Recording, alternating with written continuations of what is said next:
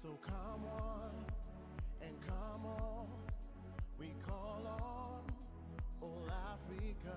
Come let us build our dream for all. Together we grow stronger and united. Paint out the sky with the proud colors of your flag and say goodbye to the darkness of the past. We stepping forward, we're rising up. Oh Africa, our time is now.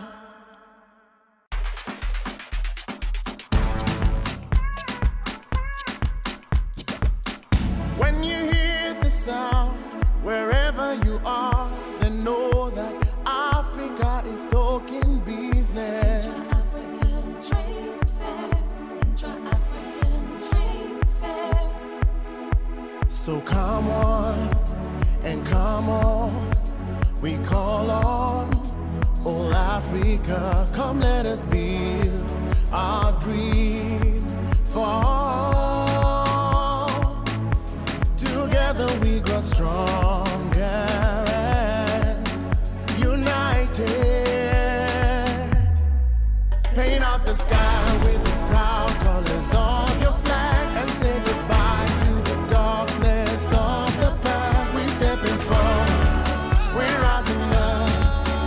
Oh Africa, our time is now.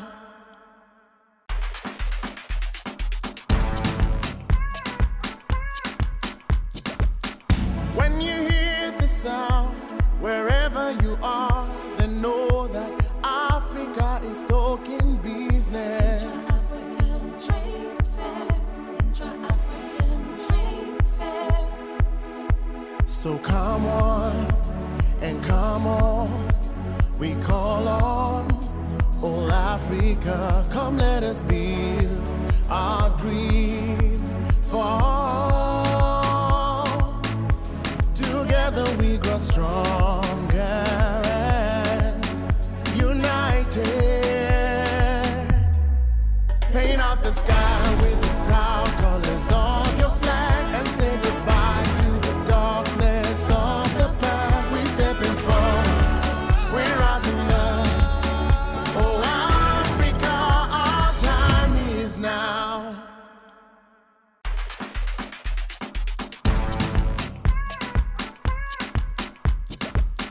When you hear the sound, wherever you are, then know that Africa is talking business. Intra-African trade fair, intra-African trade fair.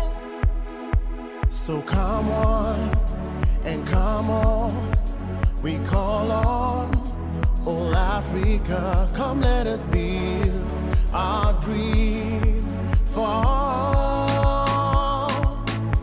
Together we grow stronger and united. Paint out the sky with the proud colors of your flag and say goodbye to the darkness of the past. We stepping forward, we're rising up. Oh Africa, our time is now.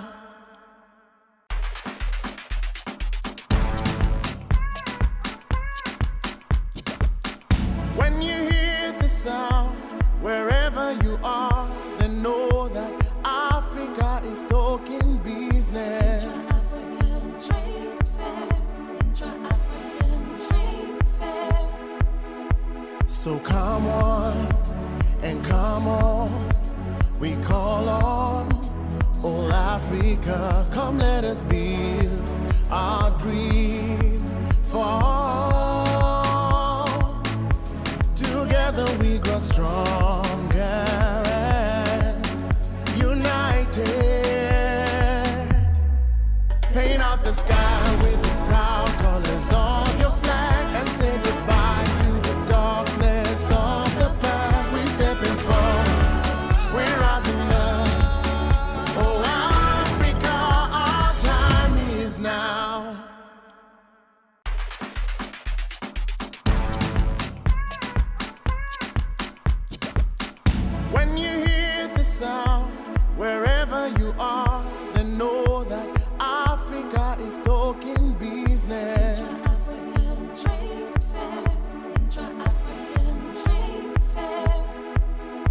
So come on and come on, we call on all Africa. Come let us build our dream fall. Together we grow stronger and united. Paint out the sky with the proud colors of your flag and say goodbye to the darkness of the past. We stepping forward, we're rising up. Oh, Africa, our time is now.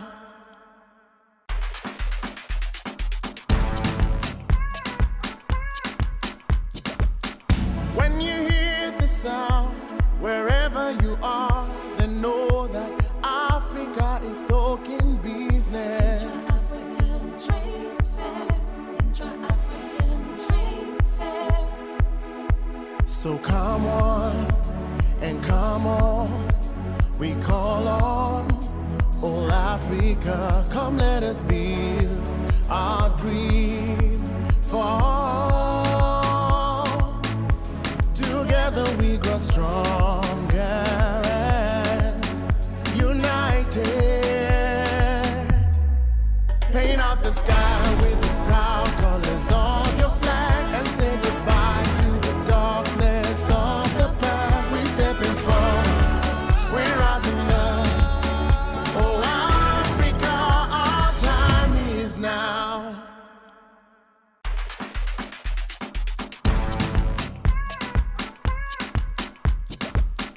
When you hear the sound, wherever you are, then know that Africa is talking business. African trade fair, intra-African trade fair.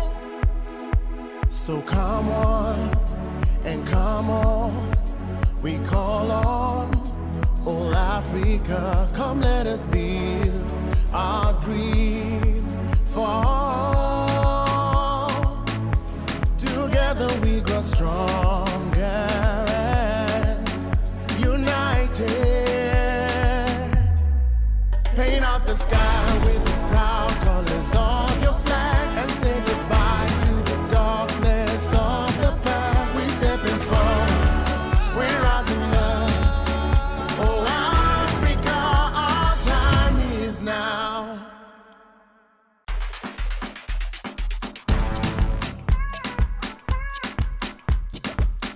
When you hear the sound, wherever you are, then know that Africa is talking business. African trade fair, intra-African trade fair. So come on and come on, we call on all Africa. Come let us build our dream fall. I ask that you please be seated.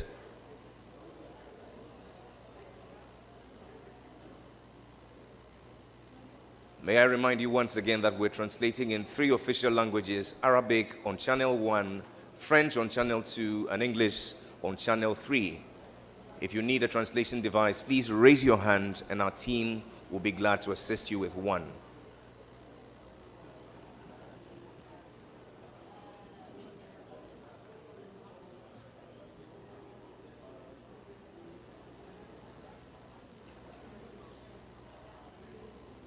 Translation team, please do well to serve all the hands raised.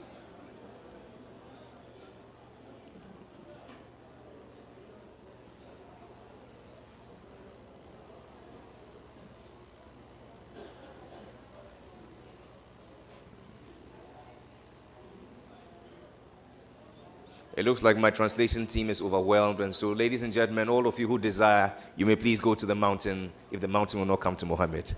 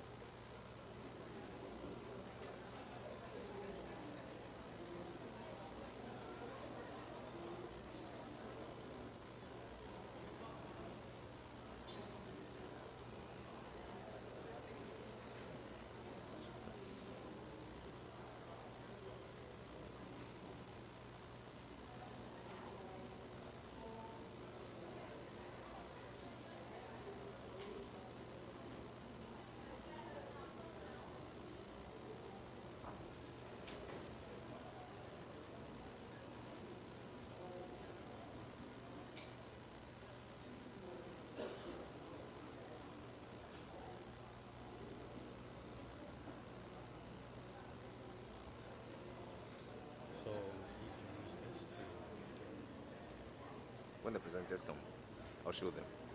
Okay.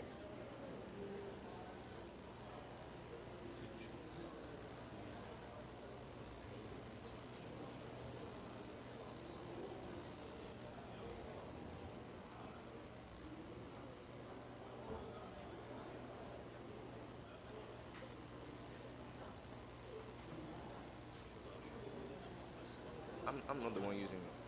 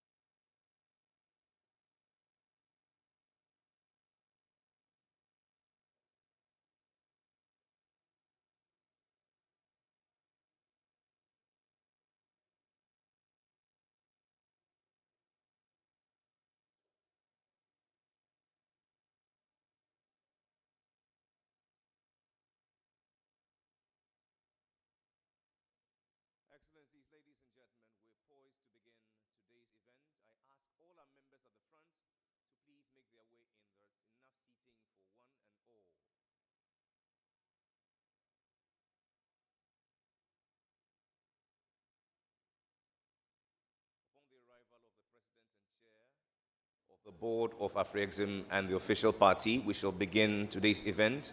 It is requested that we place our phones on silent to avoid any interference in the course of this event. Thank you.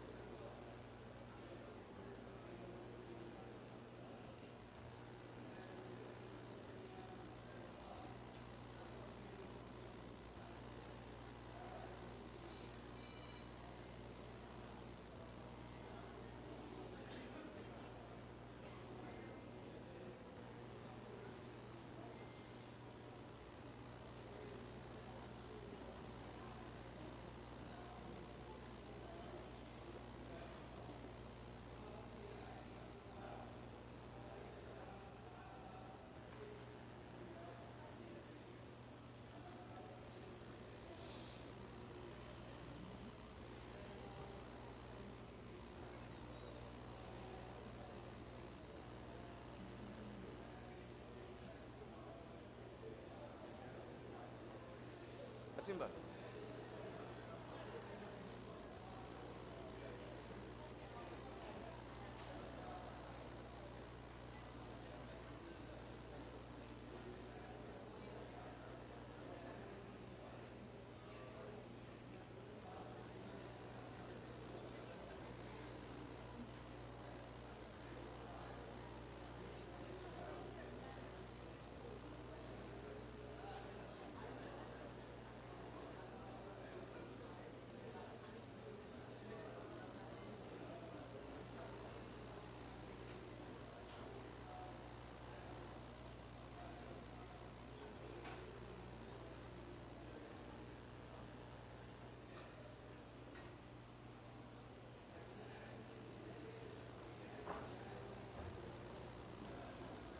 Excellencies, ladies and gentlemen, with admiration for his work and legacy, please welcome our gracious host, the President and Chair of Afreximbank, yours and mine, Professor Benedict Orama.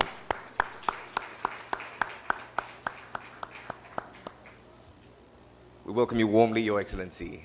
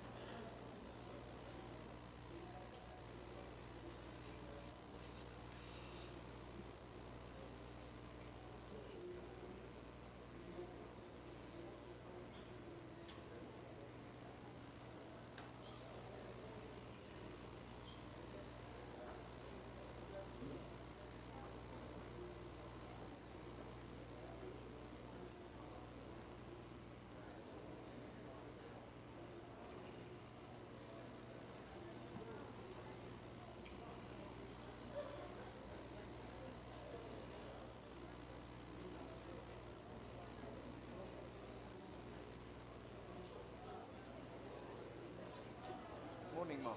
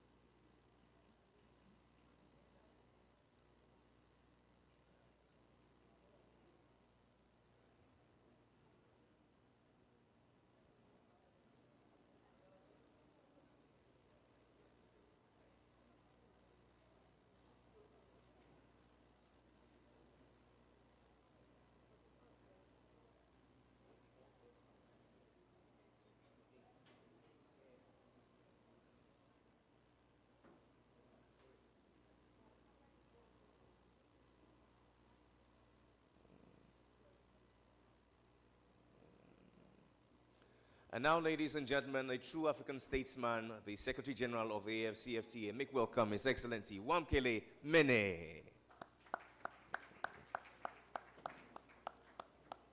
Humbly, I ask that we all be seated and hold ourselves in readiness. Today's event will be translated in 3 official languages of the continent: Arabic on Channel 1, French on Channel 2, and English on Channel 3. Please do well to obtain a translation device. Additionally, we plead with you all to keep your phones on silent to avoid any interference in the course of this event. The restrooms are located in the building right in front of us. Please beckon any of our ushers and they'll be glad to assist. Finally, we have water together with some snacks and tea to keep you refreshed in the course of today's event.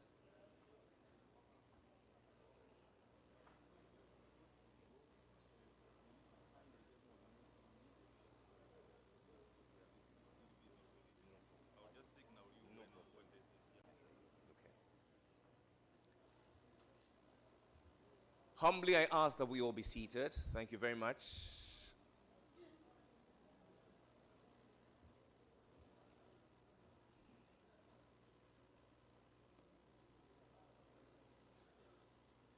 With time reading 10 minutes past 9, humbly, I ask that we all rise as we observe the anthem of the Afreximbank.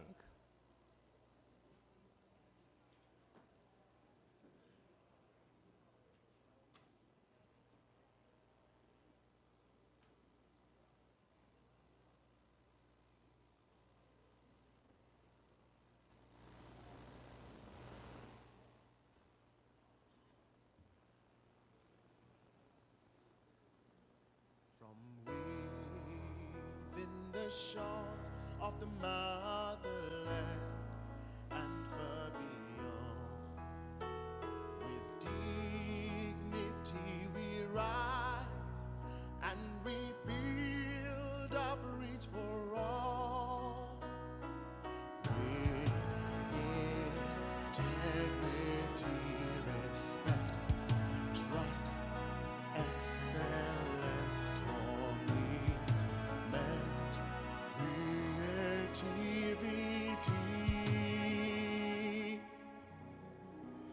We will build for Africa's prosperity. We will build for the now and posterity. As we standing together, we prevail to forever. We are transforming Africa's trade. Oh, we are Afreximbank. We will build for Africa's prosperity. We will build for the now and posterity. As we standing together, we prevail to forever. We are transforming Africa's trade. Oh, we are Afreximbank.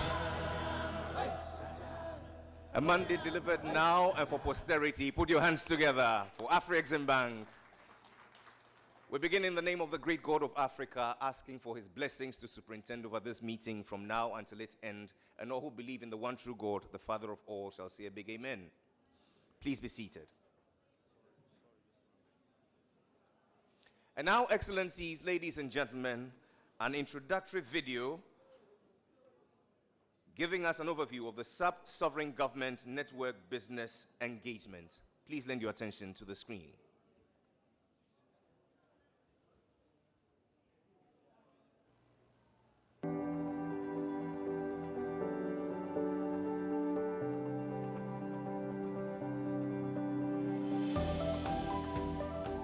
AFSNet, the African Sub-Sovereign Governments Network, has come a long way since its landmark inaugural event at the IATF2025 Trade and Investment Conference in Durban, South Africa. It expanded significantly in 2022 for its follow-up second AFSNet conference in Abuja, Nigeria, welcoming 40 governors from 10 African countries. And again, for its third edition at IATF 2023 in Cairo, Egypt, which focused on accelerating AFCFTA implementation and resulted in over 1.5 billion US dollars in deals to enhance intra-African trade and investment. Then last year we gathered in Kisumu, Kenya, to focus on enabling increased development collaboration among African sub-sovereigns. And AFSNet continues to grow in stature to play its pivotal role in driving economic growth and cooperation among African sub-sovereigns as the story continues with the 2025 AFSNet Investment Conference here in Algiers,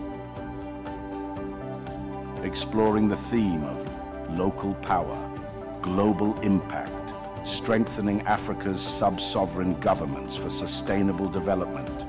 May our work here strengthen our resolve and drive us forward to even more success. Welcome everyone to Algiers.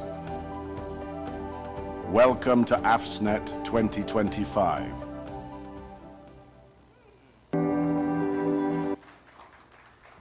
If your voice is yours, let me hear you shout, local power. I only heard the Nigerians. Where's the rest of Africa? Local power. Global impact.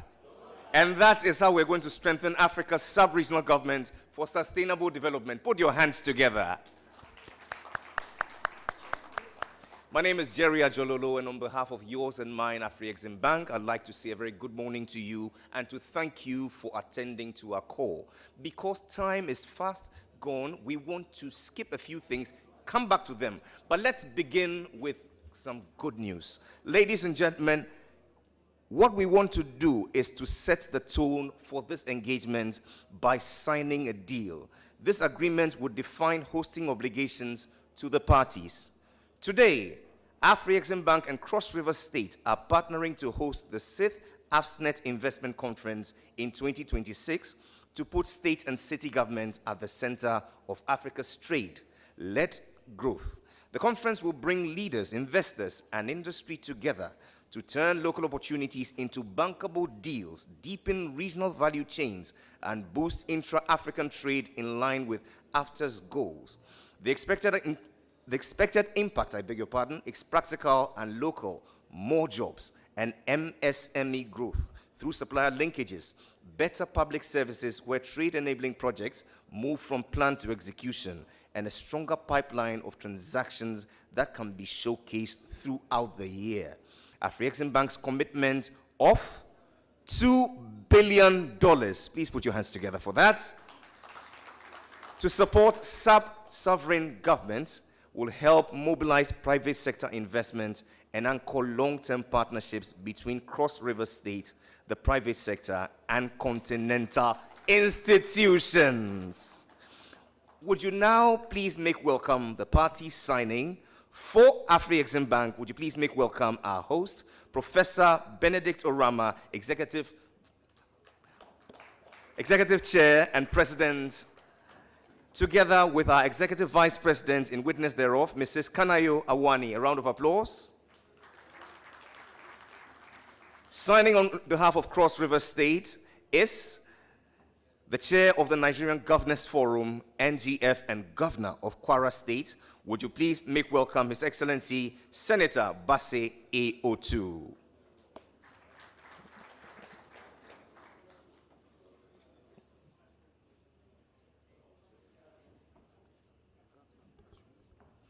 It is now my pleasure to invite His Excellency Abdulrahman, Chairman of the Nigerian Governors Forum, NGF, to witness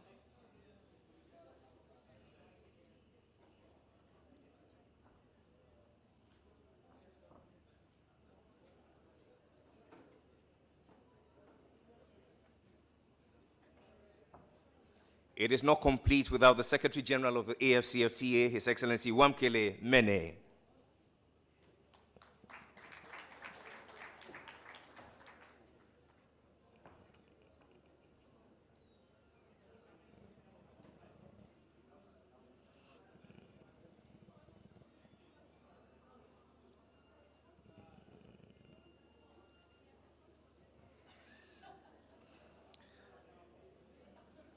It's a commitment of $2 billion to support sub-sovereign government with the aim of helping mobilize private sector investment to to anchor long-term partnerships between Cross River State, the private sector, and continental institutions. Would you please put your hands together for this great gesture? It is my pleasure to invite all the governors from the Federal Republic of Nigeria to please come and join the official photo.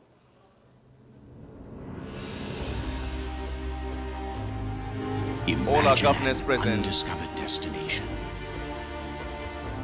with the most poetic surroundings and Please the hold on most with the video. dramatic landscapes. The land where some of your dreams will come alive. Cross River State, Africa undiscovered. Welcome to Cross River State, a land of peace and prosperity, a destination of untapped beauty and unspoiled nature, where the unexpected awaits.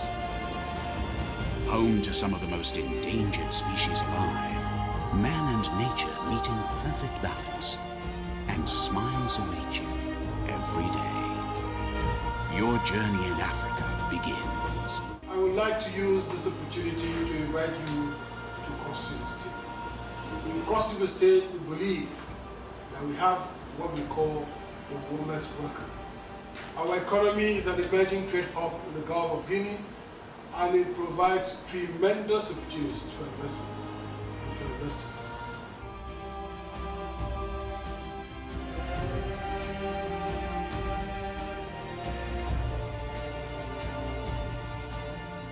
The return on investments is significant in key sectors like agriculture, agro-industrial processing, energy, solid minerals, maritime infrastructure, blue economy, and of course tourism. It is a place that is peaceful, serene, with beautiful people, hospitable and friendly. We are the ultimate tourist destination in Nigeria.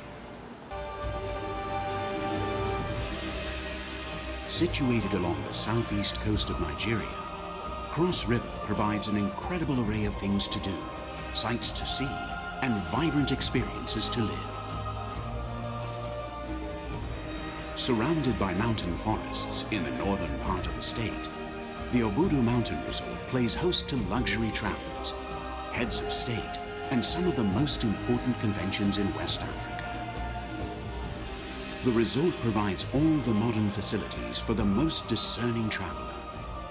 Known for its fascinating landscapes and astonishing views, Obudu provides an all-year-round escape from the African heat. Not far from there, the Afe Mountain Wildlife Reserve is home to hundreds of drill monkeys and chimpanzees, one of the few sanctuaries in the world preserving and monitoring these captivating species. Stroll through the rainforest from above the tree line as you take a walk through Africa's longest canopy walkway. Feel the splendor of its scenery as if you were the first to walk through it. From the wild beauty of the National Park's rainforest to the majesty of the unspoiled Agbokin Falls, Cross River State provides a fascinating journey of discovery, an unforgettable experience that will take you far beyond your dreams. Far beyond. One of the most exciting discoveries you can make is West Africa's biggest street festival. Running for one whole month at the end of the year, the world-famous Calabar Festival attracts 1 million visitors from all over the world. All roads lead to the beautiful city of Calabar in December, where the streets come alive and play host to an explosion of color, entertainment, and exciting events.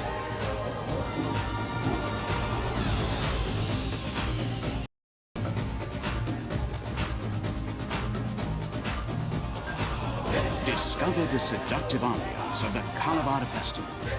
Enjoy one of the most special events in the world.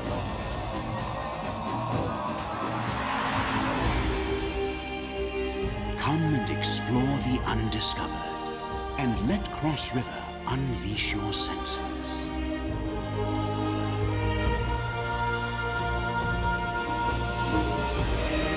I welcome you to Cross River State with the warmest welcome. you can find or ever imagine. A fascinating journey that will surprise you every day and leave you with lifelong memories. Welcome to Africa Undiscovered. Cross River State, Africa Undiscovered. Ladies and gentlemen, it's a victory for Nigeria and particularly Cross River State. Help me say a big thank you and congratulations to the Governor, the Honorable, His Excellency Senator Bassey A. Otu. A round of applause.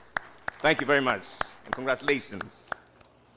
And so we do this anchored in the belief that Africa's sub-sovereign government, network, is Africa's development future and will largely shape its destiny through its cities and regions. We believe that by empowering these sub-sovereign entities, the network can accelerate inclusive and sustainable economic growth from the ground up. It is with these words I say good morning once again and welcome to you, one and all. We want to proceed by receiving special remarks from a very passionate African statesman, a man whose legacy will be remembered for making known to us the power of our sub-sovereign entities such as our regional blocks, our cities, and our counties. Would you please make welcome yours and mine, the Secretary General of the AFCFTA, His Excellency Wamkele Mene.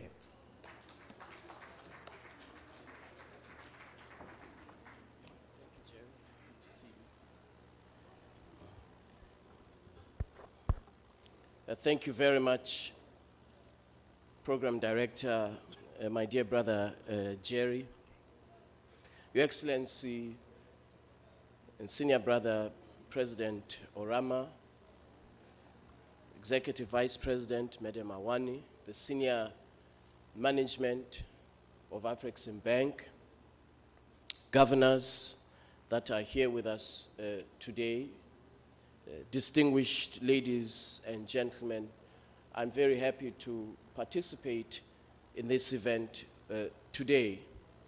I want to start by congratulating Afreximbank and Cross River State for this landmark signature of this facility today. This platform has become vital. This platform is vital for sub-sovereign governments to showcase bankable investment projects to a global audience of investors, business people, and to engage with stakeholders that are relevant to shaping subnational initiatives aimed at driving industrial development and cross-border trade. Sub-sovereign governments are essential to realizing the objectives of the AFCFTA, which is why we actively participate and support this initiative. We believe that sub-sovereigns are uniquely positioned to support cross-border trade, to support industrial development, and to invest in renewable energy and ensure inclusion of small, medium enterprises, cooperatives, and informal traders. Investments in intermediary cities are especially critical in terms of connecting our rural communities to urban economies, unlocking regional potential, and serving as an engine for growth. We must, however, remain mindful of the pressing challenges: rapid urbanization, youth unemployment, and displacement of people from rural communities to urban cities. The evidence is clear. Trade and investment are catalysts for job creation, innovation, and improved quality of life. This makes this platform imperative for engaging young people, for engaging SMEs, and placing them at the center of Africa's economic development. Equally so, public-private partnerships will be key to mobilizing the resources that are required to ensure that we deliver on our ambitions for infrastructure development, development of special economic zones, and sustainable development objectives. The AFCFTA is at the heart of this endeavor. The potential that we have at local level, in my opinion, continues to be untapped. That is why we celebrate the signature of this model agreement today between Afreximbank and Cross River State. There are several enablers that are absolutely indispensable. A transit guarantee scheme, a strategy for industrial development leveraging on special economic zones, the AFCFTA and Afreximbank's Africa Trade Gateway, the Pan-African Payment and Settlement System, the automotive sector strategy, as well as other initiatives that are aimed at capacity building for industrial development. We must, however, looking forward, set a number of priorities. Allow me 1 or 2 moments to explain and set out those priorities. First, our national governments must facilitate decentralization and alignment of national policies with comparative advantages of the sub-sovereigns. As we engage and advance our strategy for industrial development, we must critically assess the important role that is played by sub-sovereigns. Second, our sub-sovereign governments must take full ownership and actively participate in this platform, leveraging on the levers that I mentioned, such as special economic zones, industrial development strategies, and of course, the facility that was announced today. Third, development partners, our development finance institutions, should continue to provide the necessary support at sub-sovereign level, particularly in areas such as infrastructure development and other trade supporting measures. As the AFCFTA, we have taken moderate steps to ensure that we contribute to this important objective. On Friday, I'm happy to announce that the AFCFTA Secretariat and Oyo State will, in Nigeria, will officially launch the AFCFTA strategy for implementation for the benefit of Oyo State and the people of that state. We believe that an initiative of this nature, where sub-nationals establish firmly themselves in the ecosystem of the AFCFTA, that we will be contributing to accelerated development, accelerated implementation of the AFCFTA, and job creation. In addition, we further facilitate the role of sub-sovereigns by identifying development industrial parks, special economic zones, quality assurance centers. All of these are critical pillars of a well-designed AFCFTA implementation strategy. Across the length and breadth of our continent, special economic zones contribute quite significantly to Africa's manufacturing capacity. The percentage of manufactured goods that Africa trades in is not insignificant. And this percentage of manufactured goods happens in our special economic zones. Therefore, our special economic zones, which are hosted by sub-sovereigns, supported by sub-sovereigns, are critical drivers and contributors to Africa's industrial development.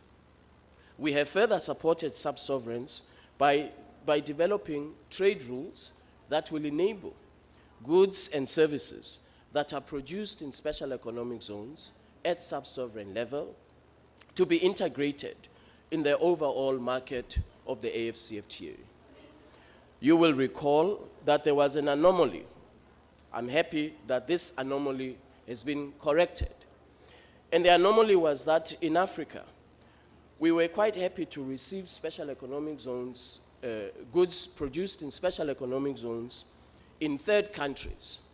and receive these goods at preferential rates, displacing our own domestic markets. We have now corrected this anomaly. The Assembly of Heads of States and Government of the African Union adopted a regulation which places special economic zones at the center of Africa's industrial development by directing that all goods that are produced in special economic zones henceforth shall enjoy full preferences and benefits of the AFCFTA. We have, I believe, in a very short space of time, we shall see the results of this important step that our heads of states have taken. We shall see the results of this in Benin, in Togo, in Kenya, in South Africa, in Tangier, Morocco, in Egypt, and in all other special economic zones where governments have invested in productive capacity with Afreximbank and other domestic or regional stakeholders. We therefore very much look forward to working with this platform to ensure that together we position sub-sovereigns to benefit from the AFCFTA market. The trade finance facility that was announced today, I believe, will go a long way in enabling our sub-sovereigns to take full advantage of the AFCFTA, to create jobs, to spur on innovation, and to ensure that there is competitiveness even at subnational level. Lastly, finally, let me conclude by once again recommitting the African Union as well as the AFCFTA Secretariat to this important endeavor. And we look forward to the collaboration. We fully support this initiative, and I very much look forward to the discussions. Once again, congratulations, and thank you very much.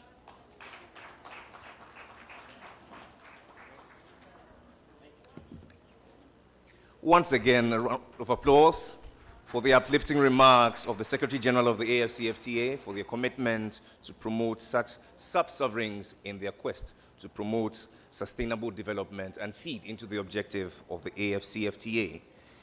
It is particularly appropriate that we celebrate this remarkable milestone, a commitment of $2 billion to support sub-sovereign governments with the aim of helping mobilize private sector investment, which will anchor long-term partnerships between our sub-sovereigns and, ladies and gentlemen, continental institutions.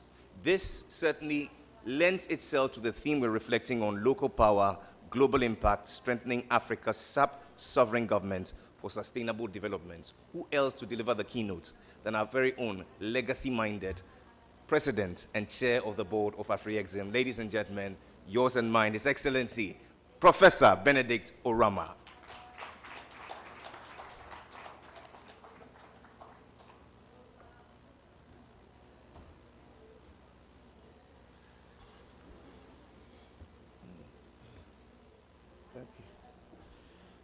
Thank you very much, Jerry. It looks like there's another meeting at the back there.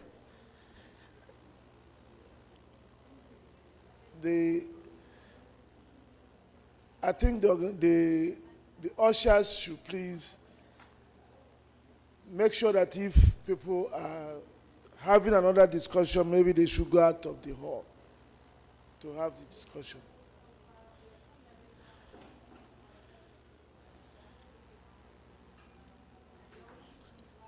Excellency and dear brother Makele Mene, the Secretary General of the African Continental Free Trade Area Secretariat and our partner in many spheres.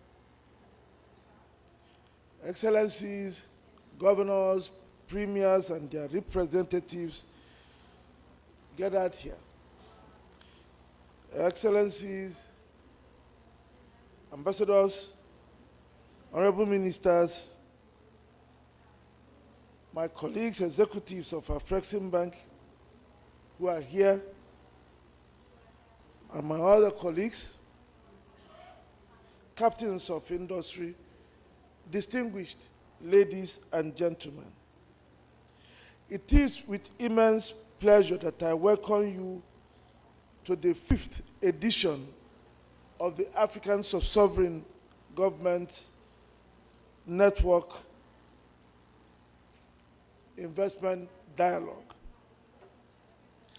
Our heartfelt gratitude goes to His Excellency, President Abdelmajid Tebboune, for his exemplary leadership and unwavering commitment to this and other events associated with the Intra-African Trade Fair 2025.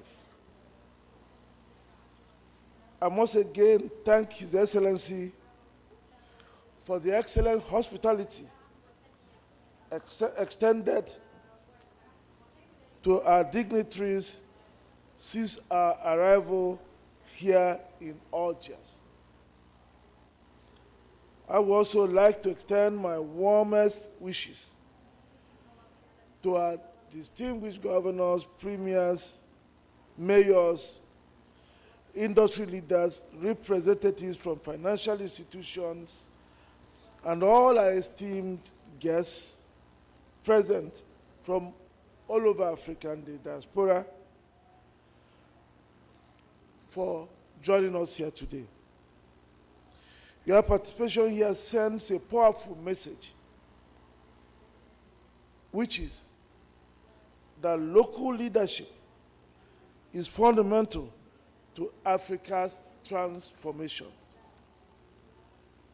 Your Excellencies, Africa has seen encouraging economic performance in recent years, with per capita income rising from about $1,900 in 2016 to $2,500 in 2024.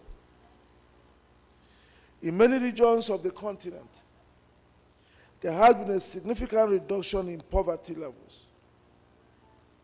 However, two separate reports from 2022 by the World Bank and Oxfam respectively indicate that the benefits of unprecedented economic growth have gone to a tiny few, increasing the gap between the richest and the poorest. The report further noted, and I quote, that while a small but growing group benefits and becomes fantastically wealthy, the majority of citizens are denied the essential elements of dignified life, such as access to quality education, healthcare, and jobs, unquote.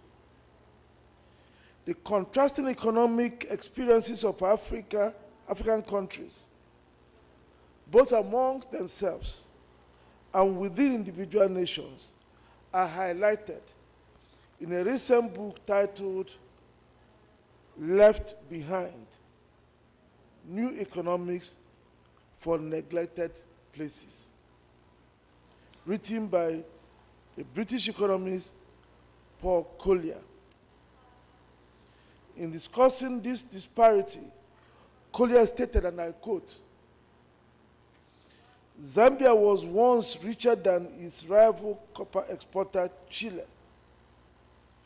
Now the average income of Zambians is less than a tenth of Chileans. Not only has Zambia become a left-behind country, but within it, there are regions exemplified by its copper belt that have been more extremely affected, lagging behind the more prosperous capital city, Lusaka. The copper belt is a left-behind region in a left-behind country," unquote. The differing economic circumstances of the Zambian Copper Belt and the capital city, Lusaka, reflect a broader trend seen in many countries across Africa. Bridging the development gap within countries will require significant changes in policy and strategy. In recent years, through this platform, the AFSNet platform, we have emphasized the need to rethink the predominantly centralized development planning prevalent across the continent, advocating for a shift in focus from the center to the periphery. We believe that for most of our countries, that development will come from the periphery and not the center. Your Excellency, distinguished guests, it is fortunate that we have gathered in a country that embodies the principles of decentralized economic planning. Since the 1980s, the Algerian government has steadily moved away from centralized planning. This shift is reflected in Algeria's low inequality index measured by Gini coefficient, which is the lowest in Africa, ranking it among the top 10 countries on the continent with the least wealth disparity.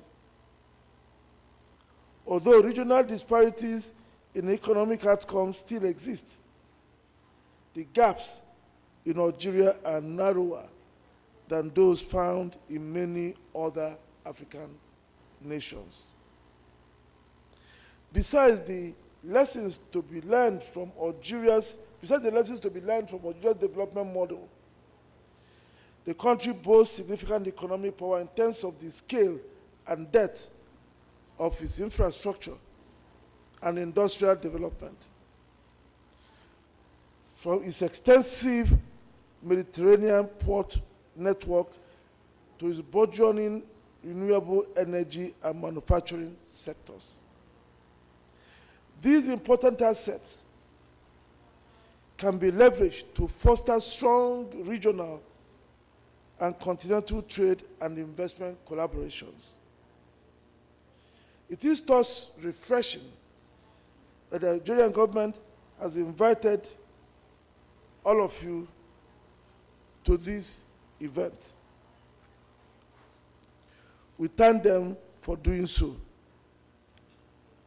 I therefore implore all the sub-sovereign governments in this room to take advantage of this opportunity and share your development aspirations and projects, forging lasting connections that bring about development in your states, regions, or provinces. Algeria represents an enormous opportunity for sub-sovereign cooperation, and we think you should seize it.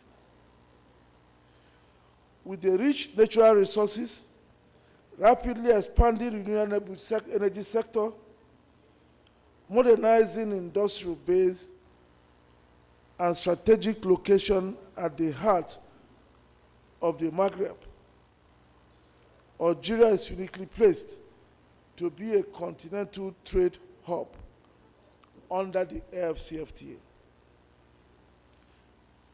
Imagine the synergies of Algerian ports becoming gateways not only to North African trade, but also to goods from West, Central, and Southern Africa, reaching Mediterranean and European markets. Such opportunities are exactly what AFSNet is designed to unlock. When Afreximbank launched AFSNet in 2021, our vision was clear: to amplify the voices of sub-sovereign governments in shaping economic policy, unlocking investment opportunities, and accelerating trade across Africa. We firmly believe that development must be decentralized, originating where the needs are most pronounced in our cities, provinces, counties, states, regions, and cascades outwards to influence national and continental progress.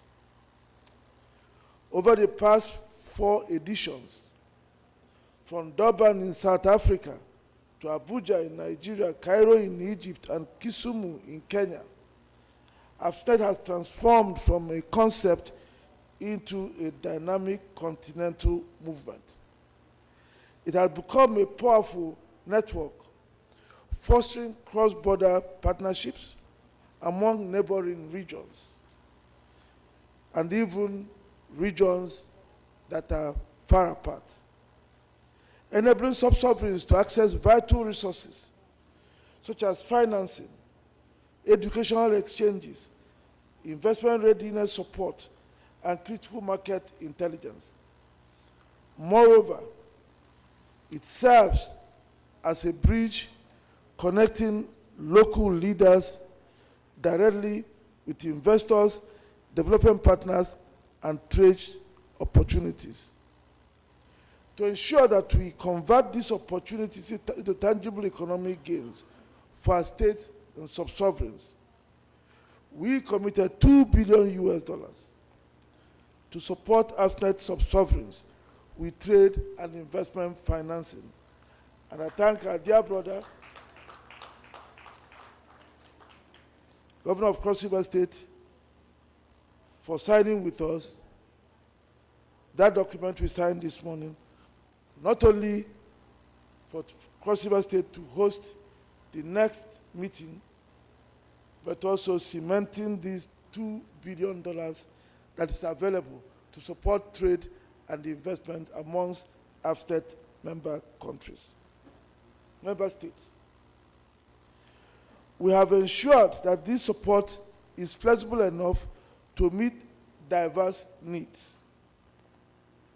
Whether that means funding industrial parks and special economic zones, as we've done in Ogun State, Nigeria, and are doing in other states, so in East Africa and parts of Nigeria, supporting deep seaport development in Cross River State, Nigeria, or helping prepare major projects like the Nyanza Light Metals Initiative in KwaZulu-Natal in South Africa for bankability, which then made it possible for that project to attract over $400 million in investment, which Afreximbank also supported.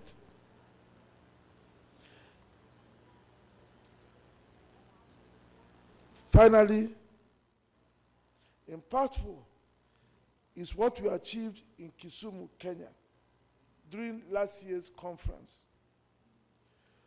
with the Med Aditus Pharmaceuticals project.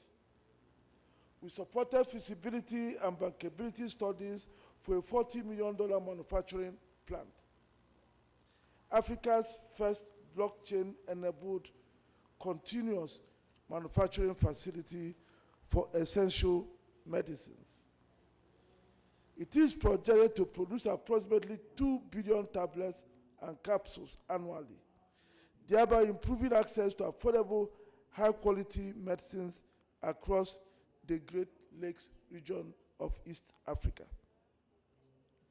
We have invested in industrial parks and special economic zones as hubs for value addition and job creation. Through our Africa Quality Assurance Centers, we are addressing one of the most persistent barriers to African exports, the lack of international accredited testing and certification centers. Our efforts extend beyond finance. We are deeply committed to fostering knowledge exchange and as a vital component of our mission. through targeted investment climate diagnostics, capacity building initiatives for investment promotion agencies, and the creation of platforms that connect project sponsors with global investors. We are empowering sub-sovereigns to enhance their competitiveness and attract high-quality investments. In July of this year, Afreximbank, in partnership with the Forum of State Investment Promotion Agencies of Nigeria, organized an investment promotion training workshop in Abuja. This training workshop, which was held on the sidelines of the bank's annual meeting, successfully trained over 60 delegates from state governments, regional governments, and others, equipping them with essential skills in project structuring, public-private partnership frameworks, and effective investor engagements. Additionally, a comprehensive investment promotion training session was held for both national and state investment promotion agencies on the sidelines of the AFTET Investment Conference in Kisumu, Kenya, on November 25, 2025. This impactful training facilitated by Tractus Asia in collaboration with the International Center for Training and Development in Miami welcomed 210 delegates. Participants immersed themselves in a range of topics, including project preparation, with sessions conducted by the Project Preparation Unit of Afreximbank. These initiatives have been pivotal in bolstering our dedication to enhancing investment readiness at all levels, paving the way for sustainable growth and development across regions. As I conclude my remarks, I would like to express my heartfelt gratitude to all the governors, mayors, premiers, and regional leaders present here today. Your unwavering commitment to this network transcends regional ambitions. It fortifies a collective vision for a prosperous and integrated continent of Africa. Here in Algiers, we are witnessing the power of collaboration in action, partnerships formed, opportunities unlocked, and momentum built for a brighter future. I eagerly anticipate working alongside you to ensure that these gains become more enduring and bring more benefits for our communities. I hope that when we gather here in Calabar next year, we will celebrate even more successes, more achievements, more projects we have collectively done and delivered. Looking ahead, I emphasize a core principle that inspired AFSNet. Africa's transformation will be driven as much from the local level as from the national or continental levels. When sub-sovereigns are empowered with access to finance, connections to markets, and essential tools to compete, they become engines of prosperity that uplift the entire continent. I thank you all for your kind attention.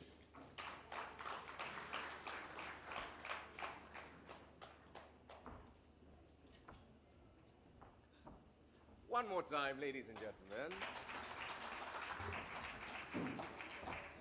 For a man whose work speaks far more than any other thing we can say, we can only say thank you. A grateful continent says, God bless you richly, Professor Benedict Orama, outgoing President and Chair of the Board of Afreximbank. Please, one more time. And so I want to tell you a fascinating story. It is one that begins from Lagos to Abeokuta, Ibadan, Shoboliori, Minna, Kaduna, Zaria, Kano, Enugu, Abuja, Port Harcourt, Warri, Jos. Need I say more? There is a group of governors who are showcasing excellence and how sub-sovereigns are effecting sustainable development. For the next few minutes, please lend your attention to the screen as to what we call Investopia. Enjoy.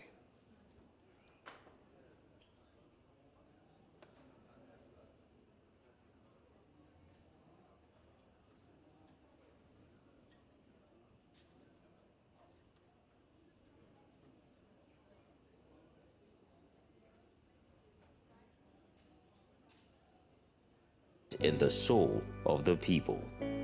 Across Nigeria's 36 states lies a wealth of untapped potential in our land. From north to south, east to west, each state is endowed with opportunities shared by its unique assets, people, and talent.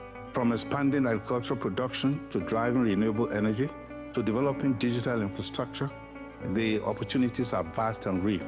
That is why, under the leadership of our able chairman, His Excellency Abdurrahman Abdurrazak, we created the NGF Investopedia, a landmark compendium, a master key to Nigeria's investment potential, built from the Nigeria Governors Forum Subnational Investment Climate Survey, an unprecedented research effort by every state for every investor.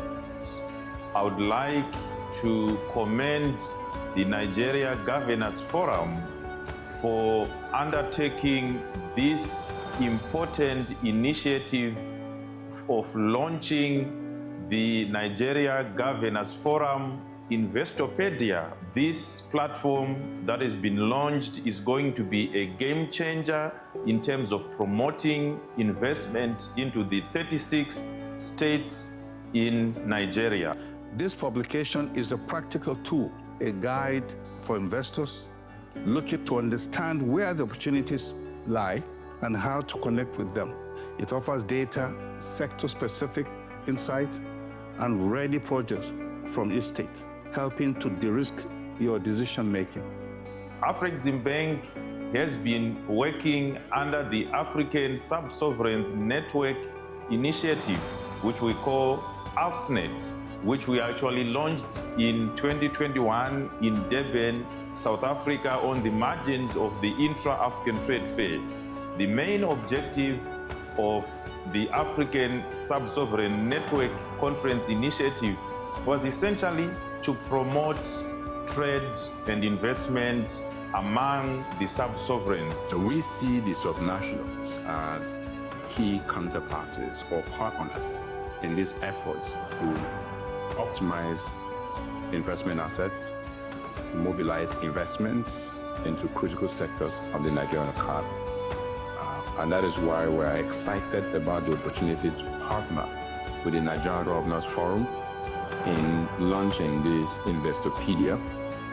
We anticipate, and as part of our plan, is to work very closely with the NGF in supporting the states in identifying areas of viable investment opportunities in project preparation so we can prepare investment-ready projects. And then in some cases, we would also co-invest in some of these projects. We are helping to unlock capital by improving investment readiness across the states. A foundational part of our collaboration is ensuring state readiness to engage investors. Investopedia, Nigeria redefined for the investor, backed by research, guided by leadership, driven by vision. Because the world is ready to invest and Nigeria is ready to lead. Investopedia, rediscover Nigeria, invest in the future. Presented by the Nigerian Governors Forum.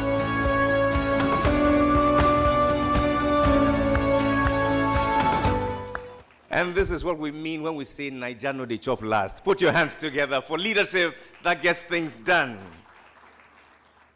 It would have been very appropriate for us to receive His Excellency Abdul Rahman, the chairman of the Nigerian Governors Forum, and the governor of Kwara State to share a few thoughts. In his stead, however, we're joined by the governor of the Ogun State, Nigeria, His Excellency Prince Dapo Obiodun, who will share a few thoughts and then officially launch this great initiative. A round of applause as he comes.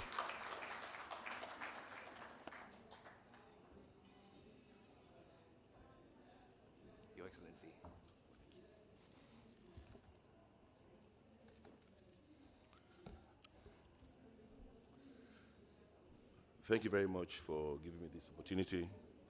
Again, I stand here on behalf of His Excellency Governor Abdurrahman Abdurazak, the chairman of Nigeria Governors Forum, who is unable to be here today and sends his profound apologies. Let me indeed appreciate my brother and friend, the president and chairman of the board of Afrexim, Professor Benedict Orama, the indefatigable banker of Africa, the Secretary General of AFCTA, another friend and brother of mine, Mr. Mankele Mene, His Excellency, my colleague, Senator Obasi Otu, the Executive Governor of Cross River State, Nigeria, all other governors that are here, all subnational region heads that have come from far and near, honorable ministers. I see the Honorable Minister of Industry, Trade and Investment Nigeria, Mrs. Jumoke Oduwale, is here, and I use that as a point of courtesy to all other honorable ministers that are here this morning, all honorable commissioners, all senior executives of Afreximbank, all development partners, all captains of industries, all other distinguished guests, gentlemen of the press, ladies and gentlemen. It's indeed an honor and a pleasure for me to be here representing the Nigeria Governors Forum. My name is Prince Dapo Abiodun, the Executive Governor of Ogun State, the gateway to Nigeria's prosperity. I share that with this summit, which says Gateway to Prosperity. Your Excellencies, distinguished guests, partners, ladies and gentlemen, today marks a milestone achievement for the Nigeria's Governors Forum and for our country. We're gathered here for the launch of the Nigerian Governors Investopedia, a bold and strategic initiative that I believe will stand as one of the legacies of the NGF's stewardship under the leadership of Governor Abdurazak Abdurrahman. Nigeria is Africa's largest economy, and it is endowed with abundant human and natural resources. Yet over the last decade, our foreign direct investment inflows have averaged only about $2 billion annually, which is less than 0.5% of GDP. These investments are mostly concentrated in oil and gas, telecoms, real estate, and agriculture. While important, they have not reached the depth or breadth required to catalyze true subnational transformation. At the same time, African direct investment, ADI, into Nigeria has been steadily growing, with regional investors from South Africa, Egypt, Ghana, Morocco, expanding into sectors such as banking, fintech, agribusiness, and infrastructure. This intra-African capital is particularly important under the African Continental Free Trade Area Agreement, as it signals a growing confidence among African partners in Nigeria's markets and opportunities. Yet, despite these inflows, the annual infrastructure financing gap for Nigeria is estimated at just about $100 billion, a gap that states bear the heaviest responsibility to bridge. Public budgets alone cannot solve this. To unlock prosperity, we must mobilize both global and African capital to finance projects that create jobs, modernize infrastructure, and drive inclusive growth. This is the purpose of the NGF Investopedia, to serve as a one-stop shop for investors, providing credible, transparent, and curated pipelines of projects across all 36 states and the FCT. It is not just a catalog. It is an entry point showing investors not only where to invest, but also how to invest in Nigeria with confidence. This vision would not be possible without the partnership of our sponsors and allies. Number one, of course, which is the Afreximbank, which has been deploying innovative financial instruments to move state projects from pipeline to bankability and financial closure. UNDP, which will support our states in building the institutional capacity needed to sustain credible investment pipelines. MOFI, that's the Ministry of Finance Incorporated, which will pool post-launch resources to reinforce investor confidence and unlock blended finance opportunities. Together, these partnerships will ensure that Investopedia is not just a publication, but a living platform that will drive investment into our states in the years ahead. Our vision is clear: to position Nigeria's states as credible, competitive destinations for capital and to unlock prosperity for millions of people. When an investor builds a road, funds an agro-processing facility, finances renewable energy, or supports ICT infrastructure, the benefits extend beyond financial returns. They create jobs, improve livelihoods, and drive sustainable development. I must acknowledge Kavita Holdings, who have partnered with us in developing the NGF Fund roadmap.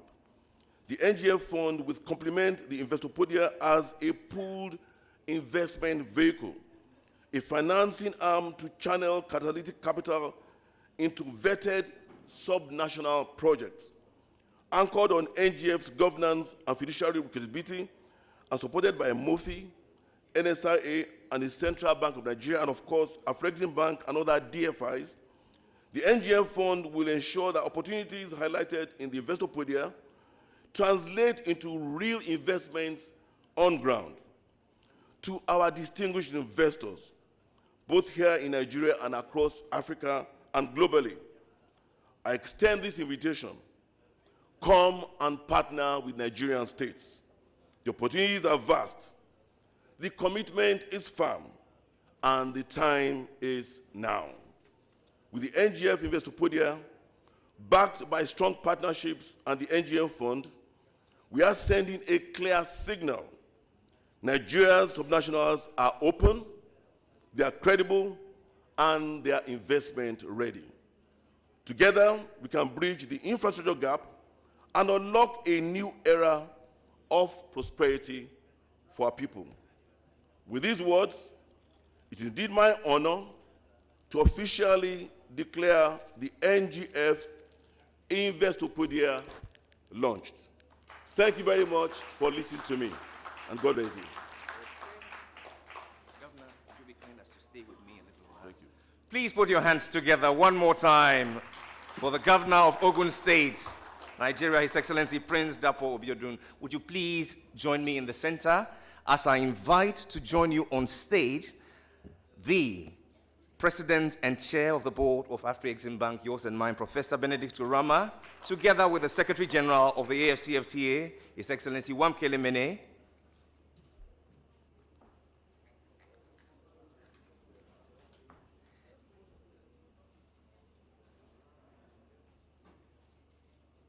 It would have been nice for us to have our mother, Mrs. Kanayo Awani, join us, but in her stead, thank you very much.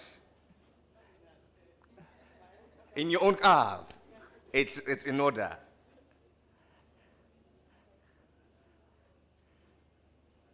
And so, ladies and gentlemen, history is made. Nigeria has shown the way.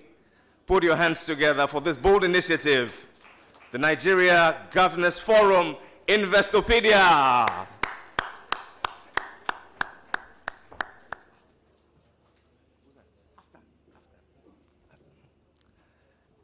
The second photo will be with all the Nigerian governors and deputy governors.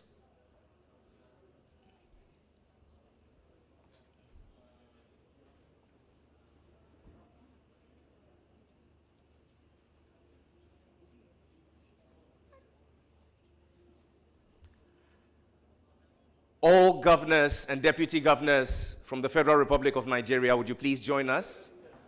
Everybody's here. Alhamdulillah. In a show of solidarity, we invite all governors and ministers from other regions of Africa. Please join us.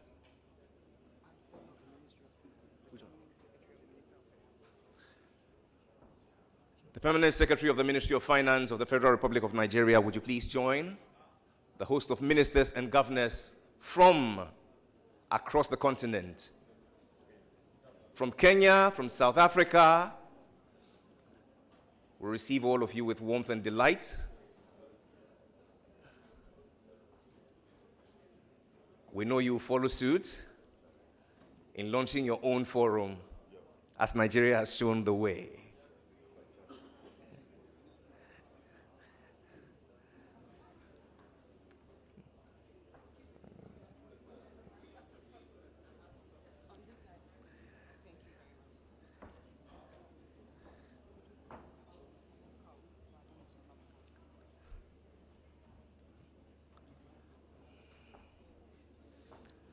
And by this, ladies and gentlemen, we show that Nigeria is open and Africa is open. So when I say 1, 2, 3, we say Nigeria is open, Africa is open. Are we ready?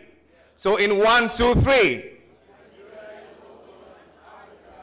It wasn't loud enough. In 1, 2, 3. And for the last time with a resounding roar and a bang. 1, 2, 3. And this is our bold statement to the whole of Africa and to the world. Through this initiative, the Nigeria Governors Forum, that Nigeria is open and Africa is open. Put your hands together and let's celebrate sub-sovereigns who make things happen to promote sustainable development on the continent. Your Excellencies, you may please be seated.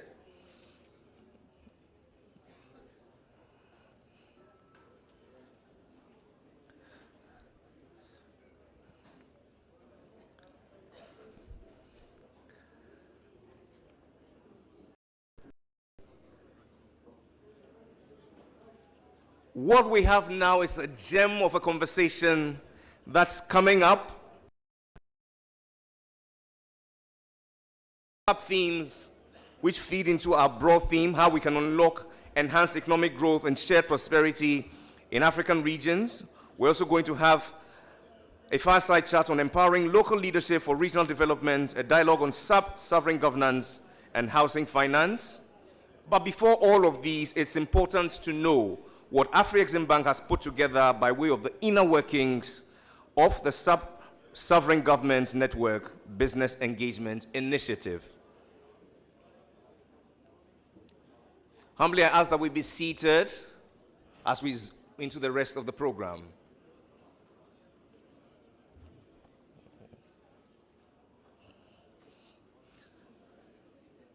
Here to make a presentation on the Sub-Sovereign Government Network Business Engagement Initiative, it's my pleasure to invite the Director, Trade Facilitation and Investment Promotion at Afreximbank, yours and mine, Dr. Gainmore Zanamwe. Please receive him warmly with a round of applause.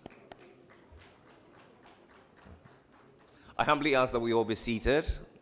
Thank you very much.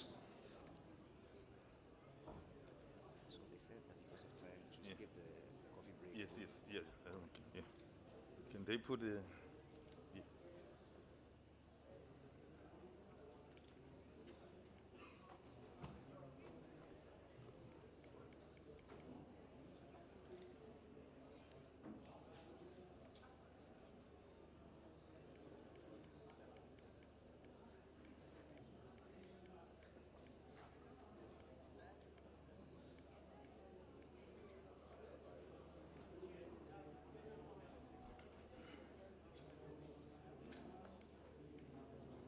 Can you? Yes. Good morning, President, Your Excellency. I think what I want to do is just to give you a brief presentation of the key instruments that we have to support the sub-sovereigns. You have heard from the earlier speakers, the Secretary General of the AFCFTA, Wamkele Mene, talked about some of the key initiatives that the AFCFTA is using to support the sub-sovereigns to understand a bit more about the AFCFTA, to essentially take the AFCFTA to the local level. My president also talked about some of the initiatives that we are doing at the state level. So I will briefly highlight some of the key instruments that we have for your benefit, and then we can also have a good discussion on some of these issues. But I want to preface my presentation with the key objective that we have. We want to promote industrialization and increase intra-African trade under the African Continental Free Trade Area. This is the main objective that we want to achieve. As some of you may be aware, the AFCFTA was negotiated at the national level. We now want to take the agreement to the sub-national level for people at the sub-national level, the SMEs, the smallholder farmers, to be able to benefit from the agreement. And I will also highlight some of the benefits that we have under the AFCFTA. At Afreximbank, we've developed an initiative that is helping to create the capacity for processing and production under the Create pillar, and we are doing it at the sub-national level. As some of you have heard, we've got some industrial parks that we've put in place in a number of countries, in Nigeria, and some are coming in other states. We are also implementing a number of initiatives that are aimed at dealing with some of the transport and logistics challenges, and we know some of your states actually house some of the borders, and we've got an initiative that is dealing with some of those bottlenecks that are affecting intra-African trade. So I also want to probably show you a slide, this one, which is very important. The SG talked about some of these issues, but what I want you to focus on is the level of the products that we are importing from outside the continent. If you look at the pharmaceuticals, it is very clear that we are importing more than 96% of pharmaceutical products from outside the continent, whereas we have the capacity in Africa to actually produce the pharmaceutical products. You heard my president talk about the pharmaceutical plant that we are putting in Kisumu. That's the start. These are the sort of things that we want to be doing with sub-sovereigns. I will probably move to the textiles. And I can see many of you in this room, you are dressed nicely in African attire. And my suit is also African. It's just that it looks European, but it was made here in Africa. And under the textiles, you can actually see that we are importing 88% of the textiles needs from outside Africa. We know that we have got countries that can grow cotton. We can turn that cotton into fabric and use it to make beautiful clothes for the beautiful women that I see in this room and the men that are in the room. In Nigeria, we are doing a 5 billion plant with Arise that is going to revolutionize the textiles industry. This is basically, we are talking about the renaissance of the textiles industry. If we focus on that, we can actually reduce that number from 88%. This is where we will actually have big wins in terms of intra-African trade. Some of you have been asking us, why is intra-African trade low? It's low because you can see what you are all importing from outside. If you reverse this trend, if you stop importing meat, look at meat, we are importing almost 96% of meat from outside Africa, from Latin America, but Chad has a lot of cattle, which is almost the same size as Australia. Why are we not trading amongst ourselves? That's why you are here, governors. We need your help to work with you to be able to reverse this trend. So from now, I will not follow all these slides in a sequence, and you will pardon me because I will now be galloping in a staccato fashion like the evangelist Mark, because I know we are short on time. But I just want to flag some of the initiatives that can help you at the state level. We have established a 10 billion adjustment fund, which will help your private sector to be able to benefit from the AFCFTA. If you want to establish regional value chains, if you want to retool, train your people, the facility is there, and we put it in place with the AFCFTA Secretariat. It will address all your key needs. We also have got a number of important initiatives. You heard His Excellency Wamkele Mene talk about infrastructure. Infrastructure is very important in terms of supporting the implementation of the AFCFTA. So we are putting in place a number of initiatives to address challenges in the energy sector, transportation. As you can see, we will need about 2 million trucks to be able to move goods under the AFCFTA. So you need to ready your states to be able to receive investments in the automotive industry and produce some of these trucks to benefit your states. We are also working on what we call one-stop border posts, and these one-stop border posts, they actually reside in states. And this is what we're actually doing. We've been working with Cameroon, Nigeria to put some of these border states, and also in Kenya, we've got initiatives to address one-stop border posts, which is actually very important, because if you have got inefficiencies in some of these borders, you will not be able to facilitate intra-African trade. So it's a very good initiative that we are working on, and we provide finance. We are also going to be focusing on automating these borders to ensure that with technology, you can be able to have seamless and efficient movement of goods. You also heard Wamkele Mene, His Excellency, talk about the Africa Trade Gateway.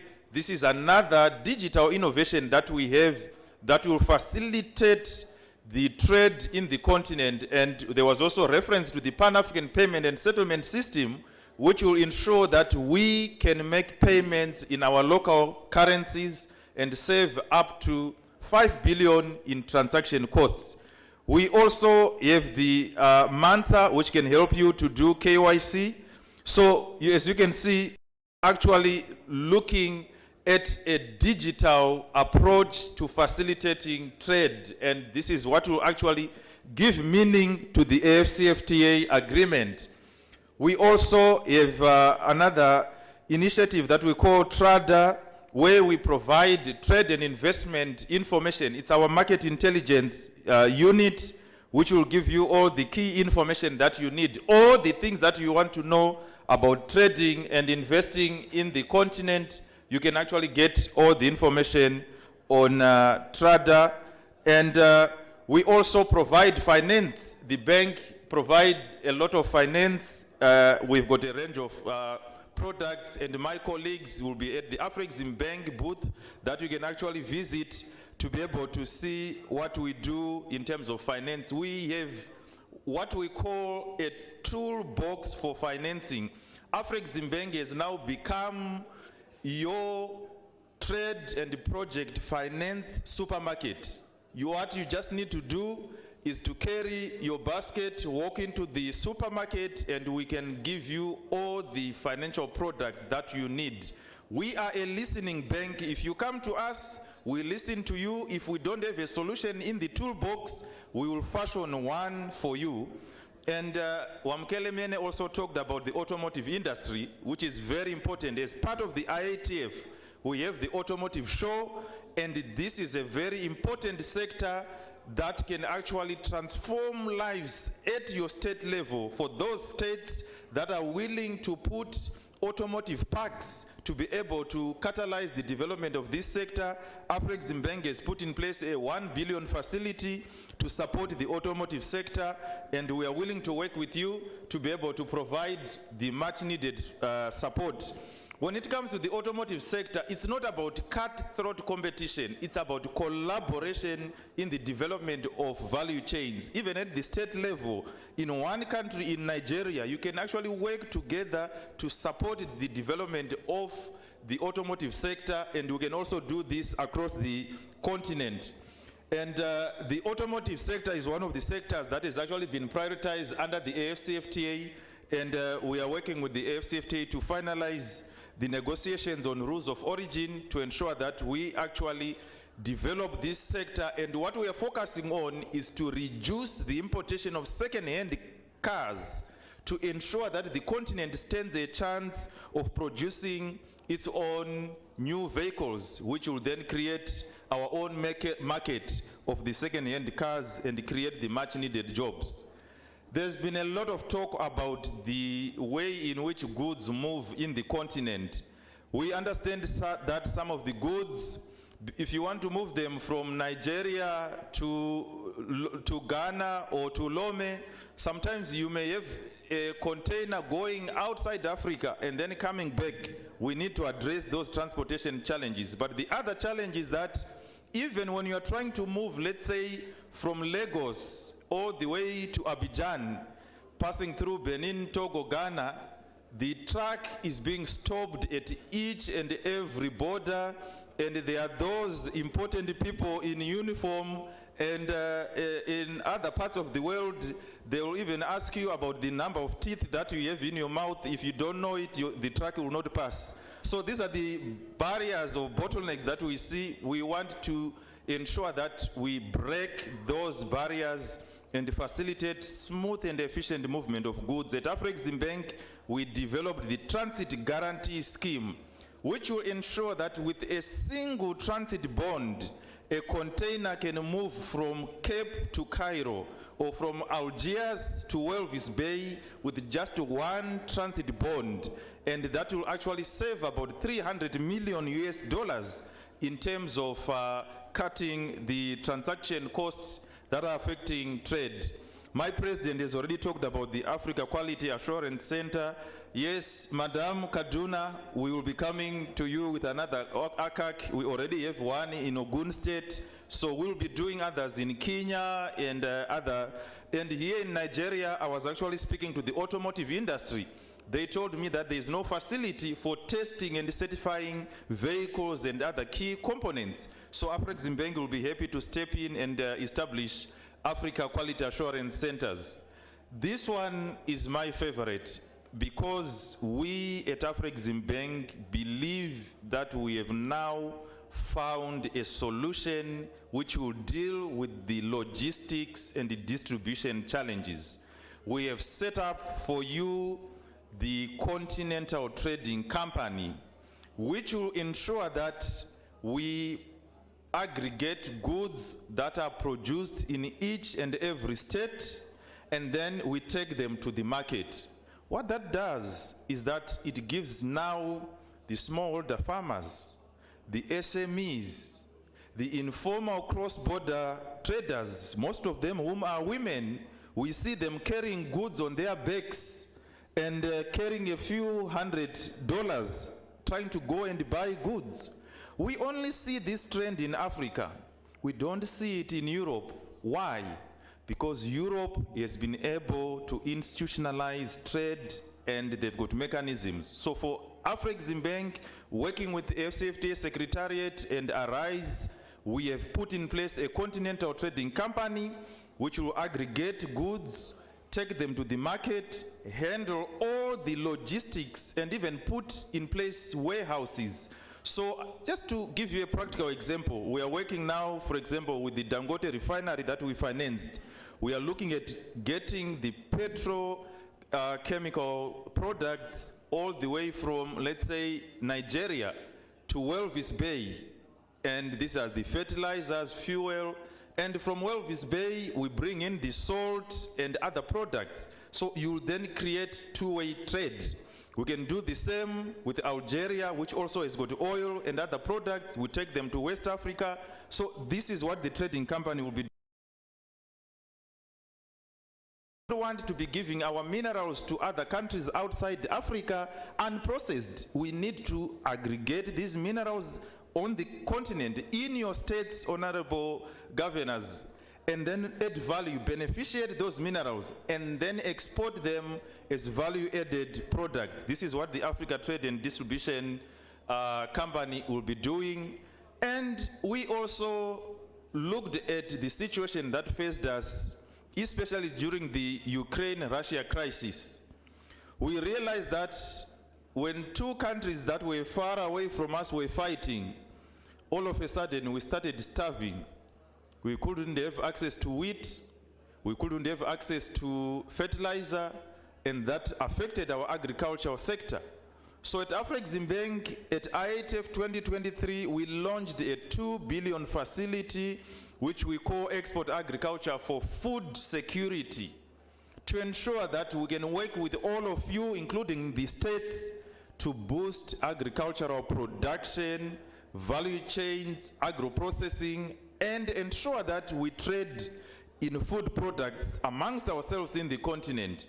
We actually have more than 65% arable land, but we import more than 60 billion of agricultural products from outside the continent, and yet we complain that intra-African trade is very low. So we really need to start with states leading by boosting production. Afreximbank has the $2 billion facility for you to be able to boost your agricultural activities and to be able to export.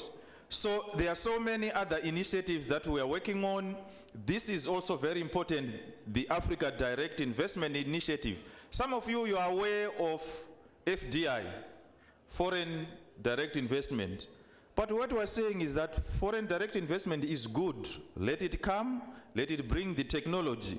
But we're also saying in the same sentence, why are we forgetting about other African investors? We are not giving them the red carpet.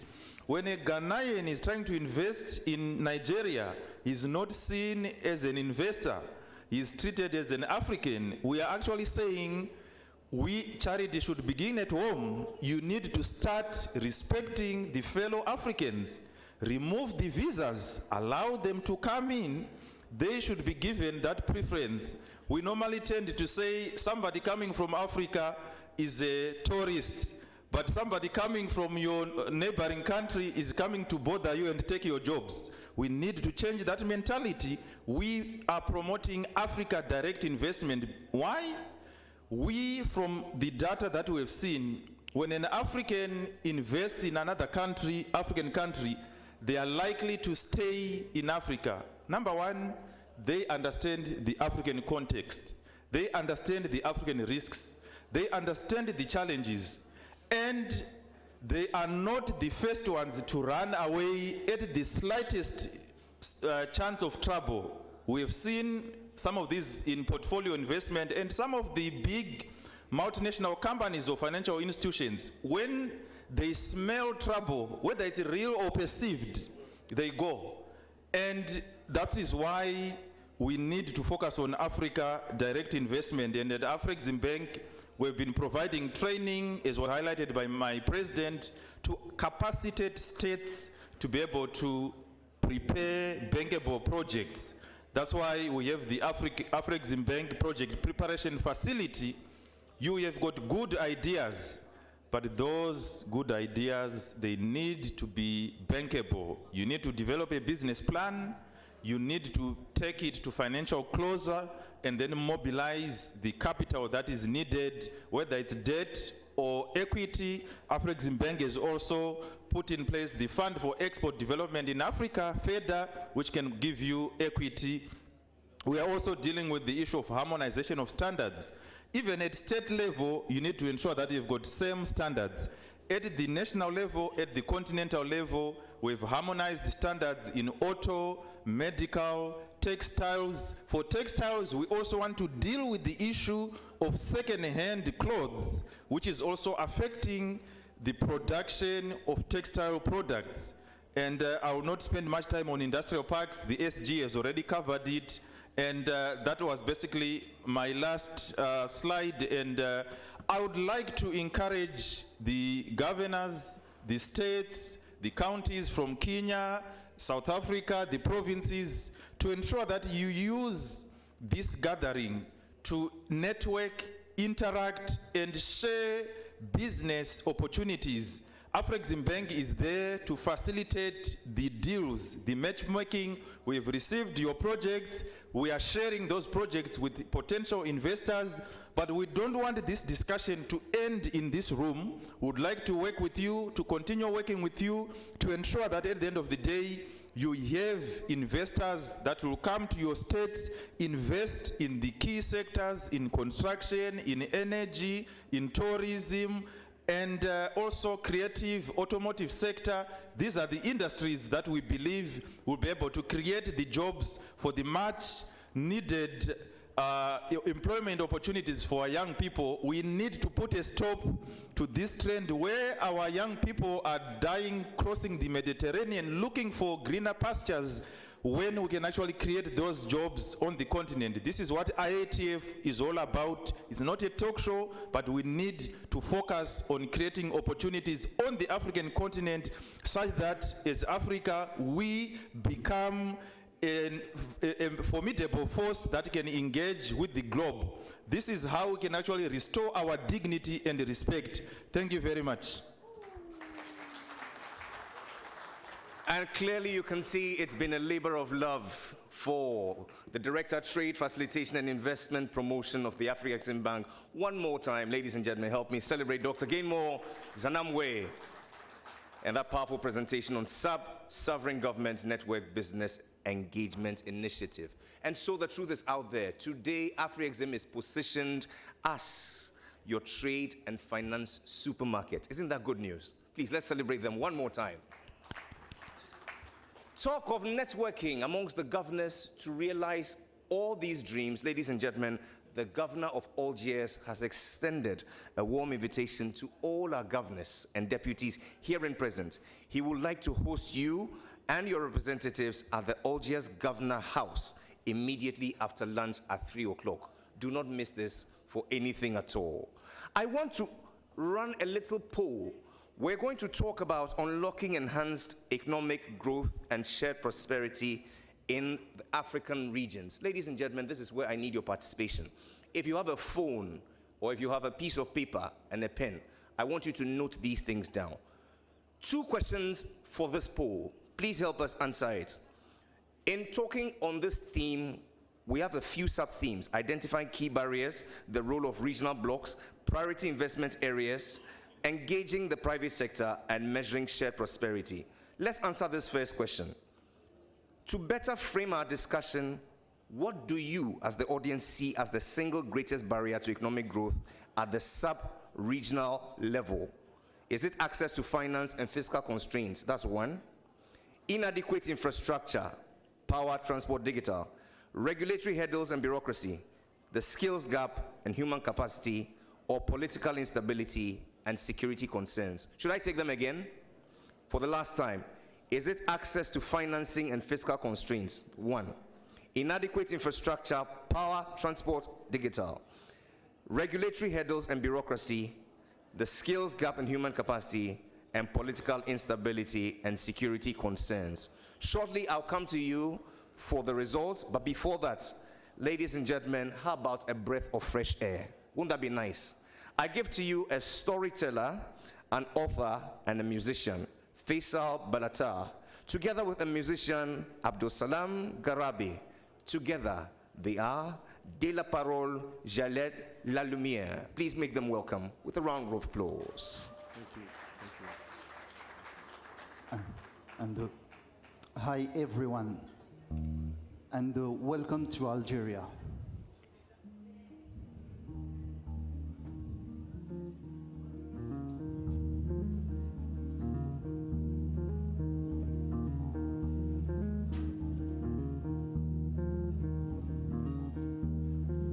The first song is called The African Way. You know, today, to live in freedom and dignity, we need to live in the African way.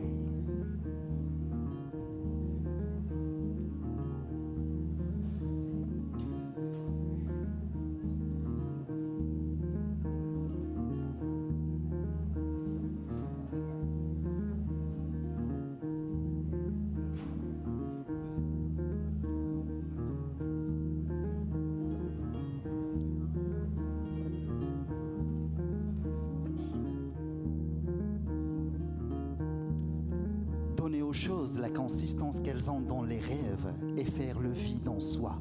Le manuel de la lumière de Siddhartha Gautama, connu sous le nom de Bouddha, 980 avant Jésus-Christ. La Vierge sera enceinte, Elle donnera naissance à un fils. Elle lui donnera le nom d'Emmanuel, ce qui signifie que Dieu est avec nous. La naissance du Christ représente le début de l'histoire. Ne faites pas du mal pour le mal, ne ramenez pas le mal pour le mal. Saïd Abu Saad ibn Sina, le 31e hadith du prophète sallallahu alayhi wa sallam.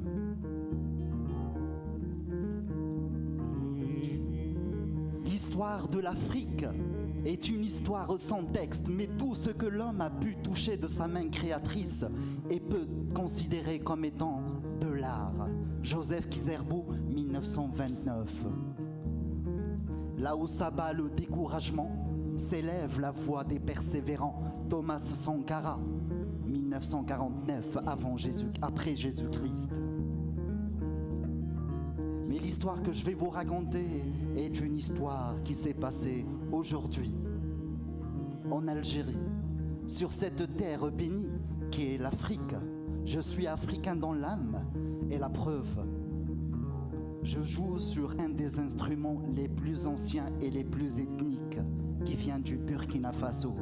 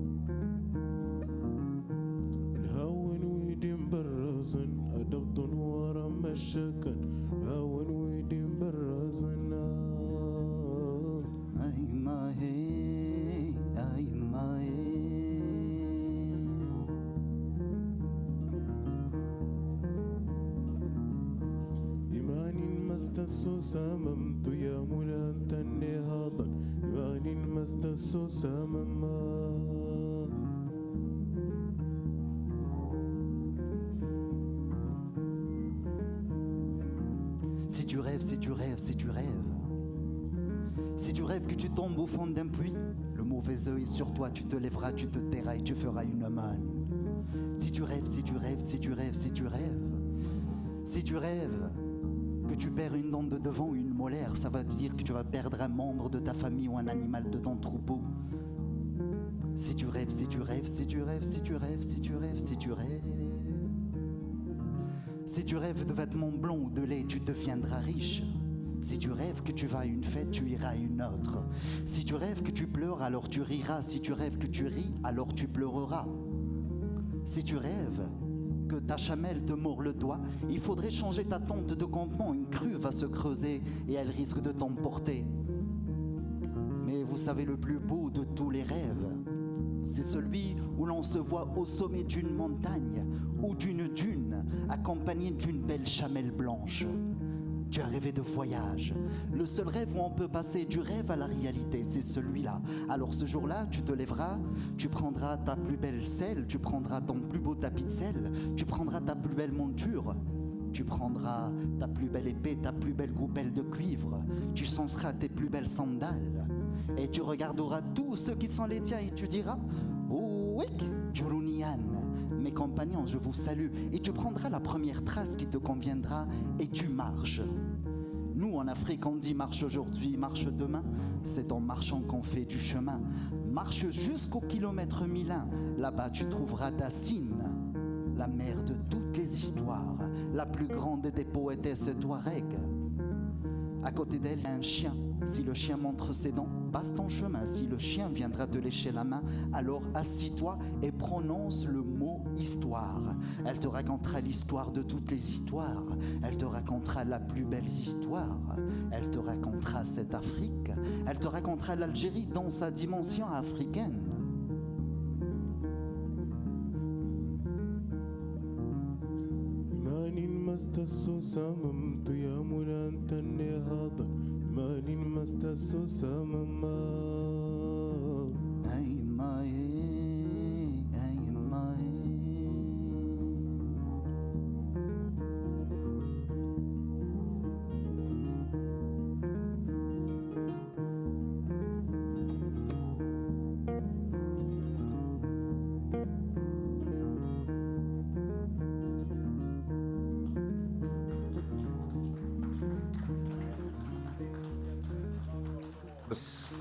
For De La Parole, Jalel, La Lumière. We shall be having a lot more from them in the course of this celebration. But for now, please, a round of applause. Thank you very much. Merci. Merci à vous. A beautiful story of inclusion and sustainable economic growth from the ground up through our sub-sovereigns. For those of you who are West African, please let me see your hand up. West Africa, you know we don't sit for long. We try and energize a little bit. How many of you were born on Monday? How many of you were born on Tuesday? Wednesday borns, you must be, oh, come on, Wednesday born, don't let me down. Oh. Thursday, if you were born on Thursday. If you were born on Friday, Saturday, today. Sunday. We want to do something right now. I just want you to sing this small chorus. La la la la la la la la la la la la la la la la la la la. Can you help me?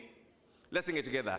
La la la la la la la la la la la la la la la la la la la. For the last time.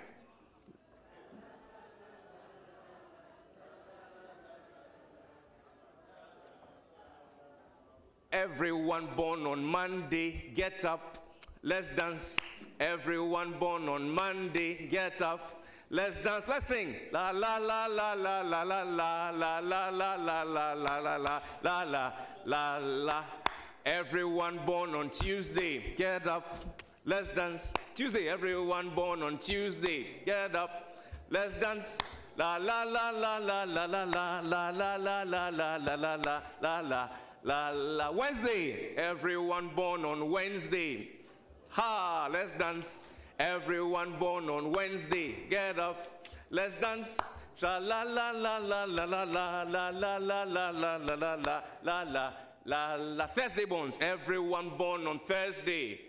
Oh, hey, everyone born on Thursday. Let's dance. Sha la la la la la la la la la la la la la la la la la la. Friday borns, everyone born on Friday. Let's dance. Everyone born on Friday. Let's dance. Let's dance. Let's sing.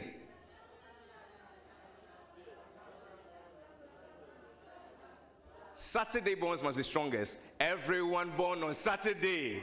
Come on, let's dance. Everyone born on Saturday. Get up. Let's dance. Tra la la la la la la la la la la la la la la la la la la. Sunday borns, everyone born on Sunday. Let's dance. Everyone born on Sunday. Get up. Let's dance. Tra la la la la la la la la la la la la la la la la la la. Now we have a problem. Clearly, some people were never born. And I cannot deal with you people in this room. I have to stop. Thank you very much for your participation so far. Please give yourselves a round of applause. What we want to do now is to go into a very wonderful conversation on how we can unlock enhanced economic growth and shared prosperity in the African regions. back to the poll. Please answer truthfully. To better frame our discussion, what do you see as the single greatest barrier to economic growth at the sub-sovereign level in Africa? All those who believe it is access to financing and fiscal constraints, hands up. Those who believe it's inadequate infrastructure. Those who believe it's regulatory hurdles and bureaucracy. What of those who believe in skills gap and human capacity? And then political instability and security concerns. The second poll is really what we need. Please help us identify this. The role of regional blocs. In your estimation, how effective do you believe regional economic blocs like LREB, SADC, ECOWAS are in truly enabling cross-border trade investment for local government? Those who believe they are very effective, please, let me see your hands up. Those who believe they are somewhat effective, hands up. What of those who believe they are not effective? And there are some people who are not sure. Let me see your hands up. Irrespective of your answers, ladies and gentlemen, it's important that we recognize that to unlock economic growth and shared prosperity in Africa, we need to consider these various themes through the lenses of our very experienced panelists. It is now my pleasure to invite them as they take their seats. If they're ready, please make welcome my dear friends, His Excellency Kenneth Lusaka. A round of applause. Mr. Zaki Asen.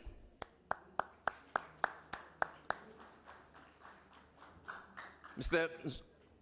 Mholisi Nchunu. His Excellency Dr. Hadiza Sabua Balarabi.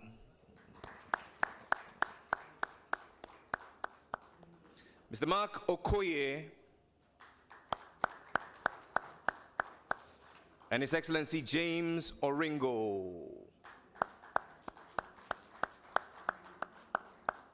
Seated here on stage is the Vice Chairman, the Lake Region Economic Bloc, LREB, I beg your pardon, and Governor of the County Government of Bungoma, Kenya, His Excellency Kenneth Lusaka. Please recognize him appropriately. He's an advisor to the Executive Governor of Benue State, representing the Governor, Mr. Zaki Asen. The South African Local Government Association is here represented by Mr. Mholisi Nchunu. Thank you. The Managing Director, CEO of Southeast Development Commission of Nigeria, Mr. Mark Okoye. And last but certainly not the least is the Governor, Siaya County, Kenya, His Excellency James Oringo. And I'm Jerry Ajolulu. I'm the governor for this panel.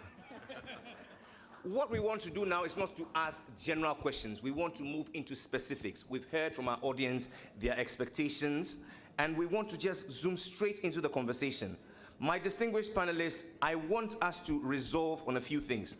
I want us to highlight high-impact policies or reforms that have been implemented at the sub-national level. I want us also to present ongoing or upcoming projects that require support from investors or financiers with high potential to contribute to local prosperity. And last but certainly not the least, I want us to address the importance of inter-regional cooperation under the AFTA framework. Is that agreeable?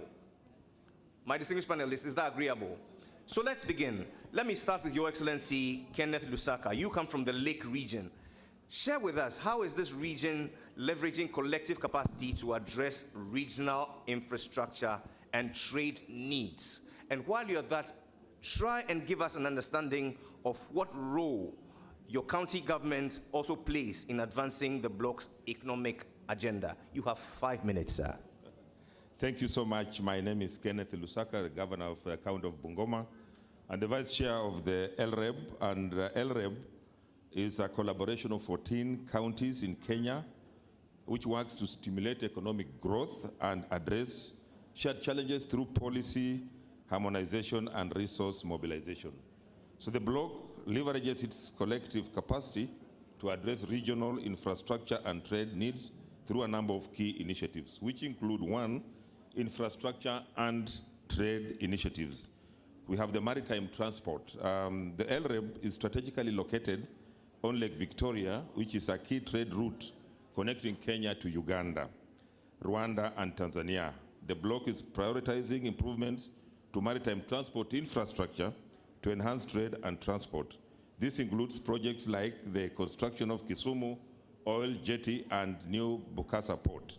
So these projects are designed to facilitate the efficient movement of goods, reduce environmental impacts, and connect the region to wider economic corridors like the Northern Corridor. The other one is aviation and roads. While specific projects are often driven at the national level, the LREP aims to coordinate and support infrastructure development that benefits the entire bloc.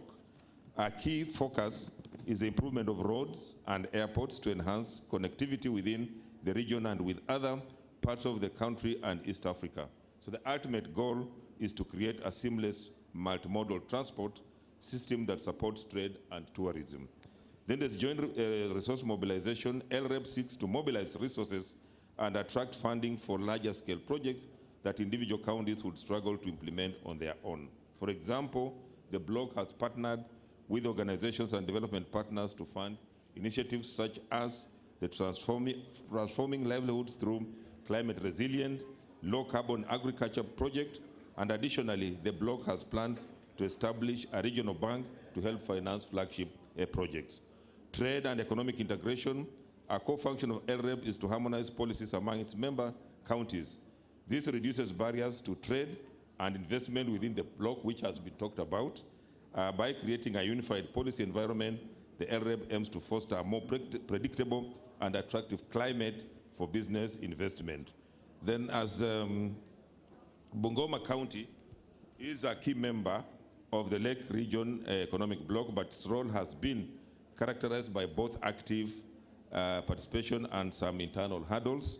The country's contribution to the bloc's economic agenda can be understood through its position within LREP structure and the specific economic advantages it brings to the table. So it has a strategic location, and we have been contributing quite well in terms of the structure of the organization, and Bungoma leads in the infrastructure development. But I think what's important, just like we're talking here, is that the interconnectivity, because there's no need of having one county have good roads, then immediately you get to another county, you have a challenge in terms of the road network.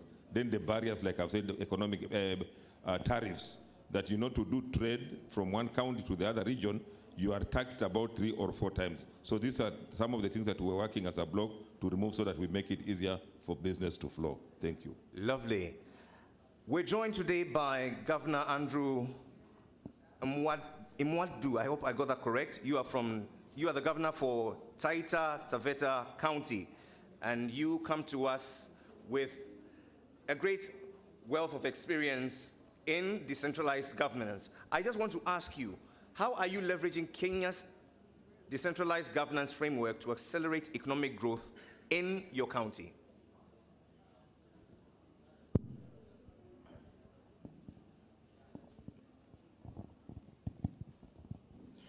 Okay, thank you. Yeah, I'm Andrew Mwadime, not Madime. Okay.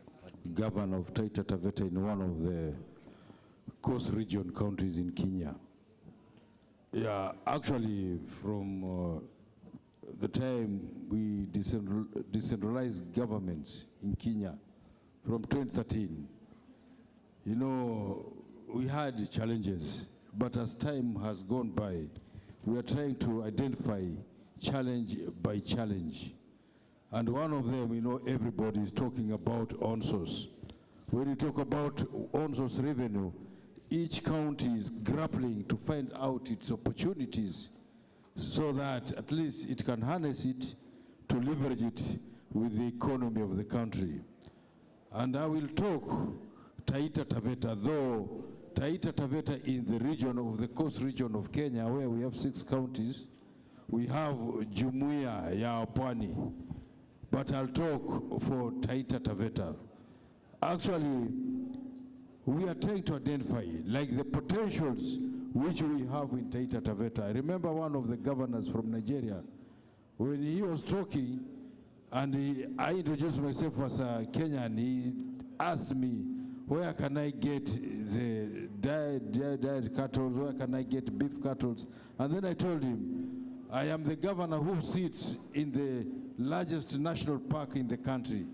I sit in a county whereby if you fatten a cattle for 3 to 6 months, it becomes as big as a buffalo. So he is invited in that county. Those are some of the priorities we are trying to identify.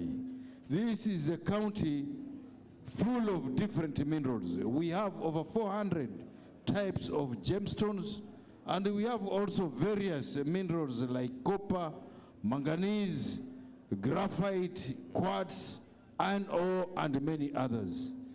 And at the same time, in terms of agriculture, it's a very rich county. Thereby, because we know job opportunities are a few, we are trying to get these products and add value so that our young ones can get jobs both within the county, inter-counties, and if possible, cross-border, as we neighbor our brothers in Tanzania on the other side of Mount Kilimanjaro in Moshi.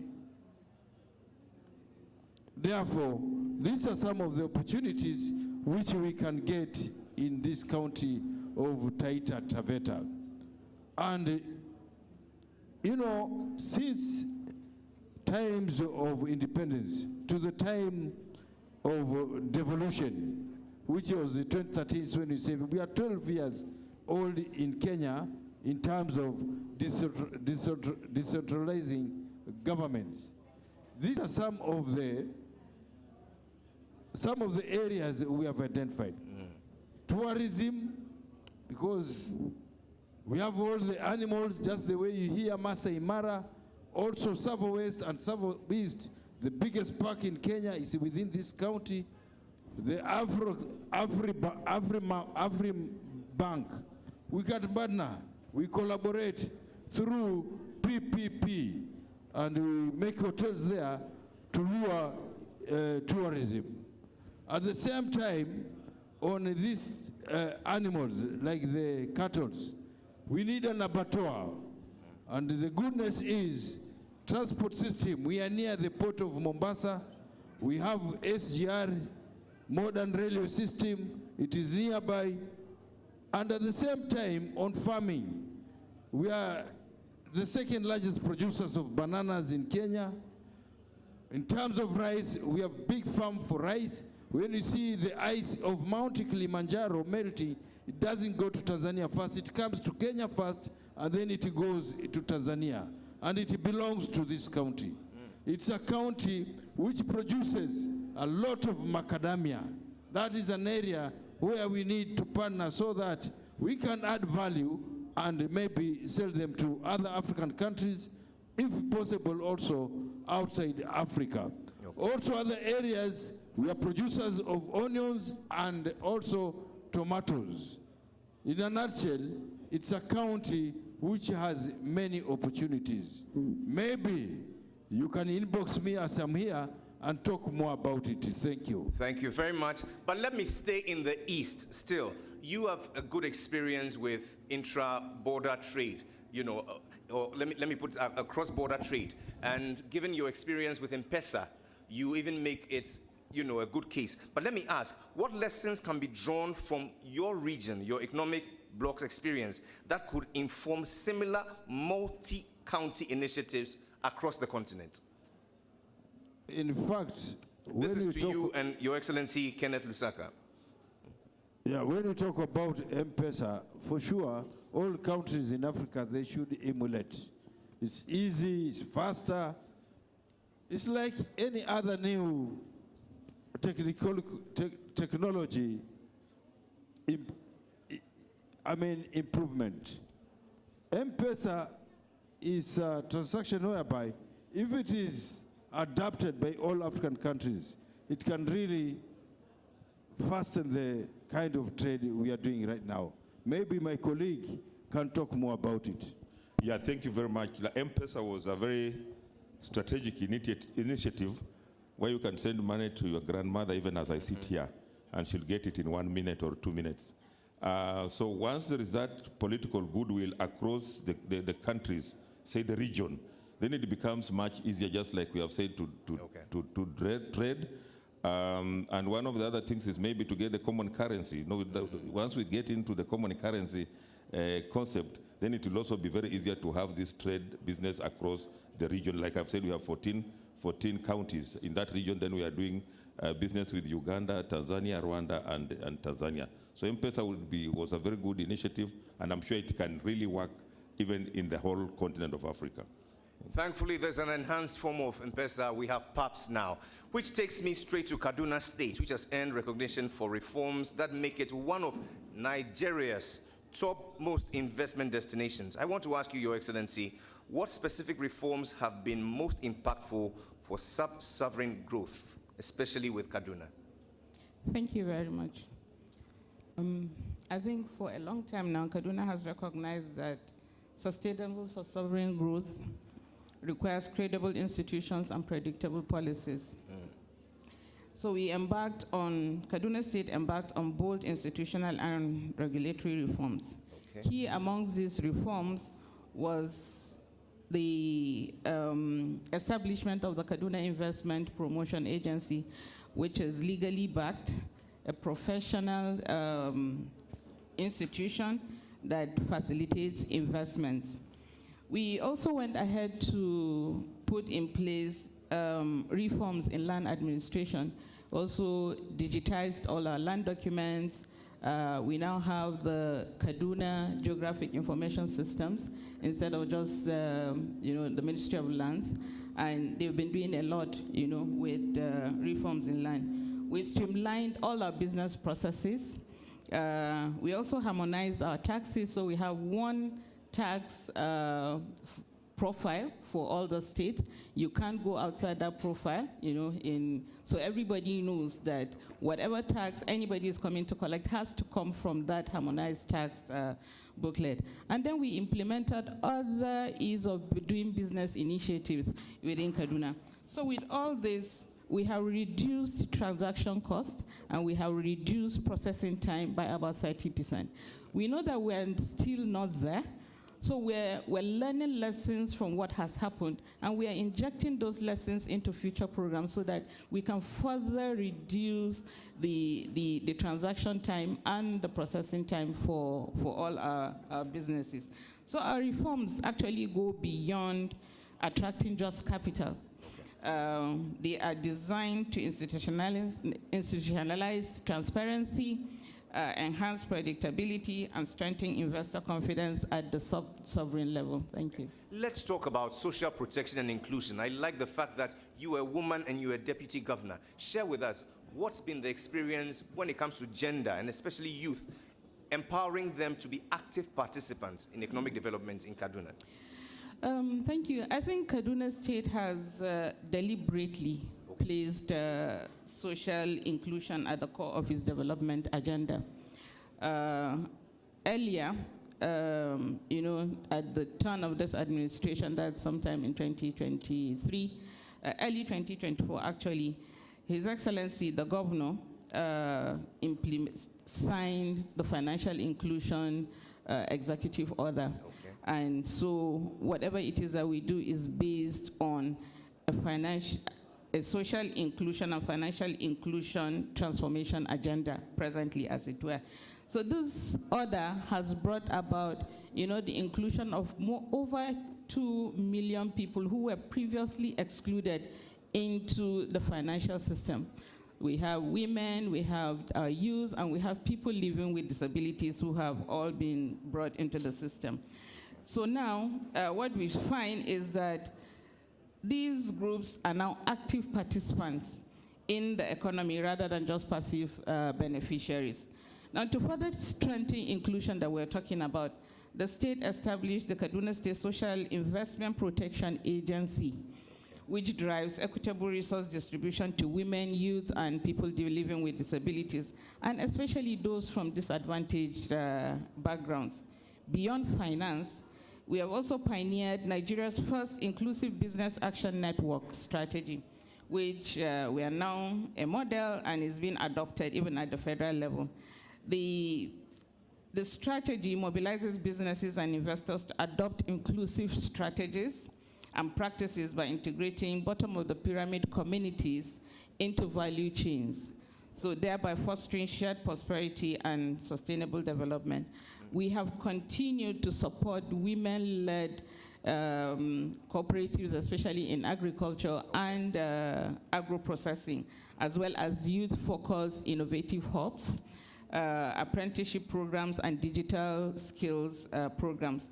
Now, to complement all those things that we're doing, the state took it upon itself to create or establish skills acquisition institutes. And these institutes are in all the 3 zones of the state.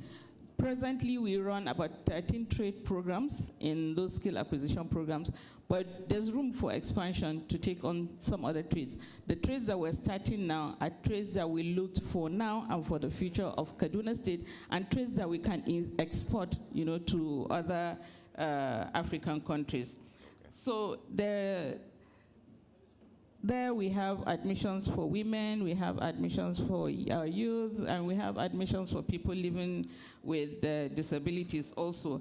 And what we're doing is to try and get them at the end of the training to be self-reliant.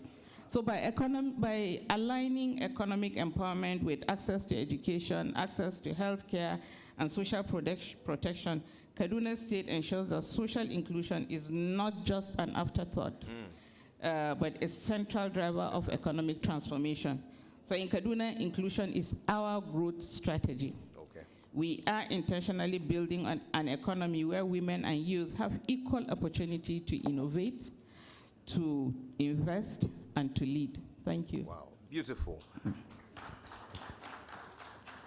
The story of Kaduna is no different from Benue State, which has been very deliberate by leveraging its agricultural strength to drive food security. But how has it managed to do so?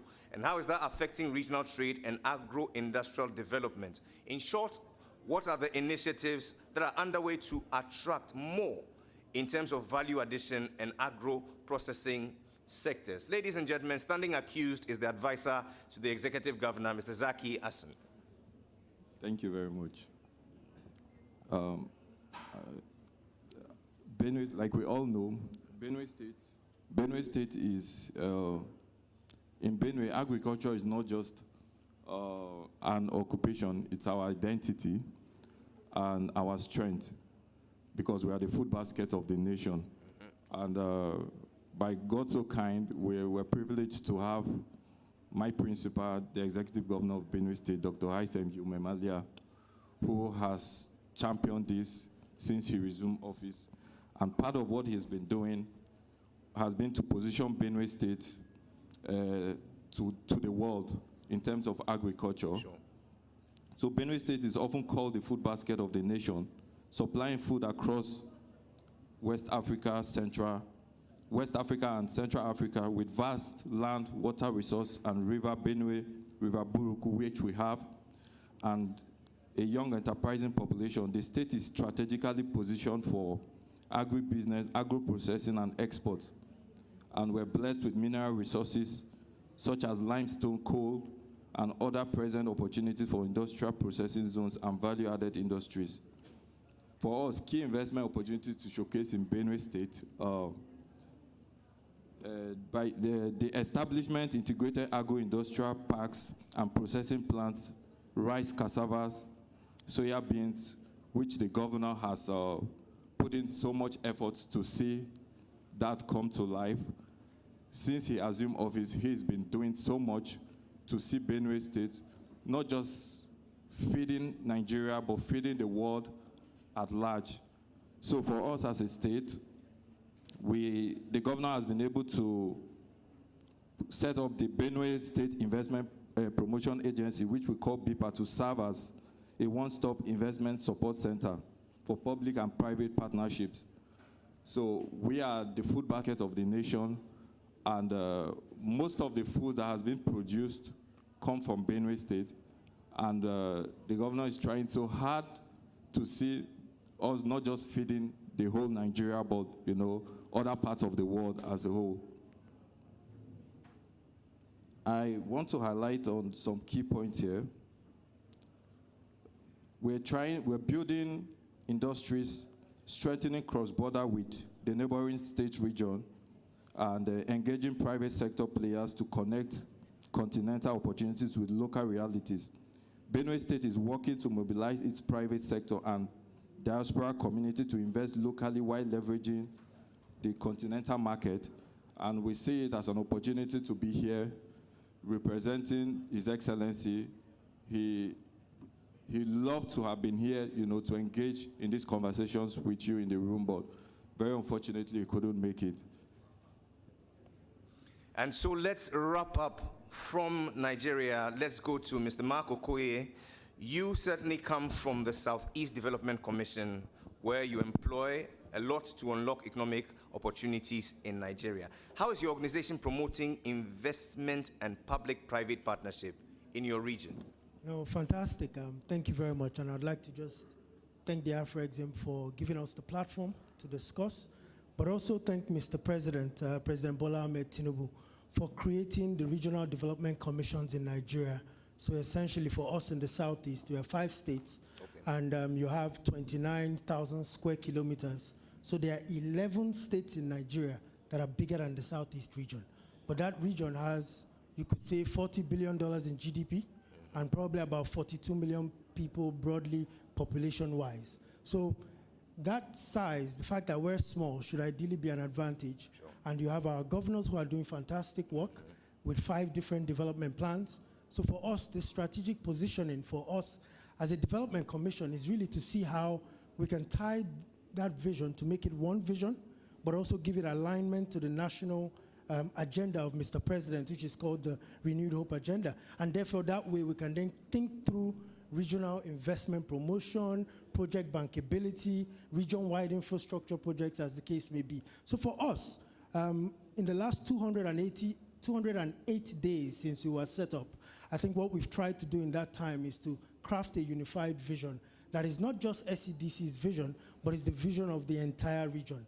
That vision is to make the region the preferred investment destination in Nigeria by 2035. And now what we've really tried to do is to drive ownership of that vision. So in the last, I would say 200 days, you have at least 50 ministries and departments and agencies at the federal side. We've gotten their input. We've gotten approvals from our board. We've gotten approvals from the 5 governors of the region. We've sat with the private sector in the region to also discuss what are those things that they want to create more jobs. And then we've taken it even to the diaspora via technology, speaking to over 5,000 people on Twitter Space to get their buy-in into this agenda. And then lastly, obviously, ended with us presenting this unified vision to Mr. President for his endorsement. So for us, that vision that has been sold is no longer SCDC. It's now the region's agenda. But to ensure we implement it, there are strategic, in my view, objectives that underpin that vision, right? You have the key sectors that we are looking at, agriculture, industrialization, as the case may be. But most importantly, we see some of these rail projects, power projects that unlock economic activity for the region, but no one state can achieve that. So we want to be that platform, that enabler that works closely with the states, move away from tokenization of projects, i.e. 1 or 2 boreholes in our region, but look at how we can support the development agenda in the states to ensure we have region-wide projects that unlock this opportunity. So I would like to anchor my final remarks on just one point. In that time, as we are a government agency, we've also perhaps gone back to Mr. President and asked for the creation of an investment arm that can be very creative around capital mobilization, attract private sector capital, attract diaspora investments. And about, I would say a month and a half ago, he approved the creation of the Southeast Investment Company.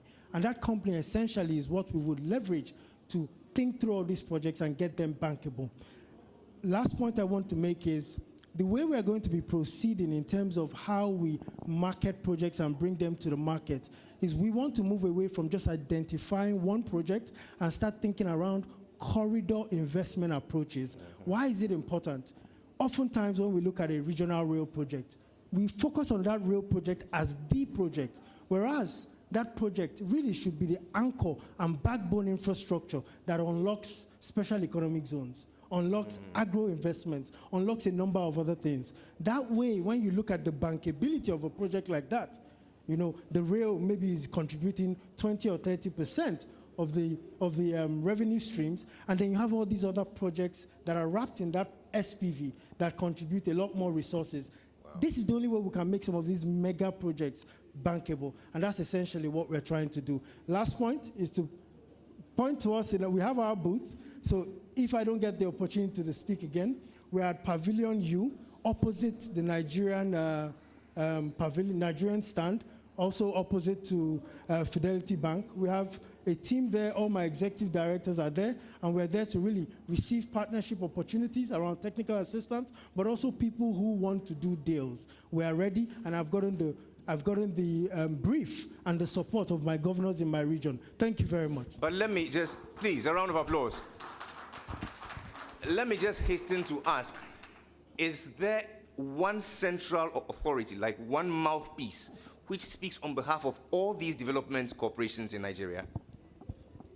There is? No, there is. We have our minister, Senator Abubakar Momo, who's the Minister for Regional Development. And then under that ministry, you have the 6 regional developments, and then you have the Niger Delta Development Commission. Okay. And essentially, the ministry's role is for policy coordination, while we are the platforms that then drive implementation of the stated agenda. But most importantly, I'd like to also state that, is that our role is that we are, yes, a federal platform, but headquartered in the different regions. So our job is to take the plans and projects and the visions from the states in the region and provide that connectivity and alignment to the national vision, which is the Renewed Hope Agenda for Nigeria. Thank you. Thank you very much.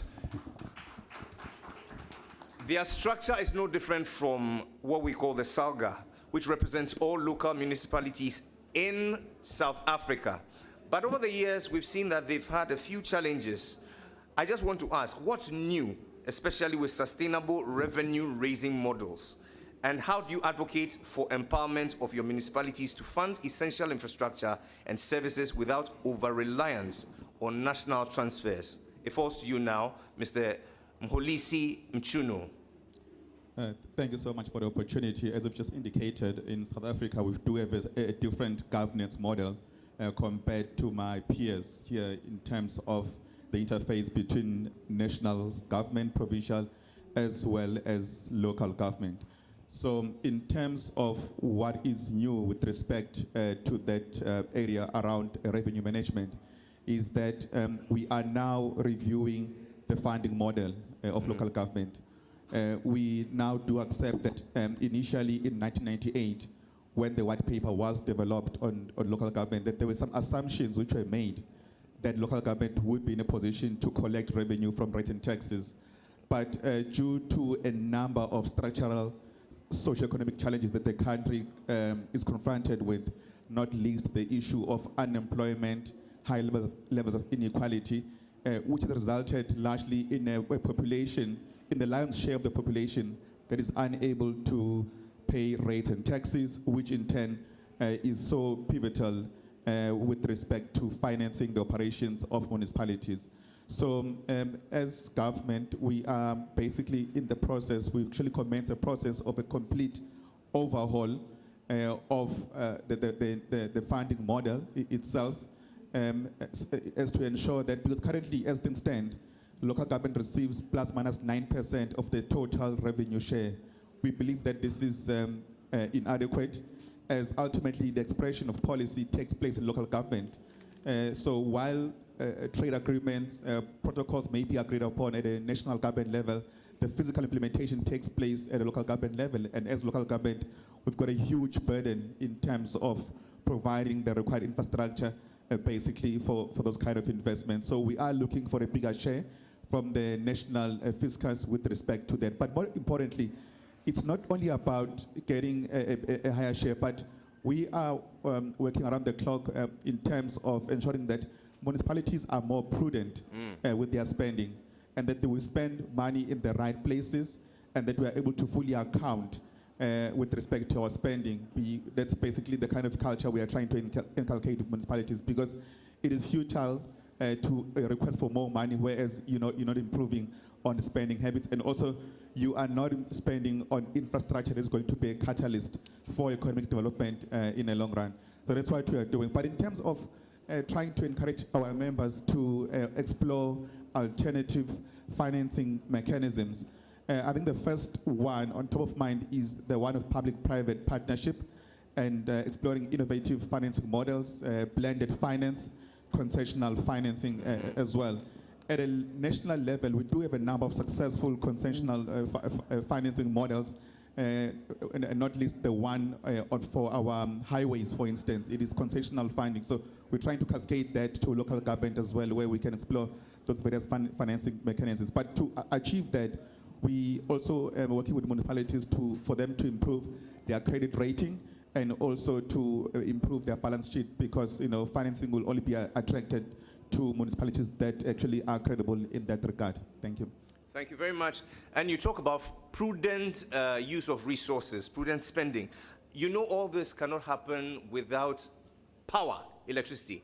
And your sector or your country was greatly disturbed during the power crisis. I just want to ask you, during that time, how did you support municipalities to develop their own embedded generation projects and leverage renewable energy to provide reliable power for businesses and industries, thereby unlocking local economic activity?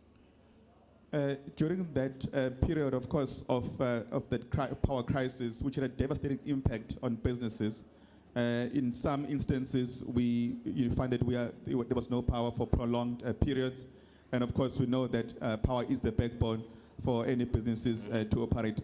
So where it started was with the regulatory reforms in terms of our energy policy. So through Parliament, we're able to approve those reforms, and which then opened up the space for energy. So as you know, previously we had the state utility Eskom being the sole supplier, so they had a stranglehold in terms of providing energy, and also with respect to prices, in a way, they were able to control those. But once you opened up the market, of which the aim was to then ensure that the market itself is competitive, we were able to have municipalities being able to generate their own energy, whether it's through wind energy, solar power, or other means, and also where they've got excess energy, sell back to the state. And the case in point in this regard is the city of Cape Town. So through that, and also at a domestic level, we're able to ensure that the policies reviewed where at a domestic level, residents are allowed to actually have their own solar-powered energy domestically, whereas in the past it was something that was not possible. So with all that energy mix that we've introduced, it has lessened the burden on municipalities, even though inadvertently now it is resulting in them losing revenue, because that revenue that they were getting from the sale of electricity is now lost because there are so many other actors now in the space. But we believe that in the long run, we can suffer short-term pain for long-term gain. And also, I mean, if you look at it ultimately now, for the past over a year now, we have not had load shedding. I think it's largely because of those reforms that we've been able to introduce. As Africa's largest economy, Nigeria, I will throw the same question to you. How have you been innovative in your approach to not absorb fully the cost of such infrastructure, energy, to unlock economic potential, but you've been able to intelligently share that cost between governments and yourselves as businesses, as sub-regional entities? May I start with you, Your Excellency? Oh, no, I'm not Your Excellency. I'm just Mr. Mark Okoye. But I completely agree with the question. Essentially, what we are, the operating framework we have in Nigeria is one where I think in 2023, power was done, at least the distribution of power and the generation. There was legislative amendments to move that from the exclusive list to the concurrent list, allowing states and other sub-regional, sub-national elements play a role in designing that process. So essentially, I guess what is happening now is a case where if you had a 10 megawatt project to drive industrialization in some part of Nigeria, right, there's a state government that can do that very easily, right? But can 10 megawatts really give us the desired transformation from the regions? I don't think so, right? So if you're talking 400, 500 megawatts and you're thinking about the $600 to $700 million guarantee that such a project like that requires, in my view, that is the president's vision for creating development commissions, where we have the balance sheet from the federal government, but we have the aspirations and the plans and the visions from the state government. And we can marry that together, put a project that has its sponsors being the federal government and the state governments within that region to do serious region-wide projects, like a region-wide power project, region-wide road concessions, region-wide industrial parks, as the case may be. Thank you. Thank you very much. I see His Excellency Kenneth Lusaka wants to add his voice to it. Yeah. Shortly, we'll come to you, the audience, for your intervention. Yeah, I just wanted to add that the issue of energy is very critical, even in LREB, because the cost of production is actually as a result of the cost of electricity. Okay. So as a region, we are trying solarization, and want to encourage investments into solar energy, because you can imagine sugar from Brazil is cheaper in Kenya than producing sugar in Kenya, because of and when you look at it, it's electricity. So I think the issue of energy and solarization is going to be very, very, very important. And maybe while still there, one of the other initiatives that to unlock the economic growth as Africa is the youth. How are we using our youth? Because the youth are the people now who are going to do all that, and their greatest wealth is not in the minds, but in the young people. With the right skills and financing, they will drive fintech, for example, in Lagos, clean energy in Algiers, and agri-tech in Bungoma. As I wind up while still here, interconnectivity, and I want to give a practical example. I don't know how we are going to deal with this. For example, I was in Dakar attending a meeting, and to come here, I had to go all the way to Dubai and come back. Instead of, it takes 7-8 hours to go to Algiers. 4 hours directly. So I think the aspect of interconnectivity and routing of how we even do business must also be addressed if we are going to be efficient and economical. Thank you. Super, super. Ladies and gentlemen, a round of applause for my amazing panel. We have 10 minutes to engage you, our audience. Please share with us your questions, your comments, your insights. And today being Saturday, if you want to prophesy, alhamdulillah, we'll take it in good faith. So please just identify yourself. The mic will come to you. Be very short, brief, straight to the point. We shall take 3. Can somebody help me? I'll come to you. I'll do room service.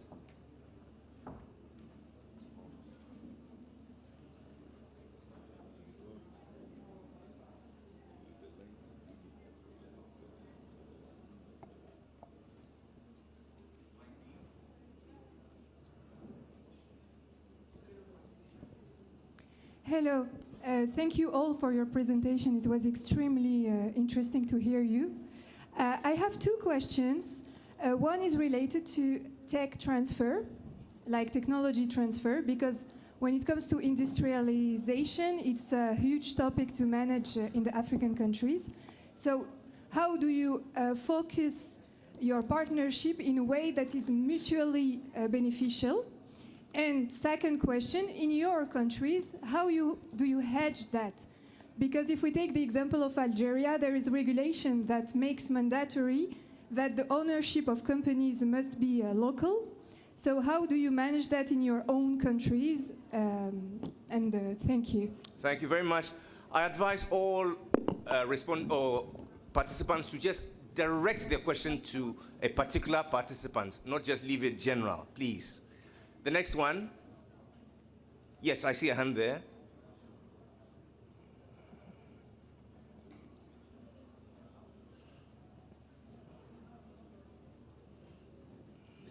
Yeah, thank you. My name is Livinus Anekwe from Nigeria. I'd like to ask the organizers of this program why we had challenges in terms of getting affordable access to airlines to move from our country of origin to Algiers. How come we can't see you? I'm here. And why do we have to go through Europe, to come back to Africa when we are also talking about Africa? That doesn't look right. Again, I also want to ask, what are the structures on ground to ensure that Africa has a stable logistics system that will connect Africa without the challenges we face? Because some of us have traded across Africa, from Nigeria to Senegal, and also from Nigeria to Tanzania, and we've discovered that Africa do not have a reliable shipping lines. Reliable shipping lines. Sometimes vessels have to go to Europe and then come back to Africa. I still believe that in the light of AFCFTA, more attention should be placed on structural development. And that structural development and support should come from AFDB, such that at the level of connection across Africa, the challenges of mobility shouldn't be a problem, the challenges of logistics shouldn't be a problem, and events like this, there should be communication to different countries, and of course, mandate given to them to provide affordable airlines. Okay. I don't understand why one of our biggest airline company in Nigeria, Air Peace, is not here, and they are not conveying participants from Nigeria, to Algiers. It doesn't look like, that is right. So your submission borders mainly on interconnectivity and structural development. Yes. All right. Thank you very much. We shall take the last one. Hello. Hi. My name is Delasi Anning. I'm from Ghana. My question was for my Senegalese brother who just made the comment about the flight, which I think I'm kind of piggybacking off of the last question, but I'll say this anyway. Don't you believe that it might be possible that we are not engaging enough with the local economy here in order for a route like that to make sense? How often are Senegalese engaging with Algerians business-wise? And is that one of the reasons why we're struggling to have these kinds of easier traveling opportunities here in Africa? Are we engaging each other enough? And how do you believe that AFCFTA is establishing more connectivity between us? Okay. When you say engaging enough, what exactly do you mean? Because my cousin is Ghanaian, he's married to a Gabonese, they live in Botswana, and their children were born in Tunisia. Are we doing business? Okay. Are we doing business? Like, okay, I'll give you another example. In Lesotho, when Trump put down these tariffs, they got hit one of the hardest because they're one of the largest denim producers in the world. But when I'm in Ghana and I find denims, I see denims from Bangladesh and Mexico and the United States. Why aren't we doing business with Lesotho? Why should Trump have that kind of power over the economies here in Africa? Why aren't we engaging more intentionally? Okay. Okay, all right. Thank you very much. And so my panelists, you stand accused. 3 issues have been raised: partnerships that are mutually beneficial and how we can make them mutually beneficial and how we can harness them. Okay. The number 2 issue is on interconnectivity and structural development by way of our shipping lines and our airlines. And the 3rd bit is about how we can meaningfully and intentionally engage with each other in business. Over to you, my panelists. Oh, no, thank you. And I think these are very, very important points. And I'll just share very quick thoughts around them. I think the points you make about technology and tech transfer is very critical. If you just think about the venture capital space and the money going into technology, every single person from here that comes from any of the countries or the regions in Africa, the first port of call is always to point to the US or the UK when we think about venture capital. Why are we not pointing to the Afreximbanks, the AFDBs, the African financial institutions, and raising money from ourselves? Because everything all the points that have been raised as questions, in my view, one broad ecosystem actually addresses it if we go with ecosystem thinking, system thinking in that sense. So, but for us, what are we trying to do in the Southeast to achieve this? We have something called the Southeast Venture Capital Program, and we're starting with a $50 million takeoff, where we are putting $10 million on the table, and we are raising $40 million from other regional DFIs and high net worth individuals who are from the region and other parts of Nigeria. The role of that fund is essentially to invest in innovation ecosystem in the region and be the first loss candidate before the monies from the private sector then come in. But for us at Southeast Development Commission and in the region, our view is that although we are the first to invest, the structure around that and the decision-making around who gets what investment is taken away from us and appointed to a reputable fund manager. That way, we are instituting a culture of merit-based transparency, accountability to ensure that whoever has the best and greatest ideas is who gets the money. Last point around that is our view is we're all using ChatGPT, we're all using AI platforms. All of these things should be African made in West Africa, made across different, it should be our own innovation that we are leveraging. But the only way to do that is actually to raise the money on the capital, on the continent, and deploy the money on the continent. Then whatever comes from afar, you add that to it. Second point is that I did see on which I thought was very important on connectivity. And I think Afrexim and AFDB are doing quite a lot of that to support what we're doing on the region.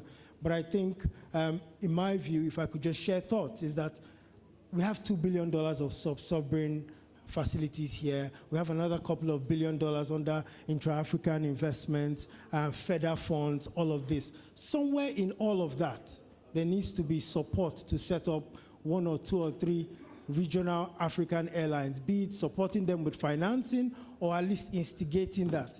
I shouldn't have to fly, like he said, to France to get to Algeria when I'm coming from Nigeria. Or I shouldn't fly to Cairo and spend 24 hours sleeping there before I connect on a 3-hour flight to Algeria. So all this money that we're seeing and talking about, we, the government, can create bankable projects with the private sector. And please, Afrexim and AFDB, my big brother Eric, can start funding those initiatives. Thank you. In fact, just to pick from there, that's exactly what we were talking about. Tomorrow, as I leave here, I'm going to Nairobi, but I'll go to Istanbul, then go to Nairobi. So I think this is a conversation that we must advance. This is a conversation that even the African Union can pick up the heads of state and see how we can do that. And let's build Africa, let's promote Africa. That's the only way we can get going forward on some of these things that we are talking about. Thank you very much. Thank you very much. I think I agree with what you have said. But my point is, we have done a lot of the talking. Yeah. Now is the time for action. And I think that this conversation should be the starting point for implementation of all that we have said here. Thank you. Thank you very much. I'd like to quickly weigh in on the issue of interconnectivity.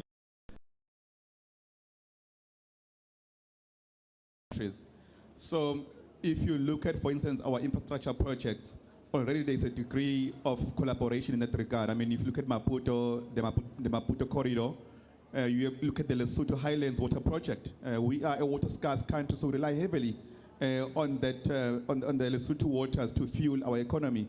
Right now, within the Musina border, we've got a collaboration in terms of also sharing water resources with Zimbabwe. So we should not only collaborate in times of crisis when we have drought, but at an economic level, even to your point, around this kind of international collaboration.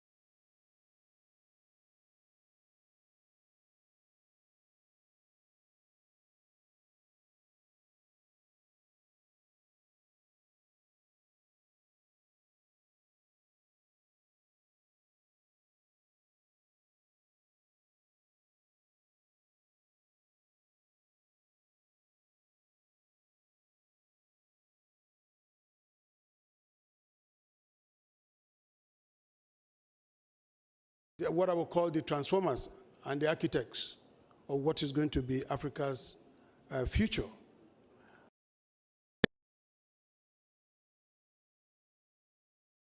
The donation to ACNET, and all other ones which you put together.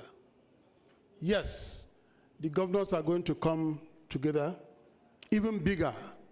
So I'll be ready to welcome all of you to the city of Calabar, where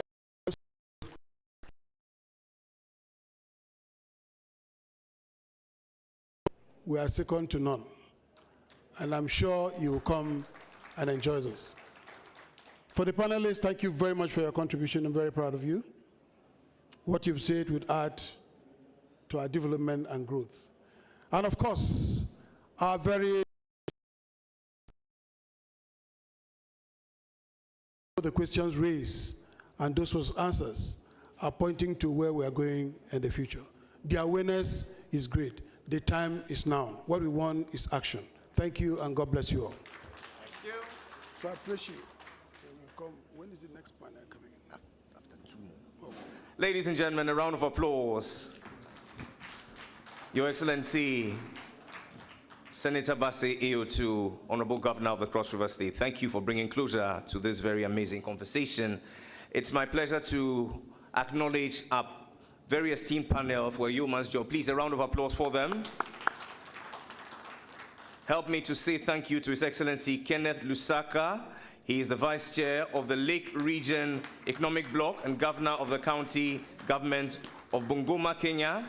We want to say a very big thank you to Mr. Miholisi Nchunu from South African Local Government Association, SALGA. A big thank you to Your Excellency Dr. Hadija Subuwale Balarabe, Deputy Governor, Kaduna State. Help me say a very big thank you to Mr. Mark Okoye, Managing Director, CEO of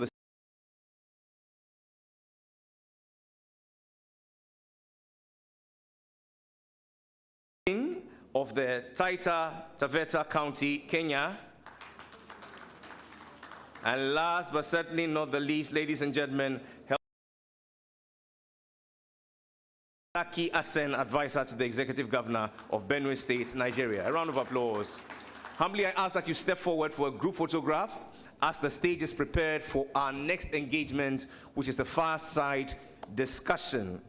Ladies and gentlemen, what we want to do now is to tap from the private sector.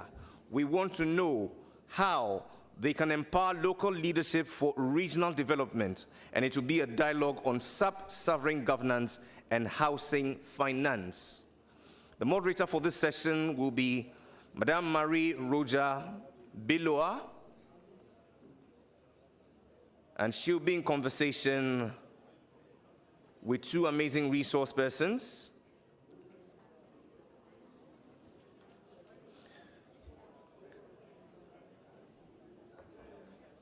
Theirs will be a warm conversation in 30 minutes on empowering local leadership for regional development, a dialogue on sub-sovereign governance and housing finance. And so as a precursor to the fireside conversation, it's my pleasure to invite the moderator to lay the foundation and thereafter invite her resources. A round of applause for Madame Marie Roja Biloa.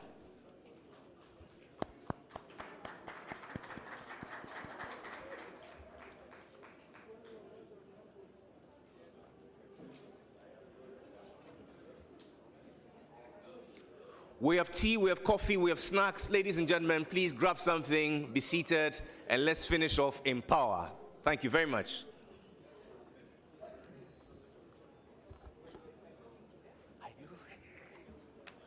You see? We have two. No, just one. They told me two. Okay. All right.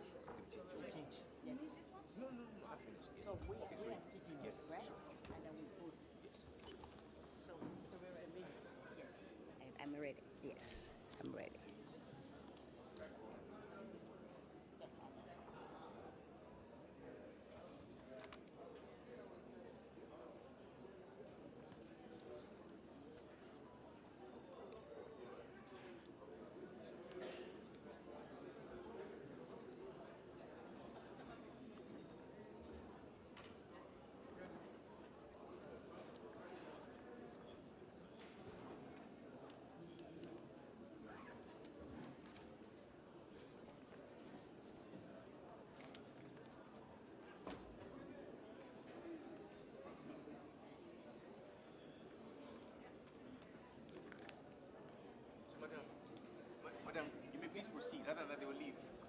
Okay.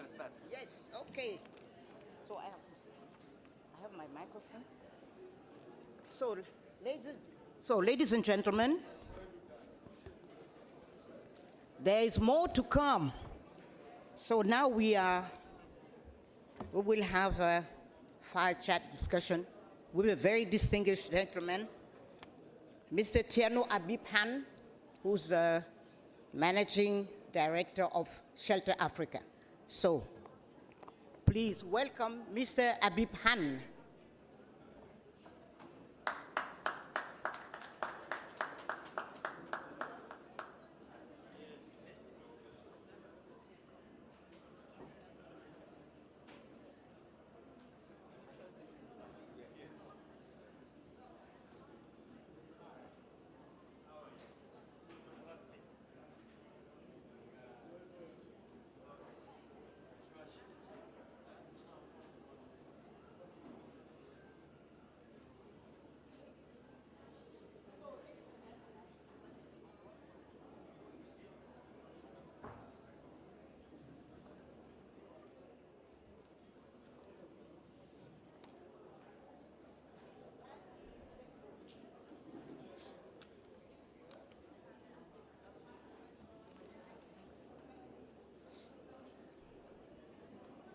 Hello.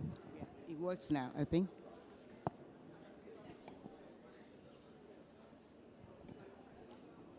Here, after those fascinating panel, we will have something more intimate, a fireside chat with Mr. Tierno Abib-Han. So, Mr. Abib-Han, Tierno, a native from Guinea, is currently the managing director of Shelter Africa, based in Nairobi. And this is an organization which has been founded by the African Development Bank. And the name is very transparent. It's about providing shelters for Africans. So within the framework of the sovereign entities, we will explore some of the issues. Obviously, just a few of them. We cannot cover everything. So the first thing I wanted to know, sorry. Yeah, okay. So sorry, may I humbly ask you to sit down and please try to focus on what Mr. Tierno has to say, which is absolutely interesting for you, for all of us. Please, can you help calm the backside there?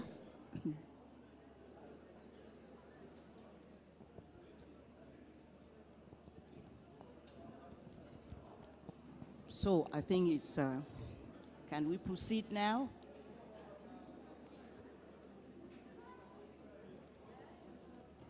Hello.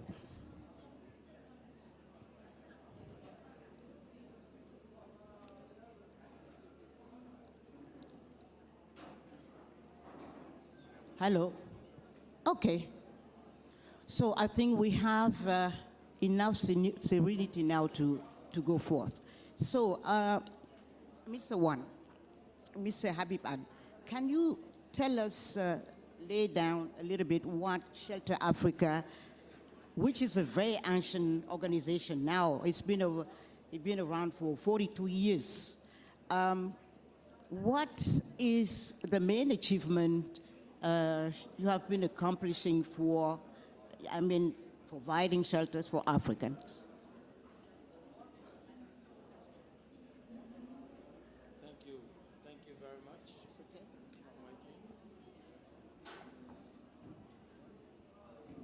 Thank you. Yeah, okay. Thank you very much, moderator, and I would like to really take this opportunity to thank AFSNet for inviting us at this fire chat. This is a very important initiative on the sidelines of this IATF but I think it's an initiative that's worth really celebrating and continuing, because from our perspective at Shelter Africa Development Bank, local governments are really the key to execution and driving our developmental agenda. We can have all the discussions at the national level, but unless we address the fundamental of development at the local level, we are not going to achieve much. So Shelter Africa Development Bank, like you rightly said, is a Pan-African multilateral development bank which has been established by the African Development Bank, the African governments, and also Africa Re, which is the African Reinsurance Corporation. So we were created in 1982, and our sister institution, Afreximbank, in the same spirit, was also created 10 years after Shelter Africa was created. Both institutions have a mandate to really drive development across the continent. We at Shelter Africa, we're focusing on urban infrastructure, financing housing, affordable housing mainly, to address the major housing gap. Because just to give a little bit of history of the reason why Shelter Africa was created, following the independence days, the then heads of states of newly freed African states basically decided that it was important not only to have political freedom, but it was also important to have economic freedom. And that's why they created the African Development Bank in 1963.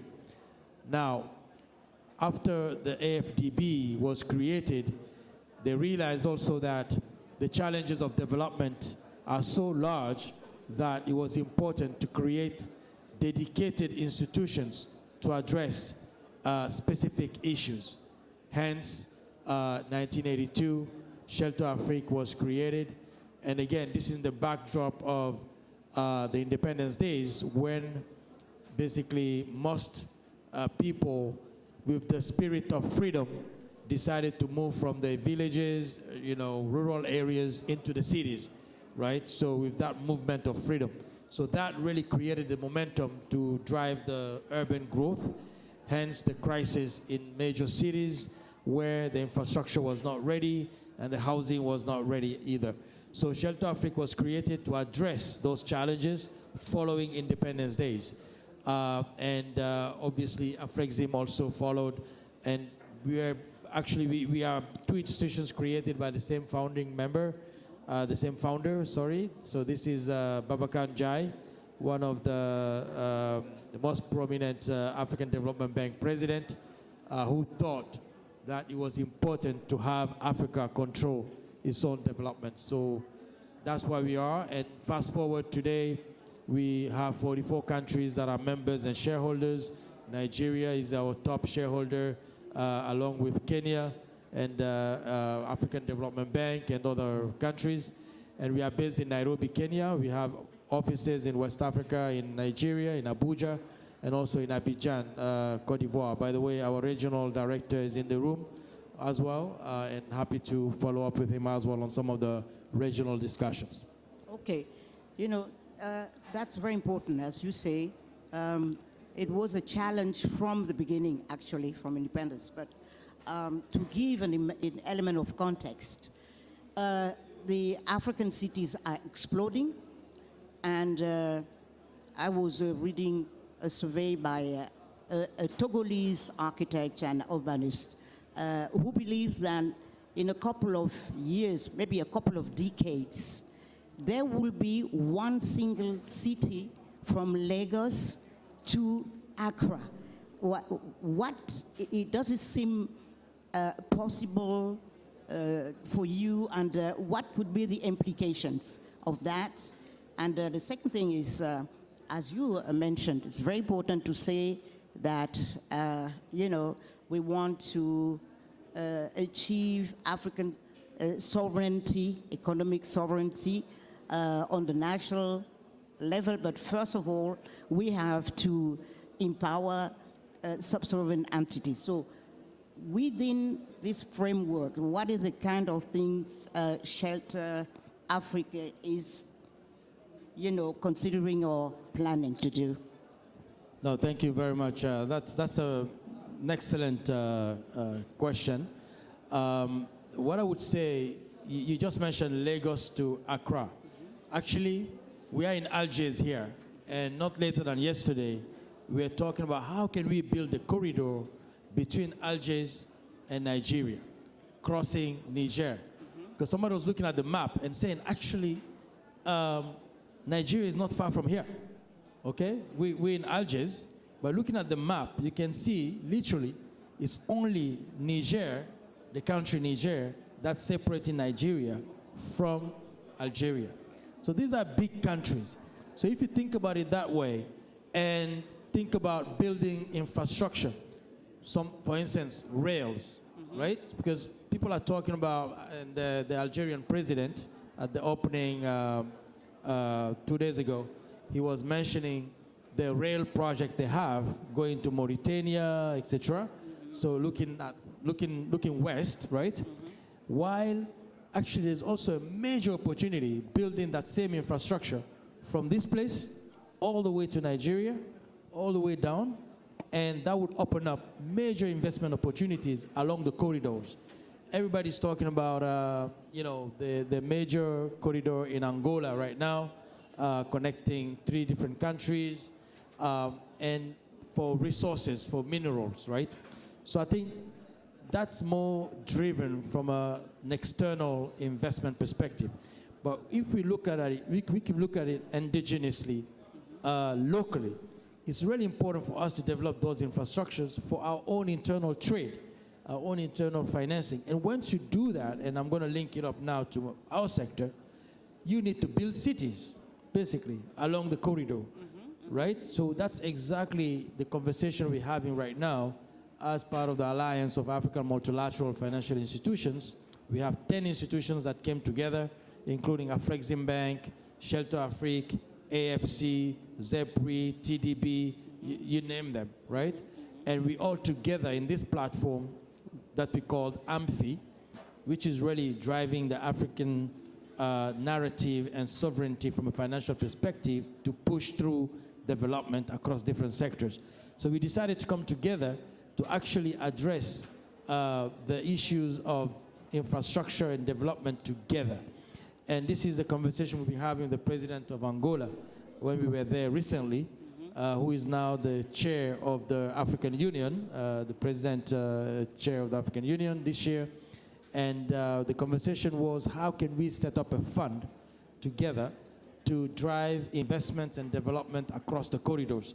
So the corridor in Angola and the Zambia and DRC would be a good model, right, to replicate across the continent. And again, coming back to the story of, Algiers to Nigeria, how about we drive something like that? And I can see some of my good brothers from Afreximbank in the room. I think we should really take this seriously because I see major opportunities. We held actually our annual meetings a month ago. It was here in Algeria, in Algiers.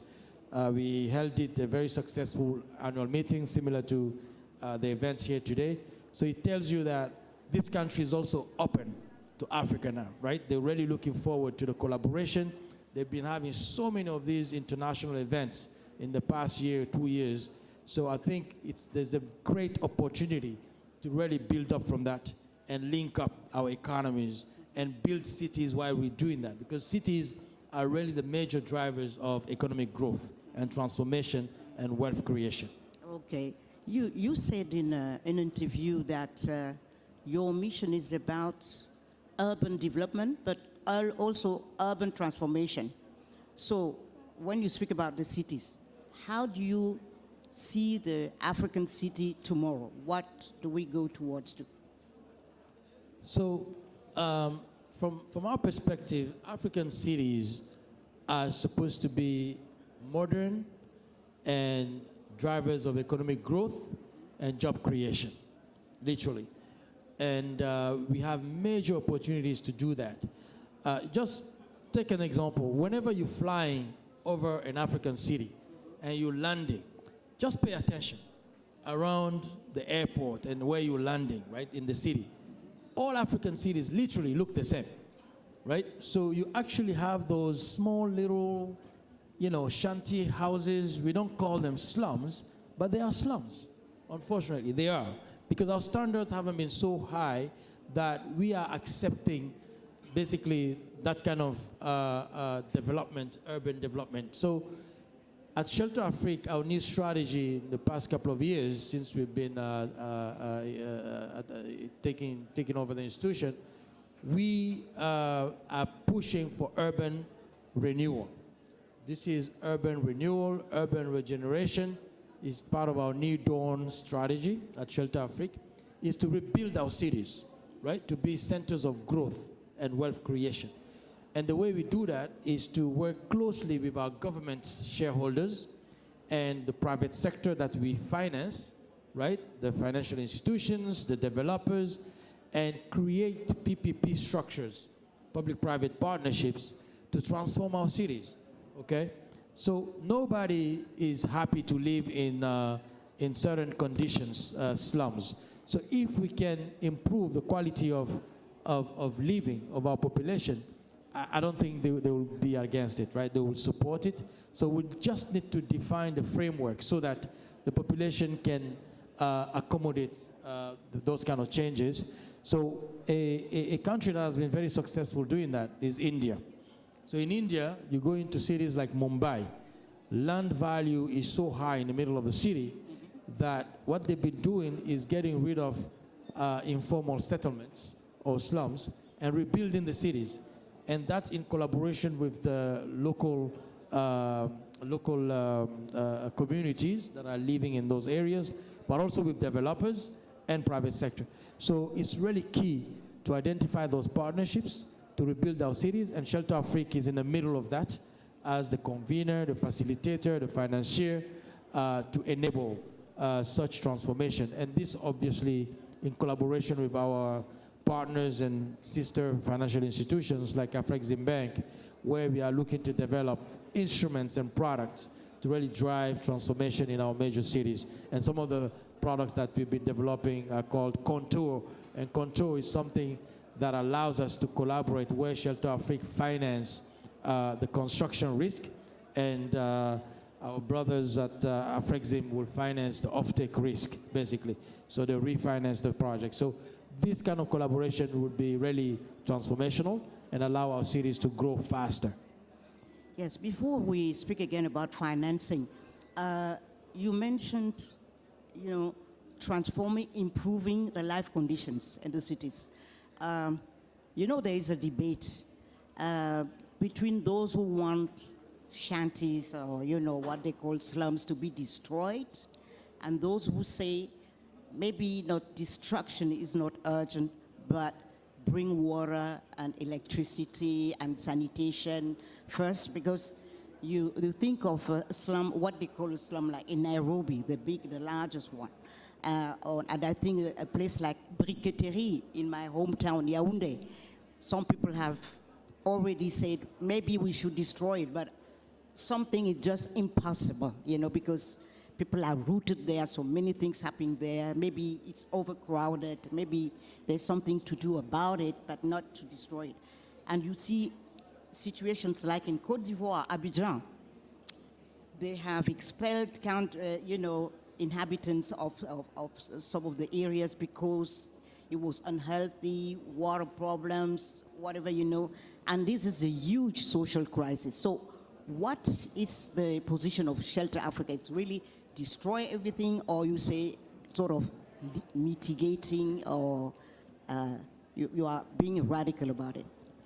So this is exactly why we exist, right? Because we are a development bank.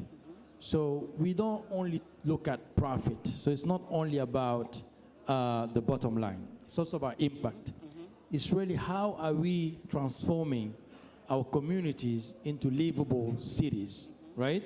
And we have to do that in such a way that it's sustainable, inclusive as well.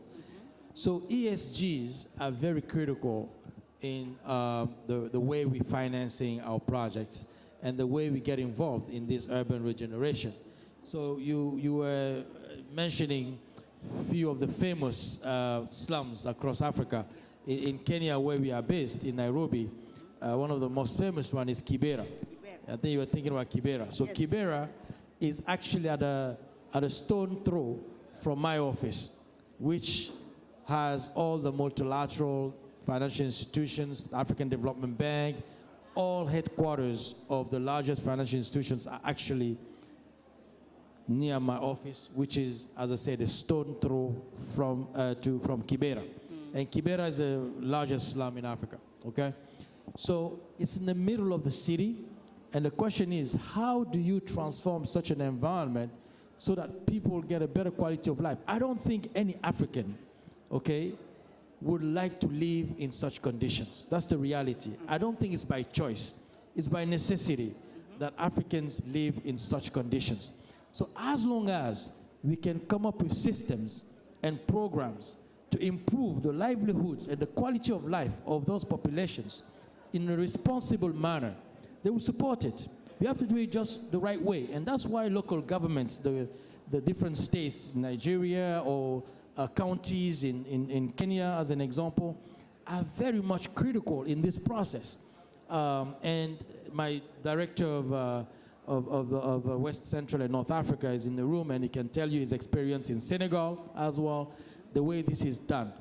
And the way we have to do it is really, first of all, have the regulatory framework set up to regulate how you do urban regeneration, urban renewal, so that everybody knows the rules, right? So the community that lives in those slums, right, cannot basically lose in that process, right? Otherwise, it creates the issues that you just mentioned. So everybody got to win out of it. So the communities that live there has to get something out of it. The government has to get something out of it. The local government has to get something out of it. And the financiers, the investors, the developers have to get something out of it. And as Shelter Afrique will be a facilitator, right, to make all of this happen. We are an enabler, correct? So we bring all the parties around the table and agree on a program and how we'll do it to make sure ESGs are respected, that people's rights are respected. It's not about throwing people 2,000 kilometers away, away from their jobs and from their livelihoods and expect for them to be smiling and be happy about it. India has done it, as I was saying. They've done it very successfully. Just one simple example. Before I took over as CEO of Shelter Afrique in 2023, I actually took upon myself to go visit some of these projects in India so I can be inspired. So what I've seen in Mumbai, one specific example, a developer took me around 3 different type of projects they had at different stages of development. One of them was completely done, one was in progress, and one was about to start, where you can see the slums. And they will tell you, these slums are going to look like these final finished products that you saw the first day, okay? Which basically means that they get rid of the slum, they move the populations in a local community nearby, not far from their jobs, rental homes, for 3 to 6 months, just to give them time to rebuild proper housing, right?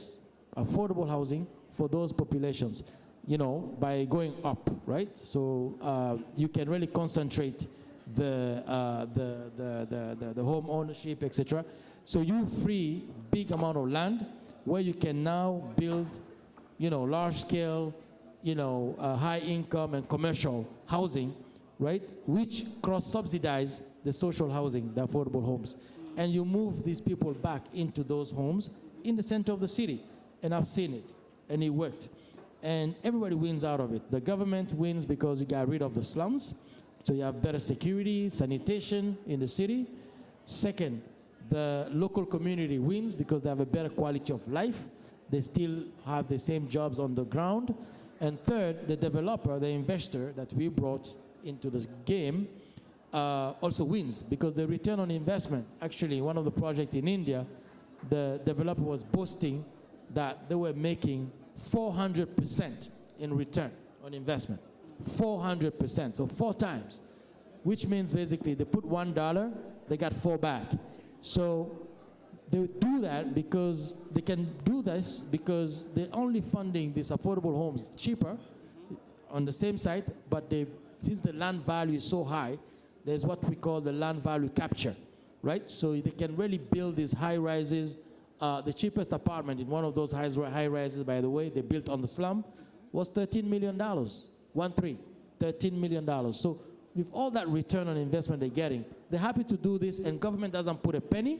The local government doesn't put a penny. All they've done is facilitate the whole process and make sure that everybody's rights are preserved. So this is exactly what Shelter Afrique is looking to replicate across different countries and cities and states. As we speak, I know we have some advisory project going on with Oyo State and also other states. We've done many things in Nigeria, as an example, in many other states. Cross River, I was talking to the governor earlier, a lot of investments across in Lagos as well. And in Kenya, we are looking at this Kibera case, and other places like in Gabon. So this is really a massive opportunity to deploy capital, rebuild our cities, build wealth, and we're looking for the partnership of our DFI sisters like to make this happen. So thank you. So it's fascinating, and maybe we should give some advice to cities who tend to brutality, you know, to deal with brutality. So we don't have much time left. So this session is about empowering, you know, local, subnational, sub-sovereign entities. So in your experience, you know, about housing and, you know, urban development and transformation, what do you consider a must in the best way to empower those entities, you know, those subnational? What is the single thing you mean you feel like should be done for them to move ahead? I think, first of all, it's important to support these local governments to be fiscally independent, right, from central transfers, okay? And then build technical capacity and institutional capacity within the local government, right? And fix all the regulatory and legal constraints that are preventing investments in these governments. So for us, we would be very happy to partner with many of the local governments to help them transform the economies and leverage the source of funding they have multiple times using the capital markets and other sorts of funding to address the challenges in the local government. And housing and urban infrastructure are really the major blockages, you know, that are preventing these local economies to develop. So this is where we want to intervene. We can also support in the fundraising process through municipality bonds and infrastructure bonds in partnership with our sister DFIs as well. And transparency, for me, is one key word when you're dealing with local governments, because unless you provide that transparency in your fiscal revenues, in the way you're dealing with projects, foreign investors or international investors are not going to invest, right? So the challenge is really for us to bring that credibility, right, to the international and foreign investors that we're talking to really trust our cities and invest in our cities. And that we need to do that in collaboration with the governors and county heads and other local government managers. So from our perspective, it's transparency, is local resource mobilization, and regulatory framework to attract investments. And has it been easier for you to engage with subnational entities than with governments so far? In the spirit of transparency, our greatest partner, MTN, says you have no more call credits in your account. Please get ready to wrap up. Okay. So I think it was very interesting. Thank you very much for your insights. And there's so much more to say about it, but I think that's what we had time for today. Ladies and gentlemen, please thank Mr. Tialu. Tierno Abib Han. Thank you very much. And if I may just say one last word before leaving stage. I think to do this, we need to be intentional and really want to do it. We have to push the envelope and be intentional about it, right? Because we are very, very much behind in terms of our developmental goals. And the local governments are the key to this. Thank you. Intentionality in the evolving role of local governance in promoting regional development, democratic accountability, housing finance, and global economic integration. Would you please appreciate, ladies and gentlemen, our resource person, Mr. Tierno Habib Han, Chief Executive, Shelter Afrique, and our moderator, Madame Marie Roja Biloa. Okay, please, a round of applause. Let's take our picture. And so what started as a very exciting morning is getting even more exciting because we have more conversations coming up. What we want to do now is to have an appreciation of quality assurance in Africa.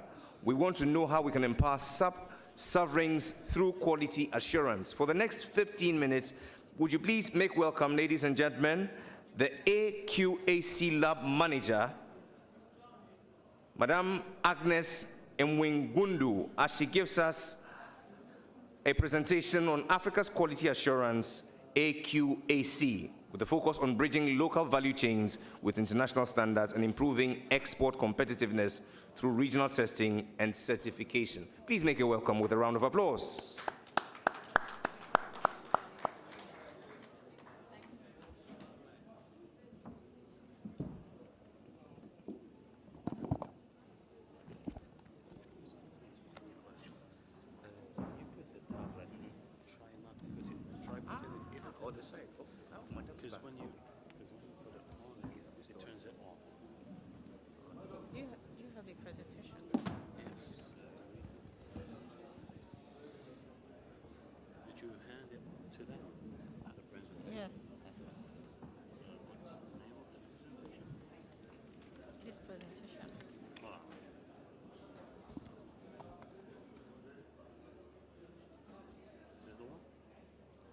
No. This is not the one. Well, they didn't give it to us. Well, so what should I do? I should send it to you. Do you have a laptop or something I can copy it from? No, I have a laptop. Or I can. You send it to me via email. Okay.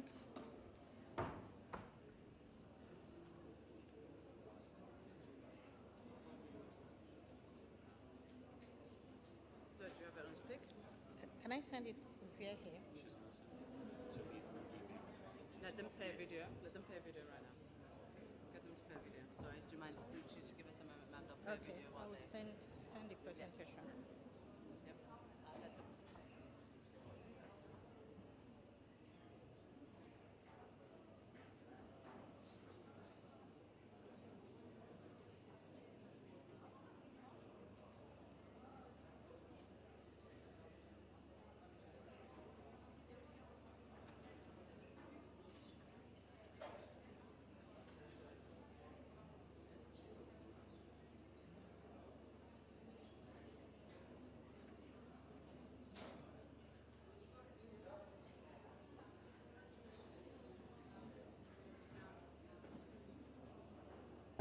AFSNet, the African Sub-Sovereign Governments Network, has come a long way since its landmark inaugural event at the IATF 2025 Trade and Investment Conference in Durban, South Africa. It expanded significantly in 2022 for its follow-up second AFSNet conference in Abuja, Nigeria, welcoming 40 governors from 10 African countries. And again, for its third edition, at IATF 2023 in Cairo, Egypt, which focused on accelerating AFCFTA implementation and resulted in over $1.5 billion in deals to enhance intra-African trade and investment.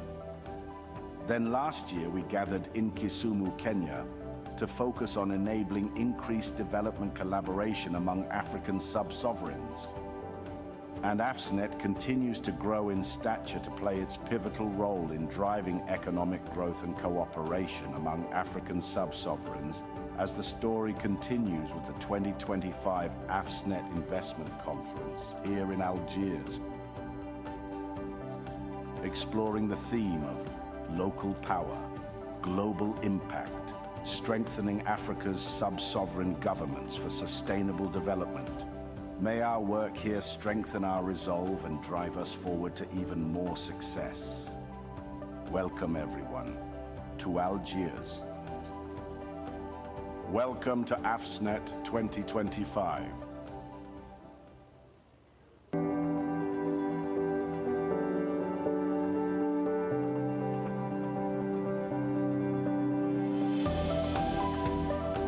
AFSNet, the African Sub-Sovereign Governments Network, has come a long way since its landmark inaugural event at the IATF 2025 Trade and Investment Conference in Durban, South Africa. It expanded significantly in 2022 for its follow-up second AFSNet conference in Abuja, Nigeria, welcoming 40 governors from 10 African countries.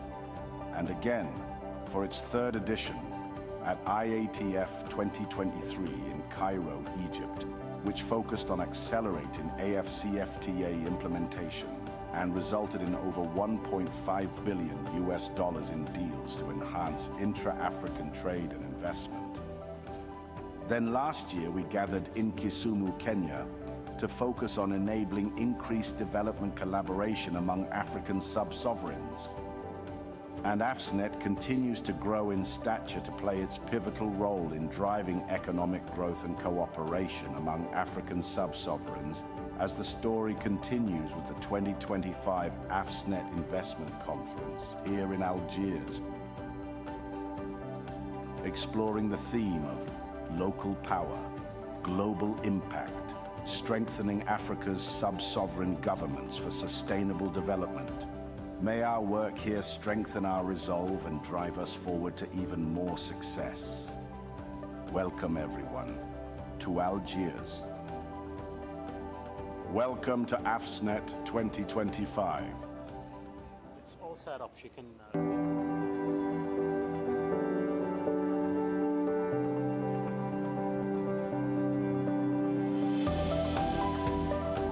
AFSNet, the African Sub-Sovereign Governments Network, has come a long way since its landmark inaugural event at the IATF 2025 Trade and Investment Conference in Durban, South Africa. It expanded significantly in 2022 for its follow-up second AFSNet conference in Abuja, Nigeria, welcoming 40 governors from 10 African countries. And again, for its third edition, at IATF 2023 in Cairo, Egypt, which focused on accelerating AFCFTA implementation and resulted in over $1.5 billion in deals to enhance intra-African trade and investment. Then last year we gathered in Kisumu, Kenya, to focus on enabling increased development collaboration among African sub-sovereigns. And AFSNet continues to grow in stature to play its pivotal role in driving economic growth and cooperation among African sub-sovereigns as the story continues with the 2025 AFSNet Investment Conference here in Algiers, exploring the theme of local power, global impact, strengthening Africa's sub-sovereign governments for sustainable development. May our work here strengthen our resolve and drive us forward to even more success. Welcome, everyone, to Algiers.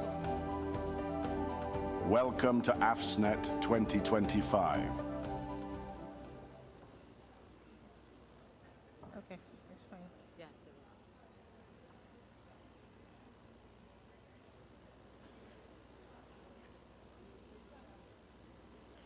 Good afternoon, Your Excellencies here present, Head of Municipals.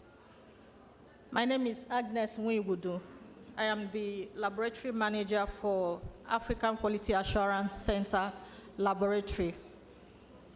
one of Afreximbank's great initiative. So I'm here to share with you how African Quality Assurance Center can empower the sub-sovereign government networks through quality assurance. One of the guests at the audience asked a question. The question was, why can't we trade among each other? So we have a challenge in the continent. Each of the regions have their specific products, specific raw materials, commodities, and so on. Yet, we cannot be able to trade among one another. Reason being that one of the reasons being inconsistency in quality. Different regions have their own specifications.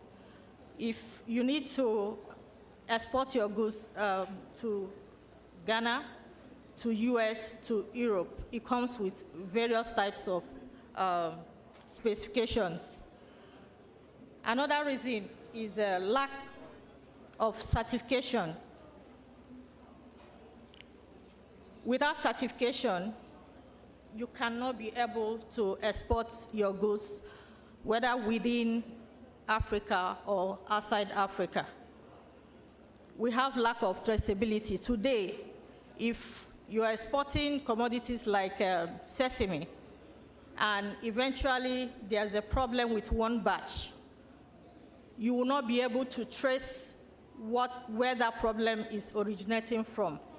So we also have very high costs associated with having to take your products outside the continent for analytical testing. So these reasons makes it difficult to unlock the great potentials we have in the continent.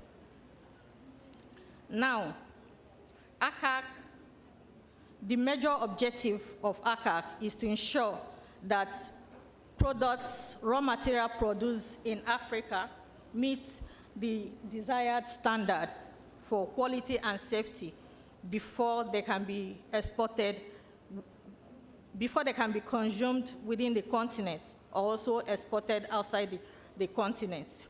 So how can ACAC empower you? ACAC has an accredited laboratory. Today, ACAC is accredited to ISO 17025. This accreditation is a testament that ACAC can generate a reliable result comparable to results from outside the continent. And ACAC as well is accredited by SANAS, South African National Accreditation Systems. And South Africa's National Accreditation System has an MRA with ILAC. This means that any report from ACAC is acceptable worldwide. ACAC can also support you in the capacity building in terms of training of your SMEs, training your farmers on good agricultural practices, training on food safety, and other capacity building.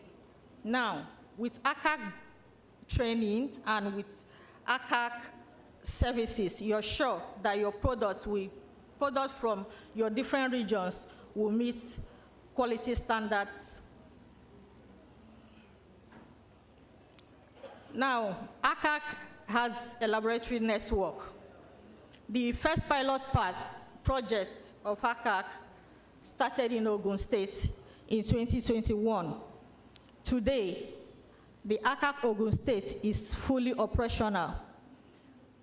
The ACAC Ogun State offers services ranging in agri-food. So we support in agri-food in all sectors. ranging from soil quality tests. We help cooperative societies, farmers, to determine the actual nutrient present in the soil. We also offer solutions, the right type of fertilizer to use, the right farming practices to be able to give you the desired yield. There are other projects going on. We have ACAC in Kaduna under construction currently. So the ACAC Kaduna will take care of the textile industry, packaging tests, and it's also handle some bits of agri-food testing. So when I say agri-food testing, today, the European alert system captures the reasons, the core reasons for rejection of agri-food products. So we carried out an analysis some time ago.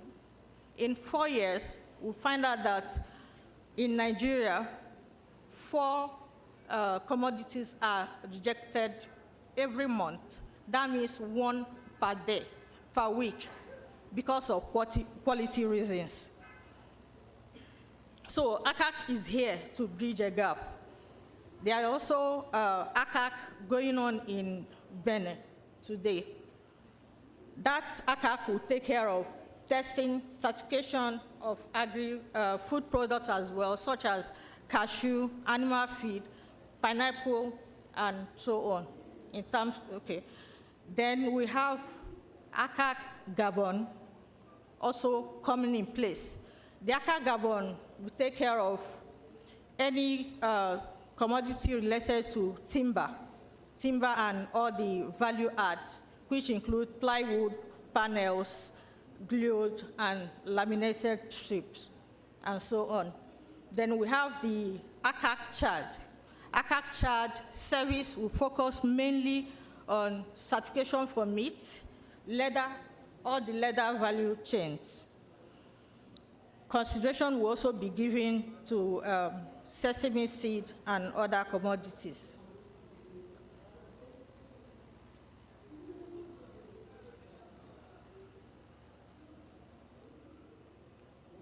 So what value will ACAC offer you? As I said earlier on, ACAC can boast of a state-of-the-art laboratory. And ACAC report is internationally recognized. So we have the local expertise because we have the deep understanding of African products. So we are the ones that can create the standard because we have understanding of agricultural products. So we can also offer you fast turnaround time. So you don't need to spend time to send your products outside the country. You will have delays in logistics and so on. With ACAC resident in Ogun State, Nigeria, we can serve the West Africa neighboring states. And then the other ACACs will serve the African region. So ACAC Center is a network. So any capability that is not in one ACAC can be gotten in other ACACs.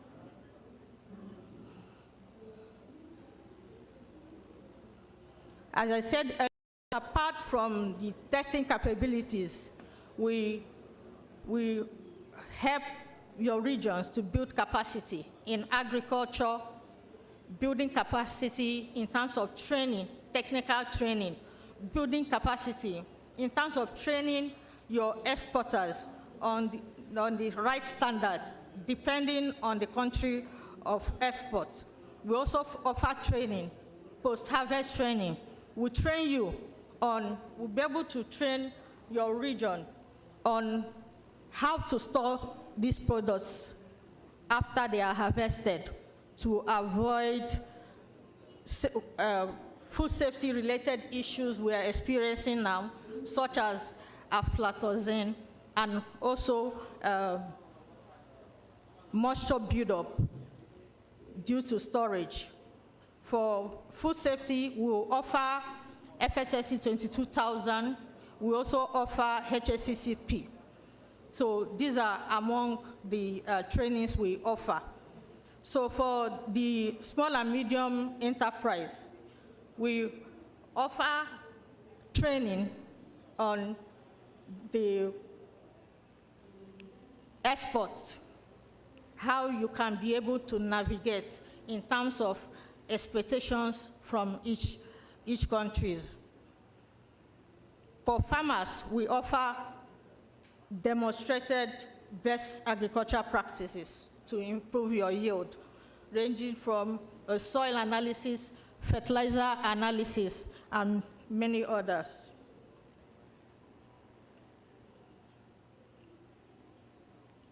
So for you to gain access to a premium market, you need certification. And this is where ACAC comes in. So I've talked about the impact of on economic growth. Now, today, if your products, commodities are rejected, what happens? You have loss in revenue. And you must have spent huge sum of money to export these products. So when they are rejected, it's either they are repatriated, and when this is done, you still need to pay to bring the goods back to Nigeria, or you have to pay to destroy such goods. So let's see ACAC testing facility as a visa for exports.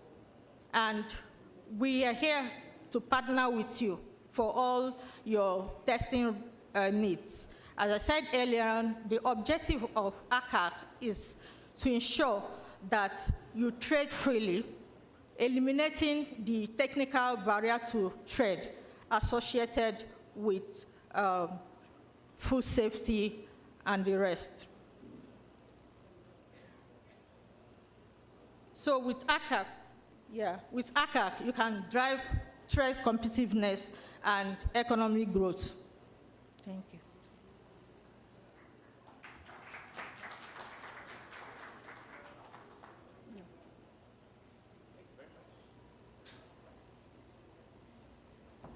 Yeah, okay. Ladies and gentlemen, a round of applause for yet another groundbreaking initiative by Afreximbank. We thank you ever so much, Madam Agnes Nwingundu, AQAC Lab Manager.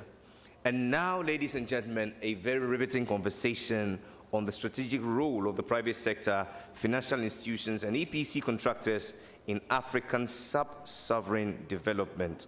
It is my pleasure to invite the moderator for this session, Mr. Alan Saraka, with Arise IIP United Arab Emirates. Would you please make him welcome with a round of applause as he introduces his panel.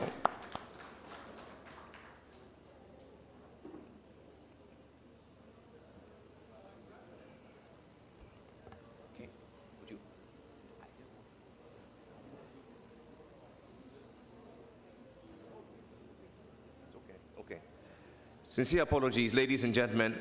Making an opening statement preceding the panel is Mr. Alan Saraka. He's with Arise IIP United Arab Emirates. Please, one more time, a round of applause. Thank you. Thank you. Good afternoon, Your Excellencies, distinguished ladies and gentlemen. Let me begin with a number that frames today's discussion. 100 billion. That is the conservative estimate of Africa's annual infrastructure financing gap. To achieve the United Nations Sustainable Development Goals by 2030, the continent will need close to 195 billion US dollars a year, around 7% of its GDP. Yet, Africa currently attracts less than 5% of global infrastructure investment, despite representing nearly 18% of the world population. Now, here is a paradox. While fundraising mostly crystallizes at national governments level, the most immediate needs are felt at the sub-sovereign level. Our cities, municipalities, and regions. This is where growth, jobs, and service delivery truly take place. Yet, these entities often face challenges in accessing large-scale investment due to limited creditworthiness, technical capacity, and visibility. And this is where the strategic roles of 3K actors come into play. The private sector. Africa's private sector already generates 90% of employment, formal and informal. It brings not only capital, but also efficiency, innovation, and execution discipline.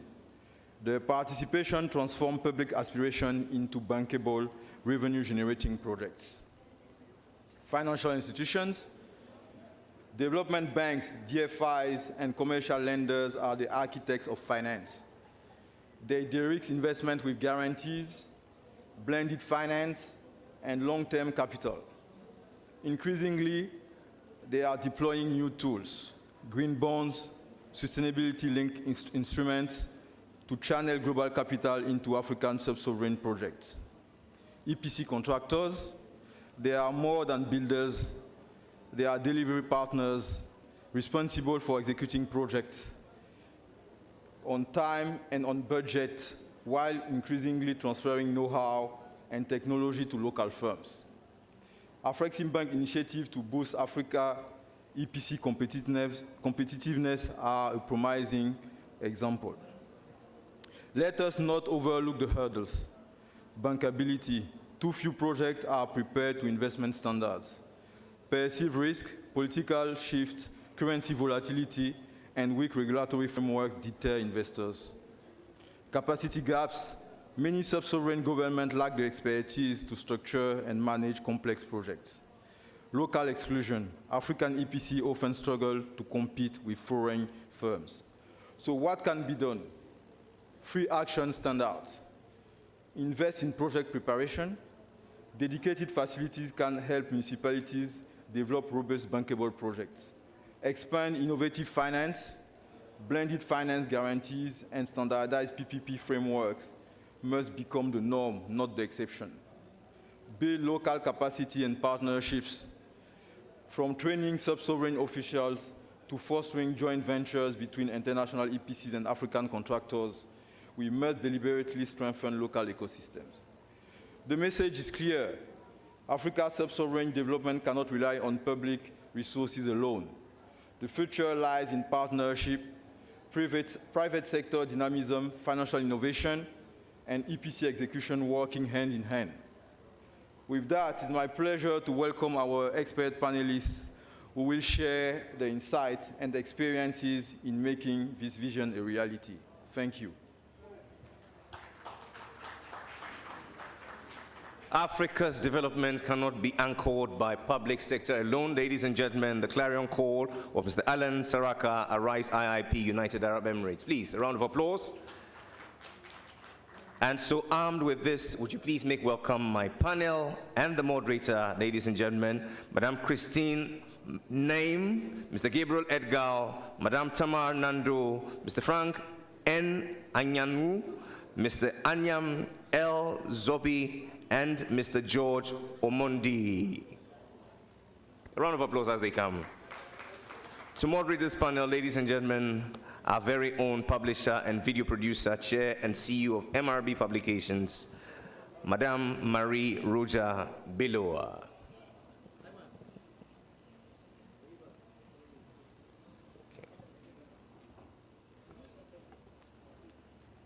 So this one be 45 minutes. Yes, okay. We'll do our best. So, ladies and gentlemen, me again for the second panel. Now, we will be discussing the strategic role of the private sector, financial institutions, and EPC contractors in African sub-sovereign development. As you could hear with Mr. Alain Saraka, let me point out a couple of items. The importance of well-structured partnership to unlock funding and deliver manufacturing facilities, the need for investment-ready environment in attracting long-term capital, scalable models for industrial parks, logistics, and value chain, aligning local initiatives with FCTA goals to encourage regional integration. That will now set the stage for our session. So, welcome to the board, to the panel. So I have a general question for all of you. From your perspective, what are the most effective models of collaboration between private sector stakeholders and sub-sovereign government? How can this partnership be scaled to deliver long-term economic, social impact? Maybe should I start with Mrs. Skip's name? You are Commercial and Business Development Senior Director. This is not so easy with this. What do they say?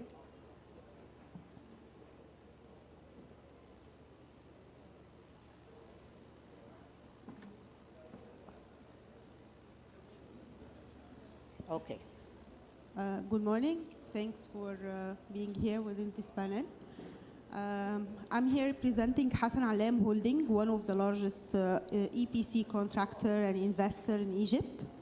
And in response to your question, I'm not sharing answers simply to a panel. I'm here to give you our experience in Egypt with the strategic partnership with the sub-sovereign entities in Egypt, and how this is a win-win situation and a long-term partnership that give a progress and a success story that we are here to give you this success story.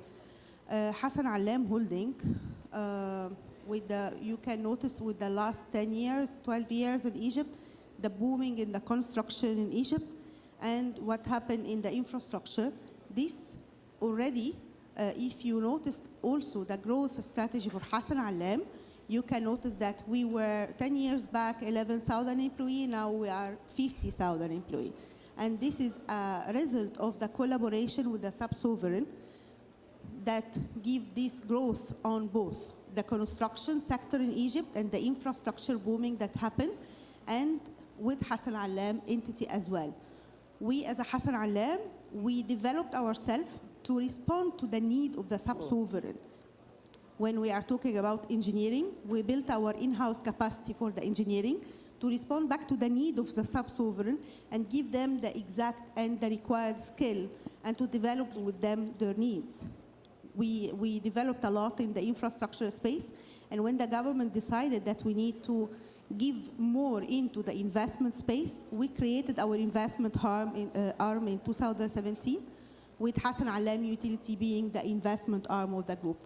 So this collaboration with the sub-sovereign is a win-win situation, and giving the support to the sub-sovereign that in return give a growth strategy to the government and to the private sector to a successful model of collaboration and feasible project and concrete steps for growth for all on ground. Thank you. Mrs. Tamara? Hello, everyone. So in my experience, I think the best, the most productive partnerships are ones that go beyond just MOUs and PPPs. These are businesses or partnerships that are grounded in comparative advantage of the entities, right? So that's the political will and the political stability of the government, and also the implementation capacity of, the private sector. But then also in scale and not just impact. So I think a lot of times when these projects are being conceptualized, there's always a lot of focus on we're going to do 1,000 jobs, we're going to do 10,000 indirect jobs, but also looking at skill, right? And having an ecosystem around what that business can become ultimately. And then also around ecosystems is cohesive development. So for instance, at KK Kingdom, it's a partnership with the Kaduna State government.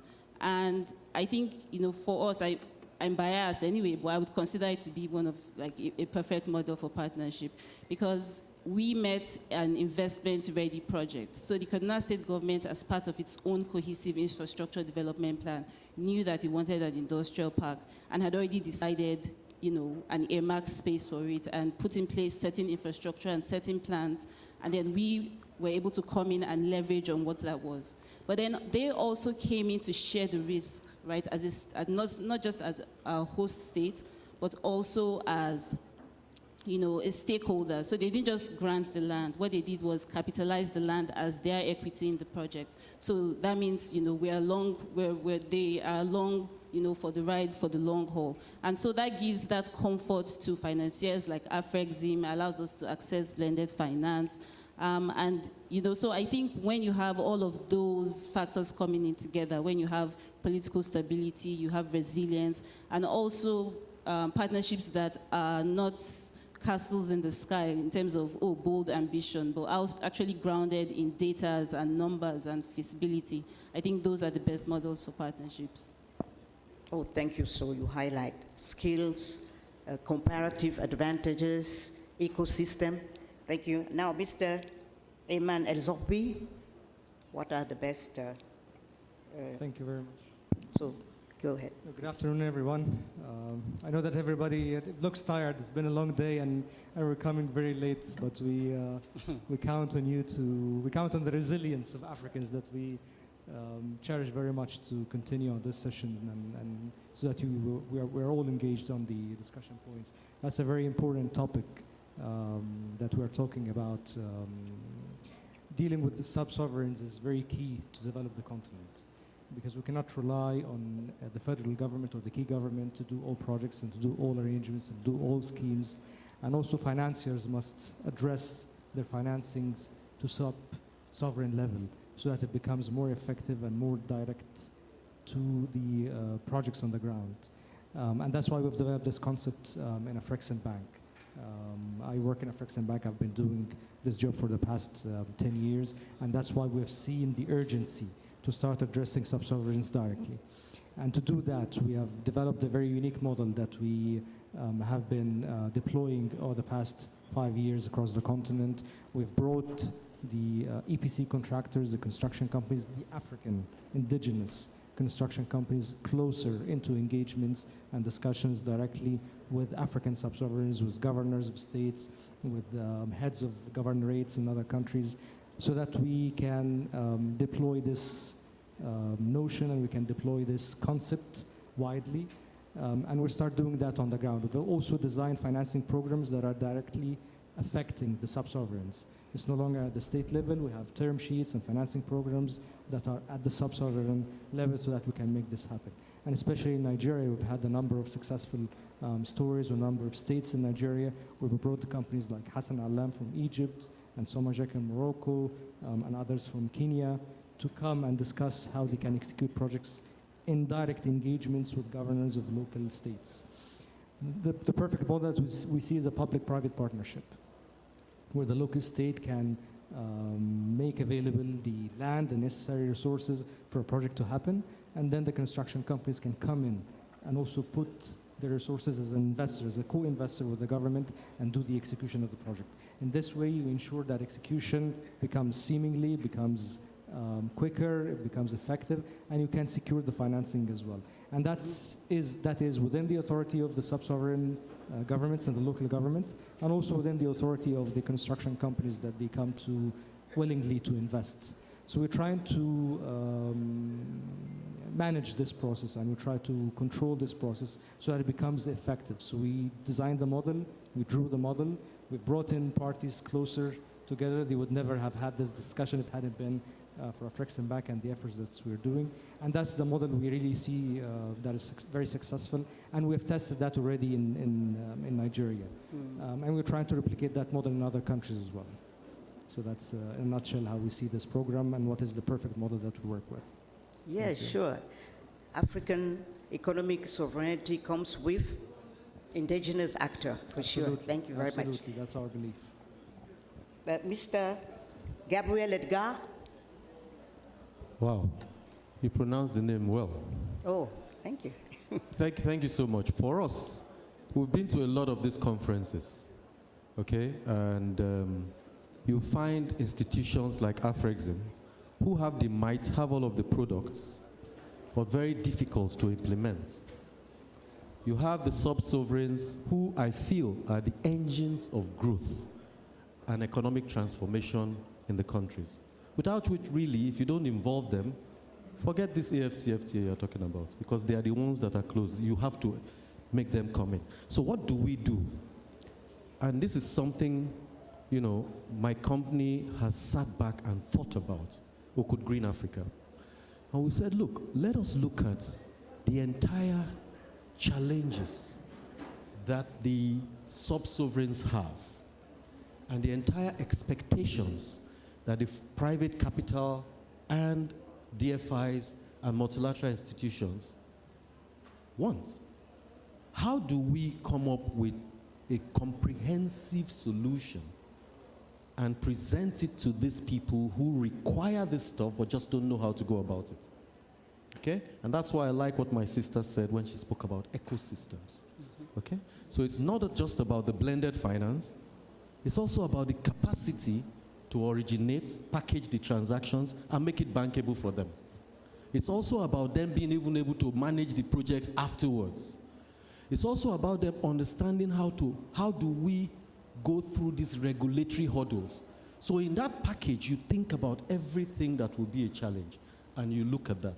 So we become the last mile to delivering exactly what it is that the sub-sovereign needs. And I think that more of the private sector, if we're to get this thing going, more of us in the private sector have to begin to look at it like that. Because the banks will look at only financing. You are forgetting the issues, you know, of the fact that technology will make things simpler. You're forgetting the issues that the guy would not be able to get regulatory approvals. How do you build that in? You're forgetting the fact that he cannot even put the presentation or proposal together. So how do you bring that in? And the funny thing is, those products, that capacity exists. Is that knowledge is out there, the people who need it don't know. So we need somebody who is a bridge, and that's what we do. We enable both. Okay, thank you. I take one point from you. You know, packaging solutions, comprehensive solutions, and, you know, packages, you know, for packages for success. Okay, so next, Mr. Frank Anyanwu, please. Thank you. First of all, I have to appreciate the Afrexim group for this opportunity, while I also recognize the executive governors here present. Good afternoon, everyone. There can never be any meaningful development in Africa, especially at the sub-subs, without thorough synergy between the subnational governments and the private sectors. Suffice it to say that the private sector, they perform a whole lot of roles in terms of employment. The private sector employ over 70% of the workforce, both at the national and at the subnational level. But you find out that we find ourselves in a situation whereby the government is not really doing much to harness the potentials of the private sector.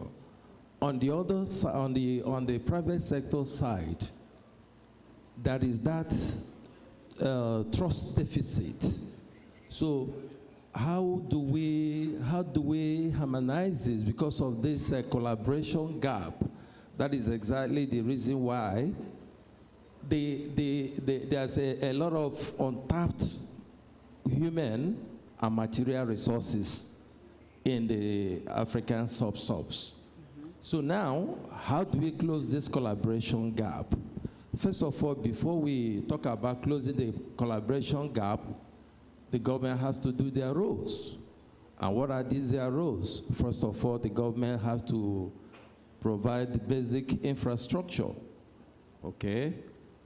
The building of good roads, good access roads, schools, hospitals, and provide security. Because I don't think there's any private business person here that want to put his $1 million and tell stories the next day. So if that one is done, then we cannot talk about collaboration. Then in terms of collaboration, the last speakers have talked about the PPP arrangement. That is the way to go. That is one of the ways to go. Because when the private sector say that the government has brought some kind of enabling environment to bear, and you are asking them now, come, let's do business together. The private sector will say, okay, now I can trust you. The government, I can trust you. Then under PPP, government is also at an advantage because now government cannot, like in Nigeria, the allocations have increased. But even at that, they don't really have enough funds to do these basic infrastructural programs. So they need extra funds. They need extra funds. So the PPP arrangement whereby both the private sector bringing their funds and expertise, while the government giving them enabling environment to operate, that is the key. The second one is issuances of bonds. There are specialized bonds. Specialized bonds like the Sukuk, the green bonds, the blue bonds, even though I think in Africa it's only Seychelles that have done the blue bonds. So different types of bonds, infrastructural bonds and the likes. So these are avenues. A lot of funds can come to the hand of government to enable government drive the infrastructural program. Then guarantees. In terms of guarantee again, government comes in to support the private sector so that if the private sector, a private sector that want to invest his millions of dollars, is guaranteed that his money will not get missing. And because at this point, government is the primary obligor to such arrangement. So that is what I have to say for now. Thank you. Okay, thank you. And now, Mr. Omondi, we have told that we have only 15 minutes left. So go ahead. Thank you, Madam Moderator. I think I'll come into the discussion from the perspective of somebody who works for a subnational government, especially at the treasury of such a government, where we try to deal with these issues of public-private partnerships on a daily basis and in very practical ways. So your question about what are the best partnership models, I would approach that by saying there are 4 things that I think the private sector needs to bear in mind when you're dealing with subnational governments. First of all, you are likely to get very good outcomes in terms of partnership with the private sector in countries or contexts where the hold of the national government on the subnational government is limited. Unfortunately, in most countries in Africa, that hold is not as limited as it should be. So you're going to find a lot of legal and regulatory constraints on a subnational government in terms of what it can do. So my first point is that the best outcomes would come out of contexts where the subnational government is a little free from the hold of the national government. The second condition that I think will need to be met so that we get the best models that you are talking about is where the private sector, and in that partnership, the private sector possibly contributes perhaps 100% of the capital injection. That will move faster. That will move faster because of what I just said. Again, most subnational governments have an approval process even for public spending. And because of the conservative nature of national governments in particular, many subnational governments don't get approvals to spend the resources given to them in some of these public-private partnerships. So there is a reluctance on the side of national governments' regulatory authorities to allow subnational governments to invest in PPPs. So the best models then would be those where most of the equity requirement, if you like, or capital injection is actually from the private sector. Thirdly, I think the third condition that we might need to meet for us to get successful PPPs are that they will work best in projects that are themselves income generating. Because subnational governments engage in all sorts of projects for service delivery. Not all of those are good candidates for PPPs or even private investment. Only some. So for example, if a subnational government has in mind building a football stadium, by the time you collect enough money or to get your return on investment on a football stadium, it will be ages. So I think a selection or identification of projects is important for the success of PPPs between the private sector and subnational governments. And only projects with a good capacity of income generation are likely to give us the best results. Finally, Madam Chair, and this might sound very political, but I think something else that the private sector needs to know in the political life of subnational governments is that timing is important. Timing is important in the sense that subnational governments, just like national governments, are put in place on the basis of electoral cycles. And in most countries, a governor has 2 terms. Now, if you're going to be speaking to a governor who is serving the final year of their second term about a long-term infrastructural development project where your return on investments will come in 15 years, you're not likely to go very far with that. So I think timing is important in the sense that in countries where, for example, the 2-term of governors is 10 years, it is better to initiate some of those partnership discussions at the earliest possible opportunities so that you have at least 9 or 10 years to talk about them. Otherwise, beyond the first term, and particularly in the middle of the second term, you are engaged in conversations that are not likely to go very far. Thank you very much, Mr. Chair. Well, thank you. That is very convenient because you speak of timing. As I said, we have to wrap up, and maybe if we have a final round of 2 minutes, what you want to highlight in terms of what can be done between private sector and the public sector to enhance African, I would say, sovereign economy and the sub-sovereign entities, what role they can play. So this set of issues, if there's something you would like to say as a final word. Madam, 2 minutes for everyone. Thank you. I guess the early engagement of the EPC contractor on a discussion for the project with the sub-sovereign helps a lot into the feasibility of the project itself.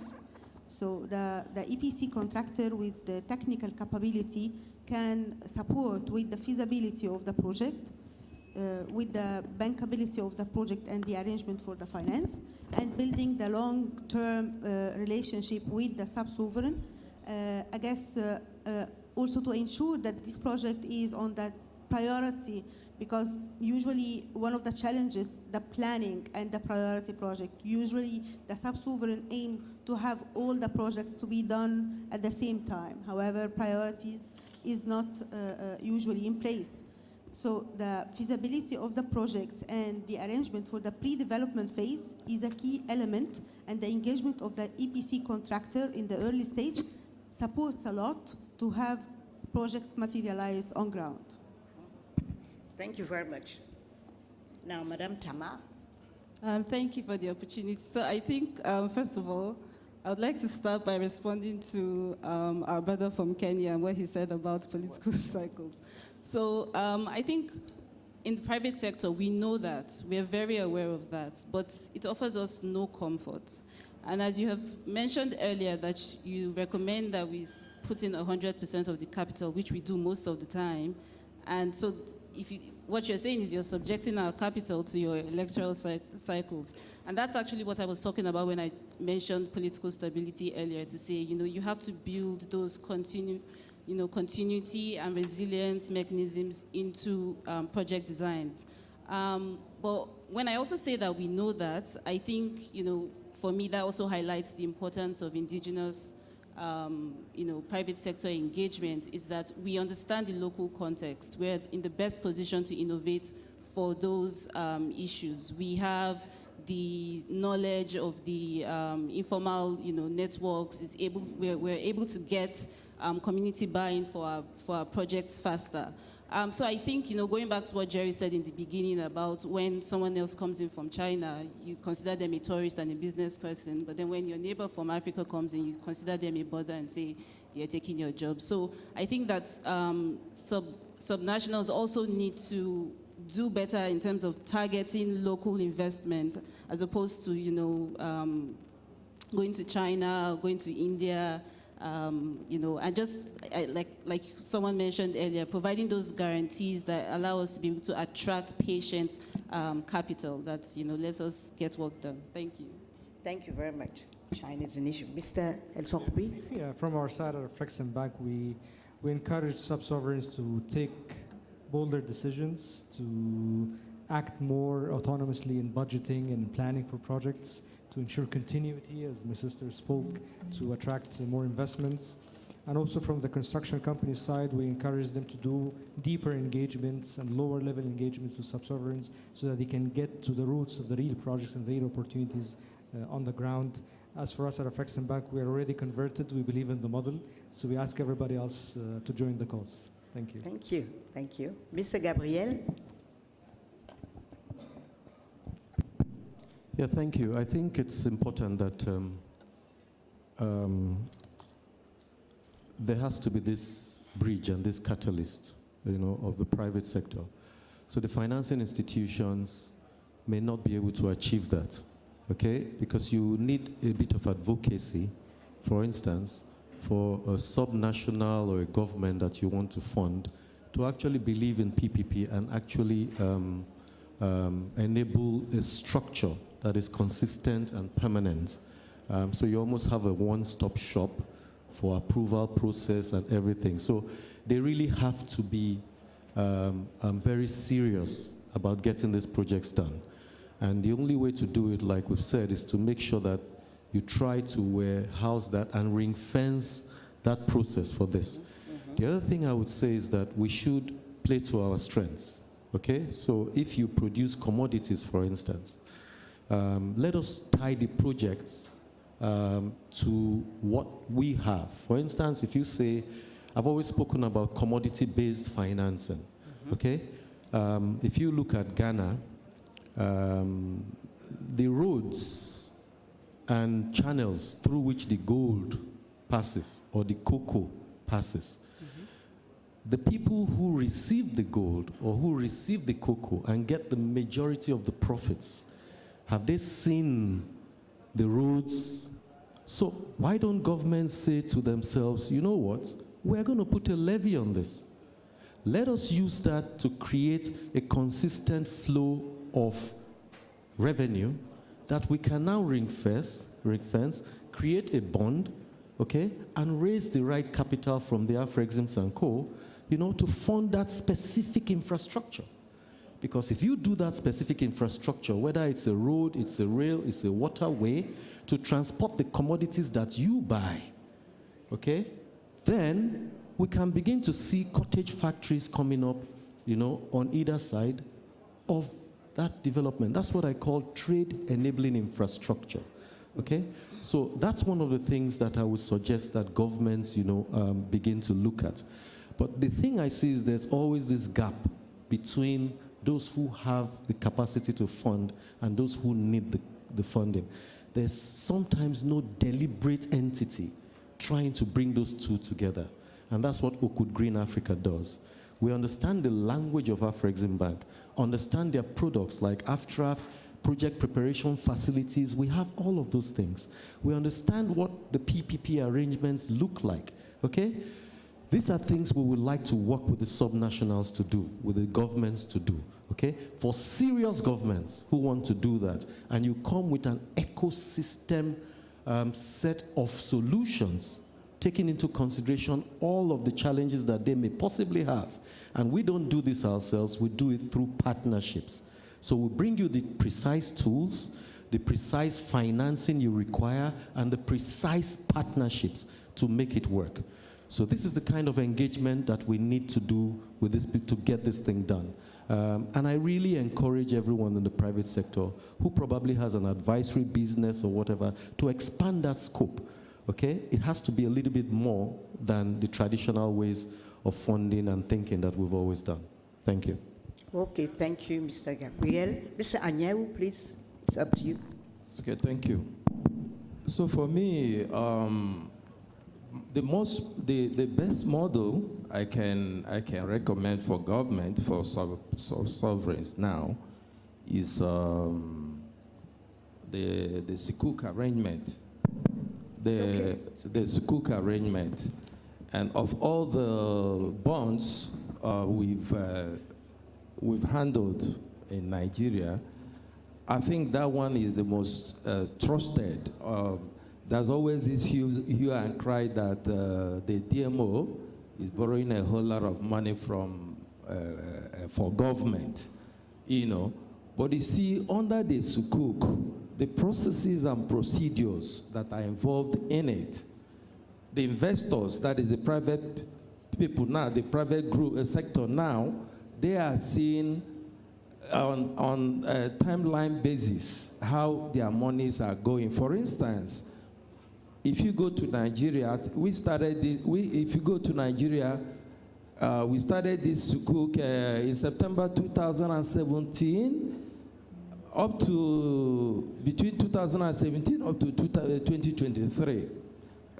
We have raised a trillion 900 billion, 1.9 trillion for the Sukuk projects alone. And guess what? If you have been to, in all the 6 regions, you will see how it is working, from Lagos to all the 6 regions. So you will see it. That one, people trust it so much. So the subnational government can also use that model, you know, to attract infrastructural investment, just like my colleague just said. Because that is really the way to go, trustworthy to go. But finally, again, let me talk about the private sector. You know, when we are talking about the private sector, it doesn't really have to be the banks. There are some uncaptured small petite traders and small businesses that are lying everywhere, and those ones are greater in number. So the subnationals, the sovereign government, should also find a way to harness all those small businesses. Maybe uniquely structure a kind of loans for them. Find a way to secure those loans and not just looking at the big ones. That way, government can also be getting revenue, taxes, when these ones are done. And when you combine all these things, it's really a catalyst for growth and development in the sub-subs of Africa. Thank you. Thank you very much. And now, last not least, Mr. Thanks, Minister Madam Moderator. Omondi. I just say 2 things in closing. One is, I think we need to, even as Afreximbank and other partners, we need to understand the differences and variations in levels of devolution across the continent. Because the experience we have seen, even on some of the presentations here, is that you have different levels of success with private-public partnerships across the continent. And I think that is also driven by the huge, vast differences in the levels of devolution. We probably should even start thinking about an African Union standard on devolved governance. Because if you go to Uganda, for example, you're going to find 40-something districts, and that country prides itself of devolved government. The question is, what can those districts do, even in public-private partnerships? You come to Kenya, you're going to find 47 counties and so on and so forth. I think we need to take, for example, the example of Nigeria and South Africa and see how a whole lot of African countries can be assisted to move in the direction of that depth of devolution. Otherwise, some of the aspirations we have in terms of private-public partnerships in subnational governments cannot be achieved in the context in some countries. Secondly and finally, and this is what gives me a salary, my governor would be very annoyed with me if I came here and I didn't speak about Kisumu. So I'm inviting all of you to come to Kisumu County. If I don't say this, I'll be fired when I go back. I'm inviting all of you to come to Kisumu County. The last AFSNet meeting was held in Kisumu last year, and on behalf of my boss, the governor, you are all invited as private sector. We are already doing something with the Afreximbank, which was highlighted here, the pharmaceutical plant, but we are open to more investments, especially in the blue economy, because as you know, we are a county located right at the shores of Africa's largest freshwater lake. So Kisumu County is the place to come, especially for work and investment in the blue economy. Thank you very much. Thanks. Okay, with that last invitation, let's call it a wrap. Thank you very much to all of you for your very valuable insights. Ladies and gentlemen, please join me in giving a hand to our panelists. Thank you. Right. And with that, ladies and gentlemen, we tie the ribbon on this wonderful conversation, the strategic role of private sector, financial institutions, and EPC contractors in African and sub-sovereign development. Let me invite the contributor, Mr. Alan Saraka, to please join in the photo.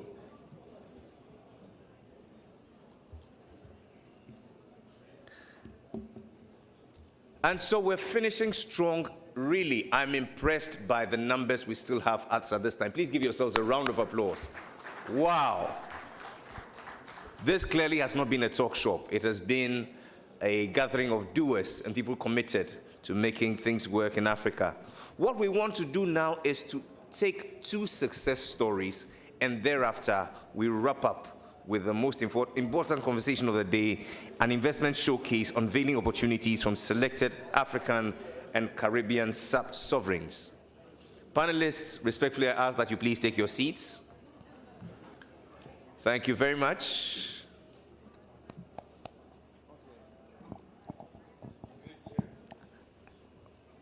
Okay.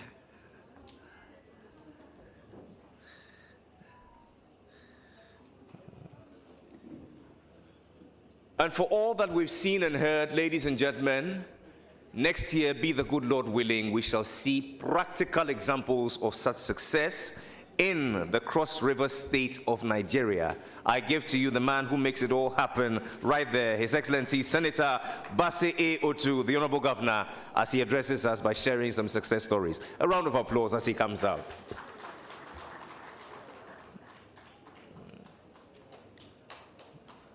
Your Excellency, you have the floor.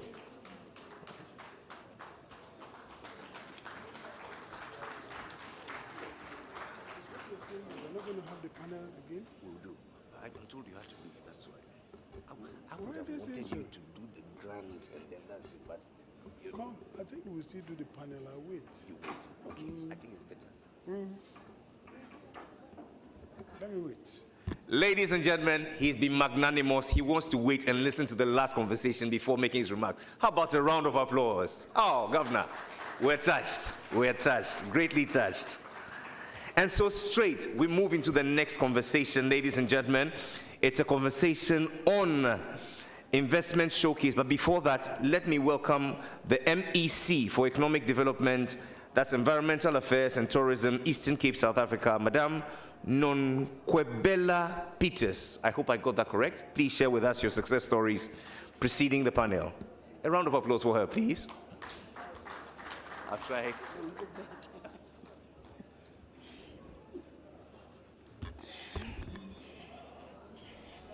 Good afternoon to you, Program Director, honorable ministers that are here, premiers from respective provinces that are present here, and the honorable MECs that are here, His Excellency Albert Marge Debo, if I've pronounced your surname correctly, if not, pardon me, President of the People's Democratic Republic of Algeria, His Excellency Professor Benedict Orama, President and Chairman of the Board, African Export-Import Bank, His Excellency Mr. Wamkele Mene, Secretary General of AFCFTA Secretariat, and His Excellency Ahmed Wabed Wali, Governor of Algiers, and honorable governors, premiers that are here, distinguished panelists, captains of industry. Where's my paper?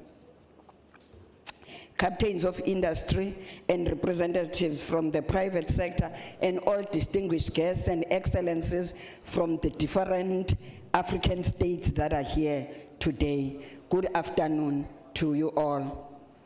A program director, I'm coming from the province that is called Eastern Cape in South Africa. South Africa has got 9 provinces. Eastern Cape is one of those provinces. And as South Africa, we're coming from a past where we were colonized for more than 200 years, as you all know. And we achieved democracy 31 years back in 1994 when we ushered in a government of the people, by the people, for the people, and our first black president, President Nelson Mandela, and may his soul rest in peace. So you know that we come from a past where black people were not taken as human beings and people with capacity.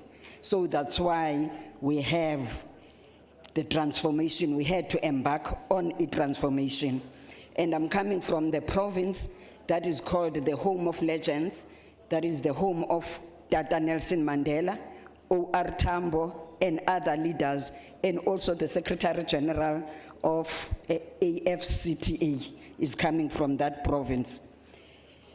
As the Eastern Cape Province Program Director, we are in the top 5 of the largest economies in the country, despite facing numerous challenges such as unemployment, poverty, and the infrastructure backlogs.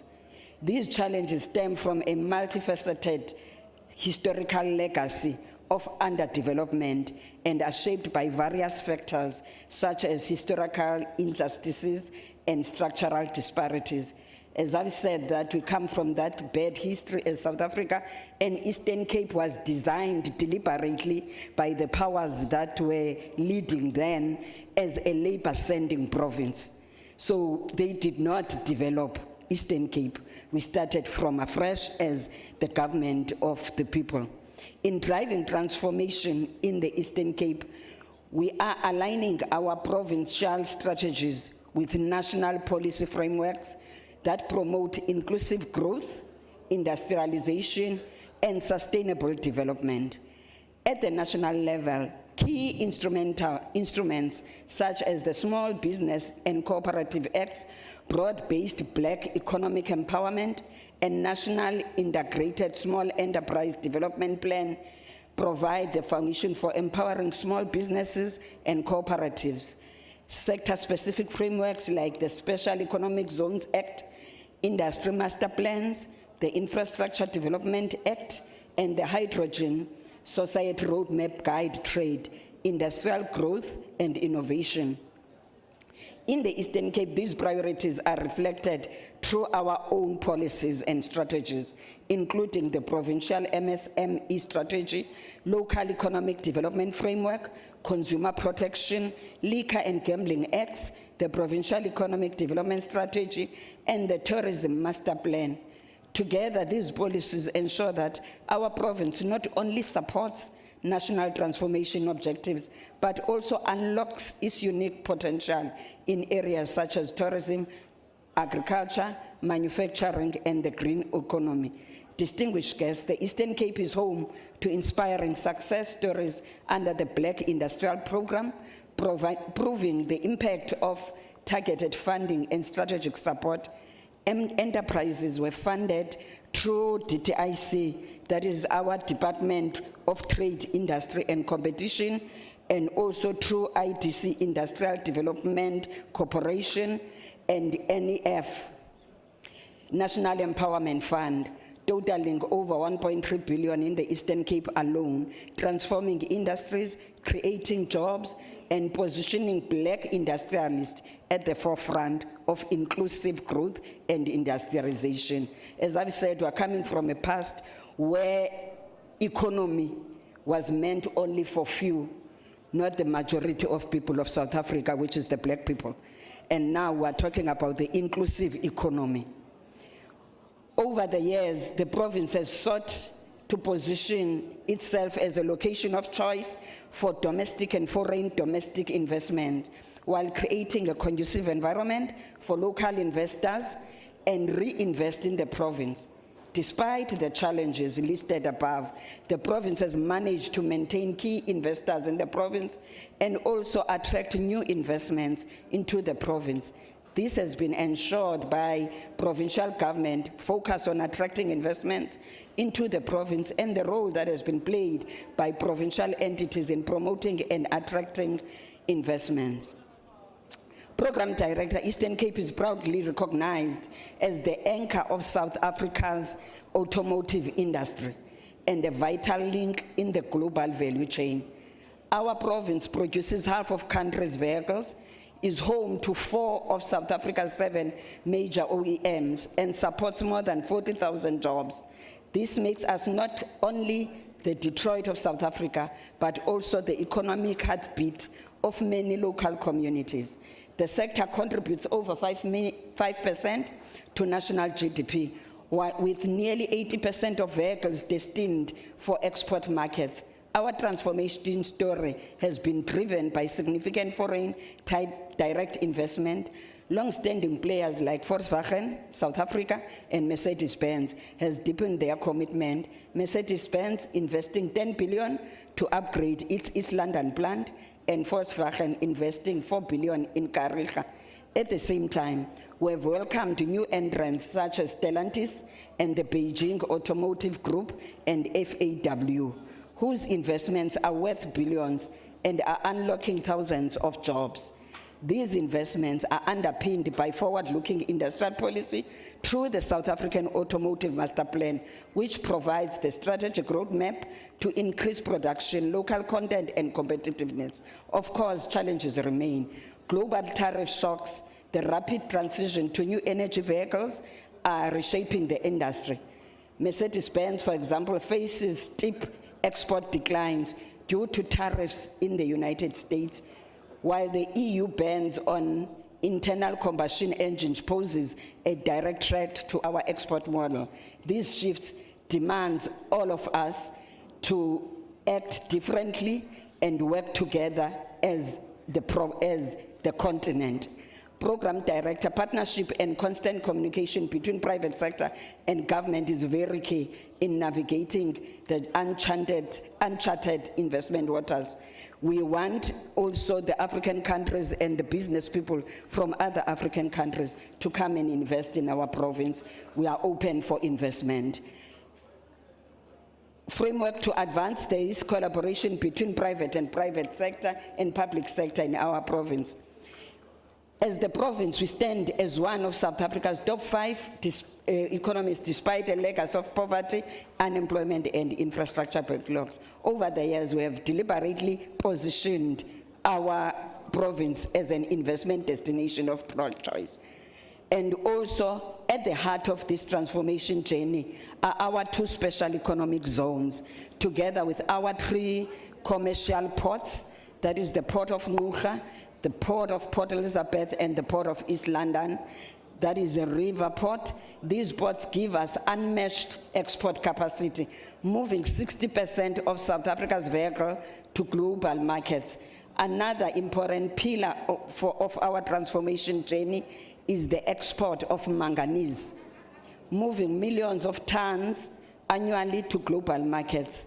This mineral wealth, channeled through the Port of Ngqura, has unlocked opportunities not only for the large exporters, but also for emerging black-owned enterprises that are part of logistics, transportation, and support value chains, from trucking companies and shipping services to housing and port-side operators.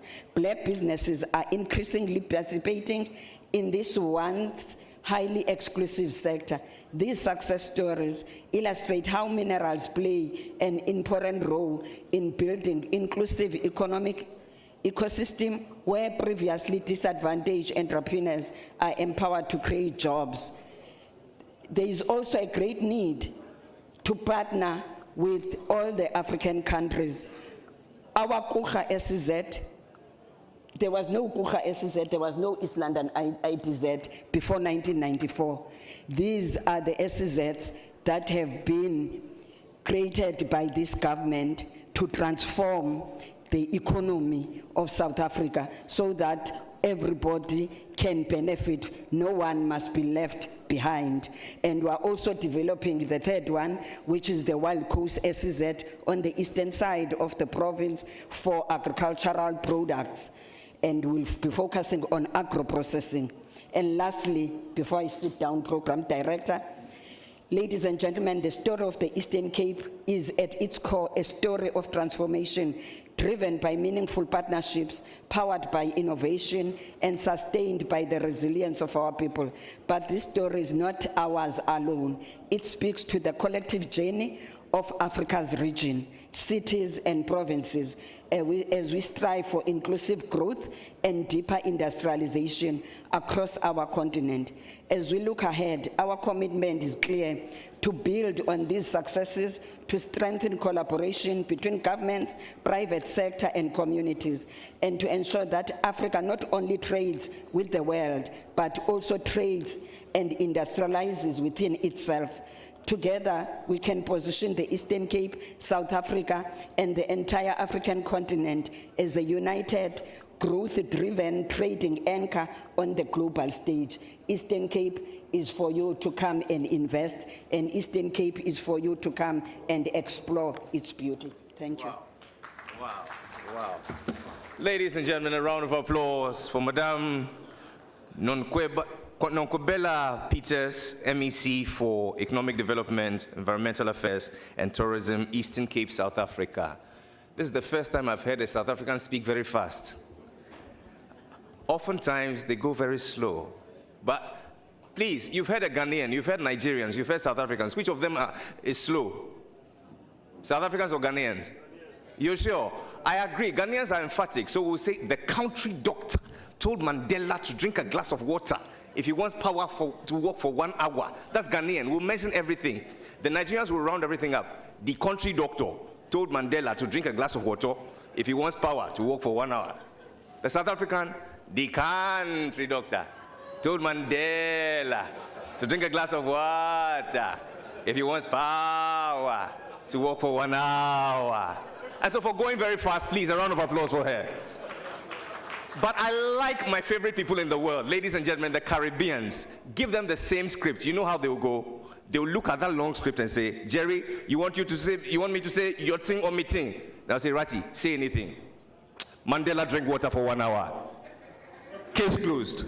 And so with that same speed, ladies and gentlemen, we want to go at Caribbean speed. The next panel would do it in 30 minutes. Who better to do it for us than the celebrated, ladies and gentlemen, Anchor CNBC Africa and CEO of US Africa Exchange, yours and mine, Mr. Wale Famewura. A round of applause as he comes.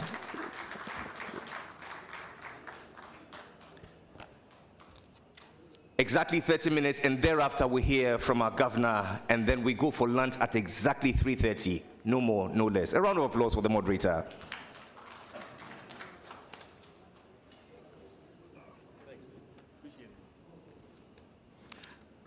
Your Excellencies, ladies and gentlemen, thank you so much, Jerry, for the kind introduction.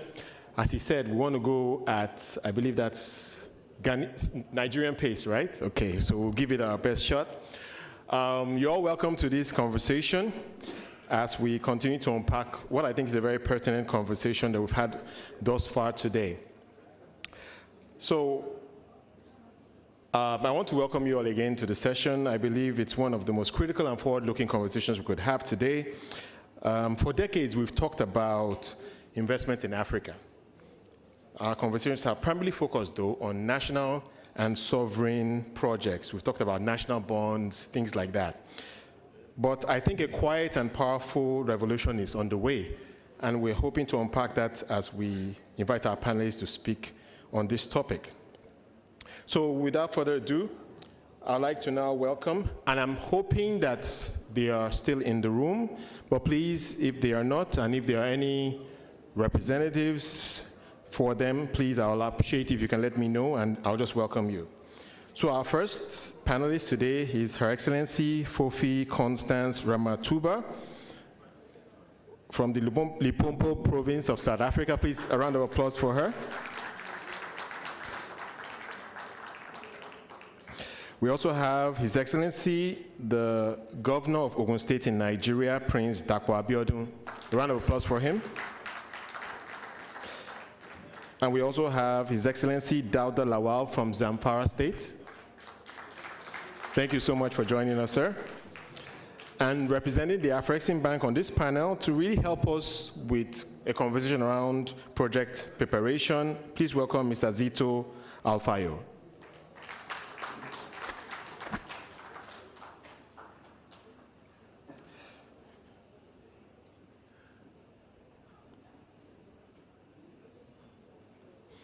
Ladies and gentlemen, thank you again for joining us.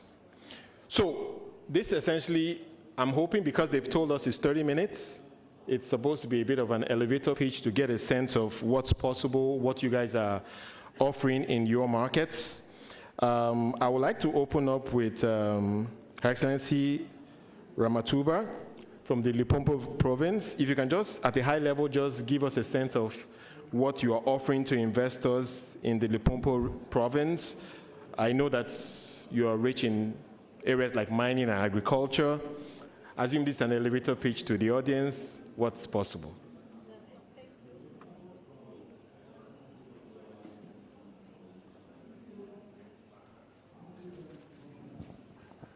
Thank you and greetings. I will just simply say I rise on the protocol that is already established, because otherwise those who taught me politics says Africans, as we are calling each other, His Excellency, Your Worship, all those protocols, they took the land and we were left with nothing. So let me go straight to introduce— Appreciate that, thank you. Yeah, Limpopo province to you, to say this is a province that it's geographically located at the furthest north of our country, South Africa, where on your north side, you border with Zimbabwe through Beit Bridge, the largest port of entry, land port of entry. And on your east side, it's Mozambique.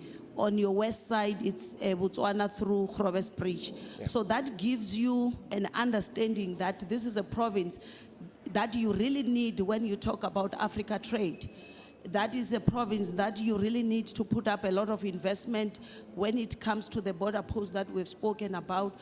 It is a province that when you would want to talk about this, whether it's the rail transportation or is the air transportation, you have great opportunities to invest on your high-speed rail, which won't only be for passengers, because currently up to Gauteng province, Pretoria, you then have got a high-speed train that ends in Pretoria.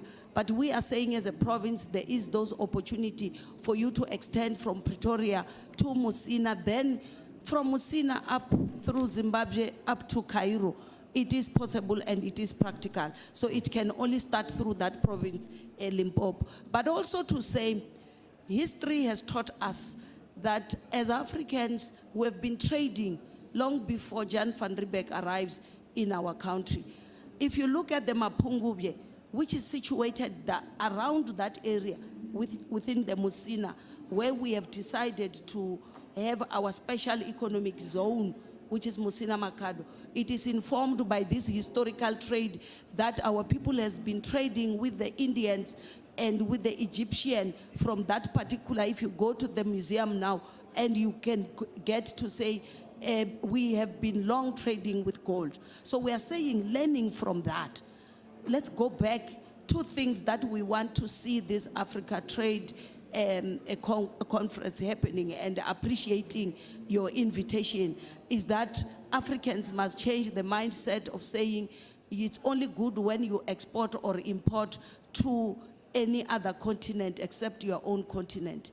We want to secondly say, by the time we live here, we should be able to say, as African different governors and premiers, there are provinces that are almost the same with each other in terms of the production. And I can say, I was told that there's a province in Ghana which look exactly like Limpopo province that is rich in agriculture, that can produce avocados like we do. So we're saying, when we get to the market, why don't we join forces and say, there is this particular market, let's go and supply so that supply becomes consistent and we don't lose that particular market. So for me, as a province, I'm saying, if we are to achieve that, there are things that, a number of issues that needs to be dealt with. And the president, together with the SSG, in their earlier address, they spoke about the issues of how do we, because as governors, as ministers who are here, and as heads of state, our job is to make sure that we create conducive environment for business to thrive so that economy can grow and jobs can be created. When you do that, if your economy thrive, then your people will get quality healthcare services. Right. They will get everything. So issues of tariffs, issues of border posts, as I've already indicated, we need to really look into that. And I think that's a great point. Thank you so much for sharing that. Sorry to jump in, but I would like you to speak particularly about the type of investment you are inviting into your province. Like I mentioned earlier, you're known for mining, agriculture, tourism as well. So can you just speak to the opportunities there? Yes, I've already indicated to you to say, firstly, in terms of for trade to happen, we felt as a province, let's take an initiative to focus on the rail, which is building the infrastructure. Which will be, yes, we need investors on that. Secondly, we have got two SEZ, special economic zones. Right. We have the Musina Makado, which is on the bridge border post, wherein there is quite a number of areas where we are inviting you to come and invest. But do you need people to, I'm so sorry to jump in as well.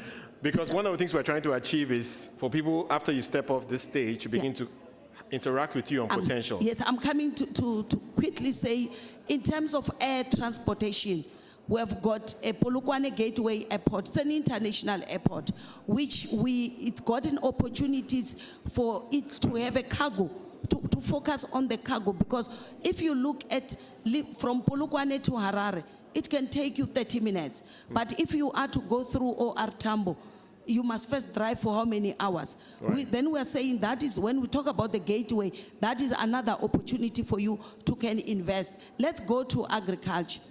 We're saying agro-processing, it's one of the areas that we are, because on our own, we are rich in terms of agriculture. We are producing the largest citrus that you can think about. I've already spoken about avocado production in our province. We one of the largest in terms of timber production, but when it comes to processing, for instance, even a toothpick, we're not producing a toothpick. We have to import a toothpick, but we export raw timber. That is in terms of agriculture, things like that. We need agro-processing. Minerals, I can tell you that South Africa's GDP, which is at 415 billion plus, followed by the Egypt one, and then followed by Algeria and then Nigeria. If you look at it, Limpopo contributes 7% to that GDP. And that 7%, for us, 22% of our economy as a province, it's in minerals. But when you look at the contribution towards jobs, in terms of those minerals, the agriculture, because it's labor intensive, it's got more jobs that it produces compared to mines, because we are not having mineral beneficiations. So that is why the industrialization of now starting to process minerals and not exporting them raw as they are. So that is another opportunity to say, while South African is good at extracting minerals, but in terms of processing them, we need more industrialists that can be able to assist. And we feel that it's important to start in Africa and get those industrialists in our continent to come and invest in terms of processing so that we add value to the minerals. We don't extract them and export them raw as they are. Let's process them. By processing, you know that more jobs will be created, will be adding much more value. In the last one, which is tourism that you've spoken about. Real quick. That's the last one. Just allow me to speak about this particular beautiful province, which is in the furthest north of South Africa, to say it's got 5 regions within itself. If you go to the up north is the Bembe region. When you talk of big 5, in Bembe we talk of big 6. The 6th one is the largest baobab tree that you can ever find in the world. But the big 5 is the ones that you know. If you go to Mopani, that is where you will find the Rainy Queen. She does make wonders, and the youngest queen in the continent, and the only queen in our country. And it will be critical and important for you to see this young woman to say, in terms of our culture, we are very rich in culture. Limpopo province, is the only province in the country which has got so many different ethnic groups. The rest of the provinces in the country, Eastern Cape, my sister will tell you, they are only Xhosa speaking. KZN, they are only Zulu speaking.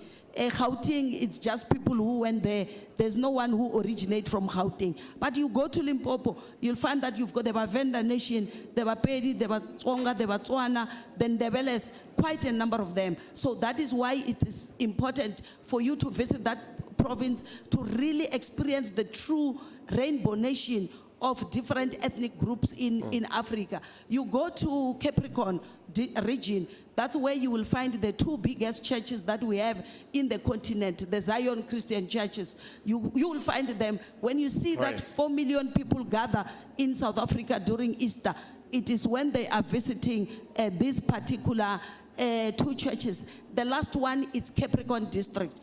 If you visit Capricorn, Waterberg district, that's where I always tell people, come to Limpopo if you want to see where God was situated when he created a woman. He was in that particular, because it's very beautiful. He was inspired by the beauty when he created us as women. I don't know where he was situated when he created men, but when he created women, he was seated there. Lastly, I really need you to wrap it up now. It's the last one. Please. To say, come, we have got abundance of agriculture, avocados, where we grow up, we never use makeup. We grew up bathing our face with avocado because of its abundance. If you think I'm lying, look at your premier who's talking. Because there's no makeup that is needed. It's that natural product called avocado that does wonders. Thank you very much.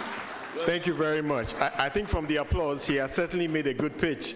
So thank you so much for sharing all the beautiful opportunities you have in the Limpopo province. So let's move on now to Nigeria and to first speak to Governor Abiodun. Thank you so much for joining us for this. So we know Ogun State is a thriving industrial zone, so much agricultural potential, they've already been exploited. Make your elevator pitch to this group. Thank you very much, and good afternoon, everyone. Again, I will plead to rest on well-established protocols.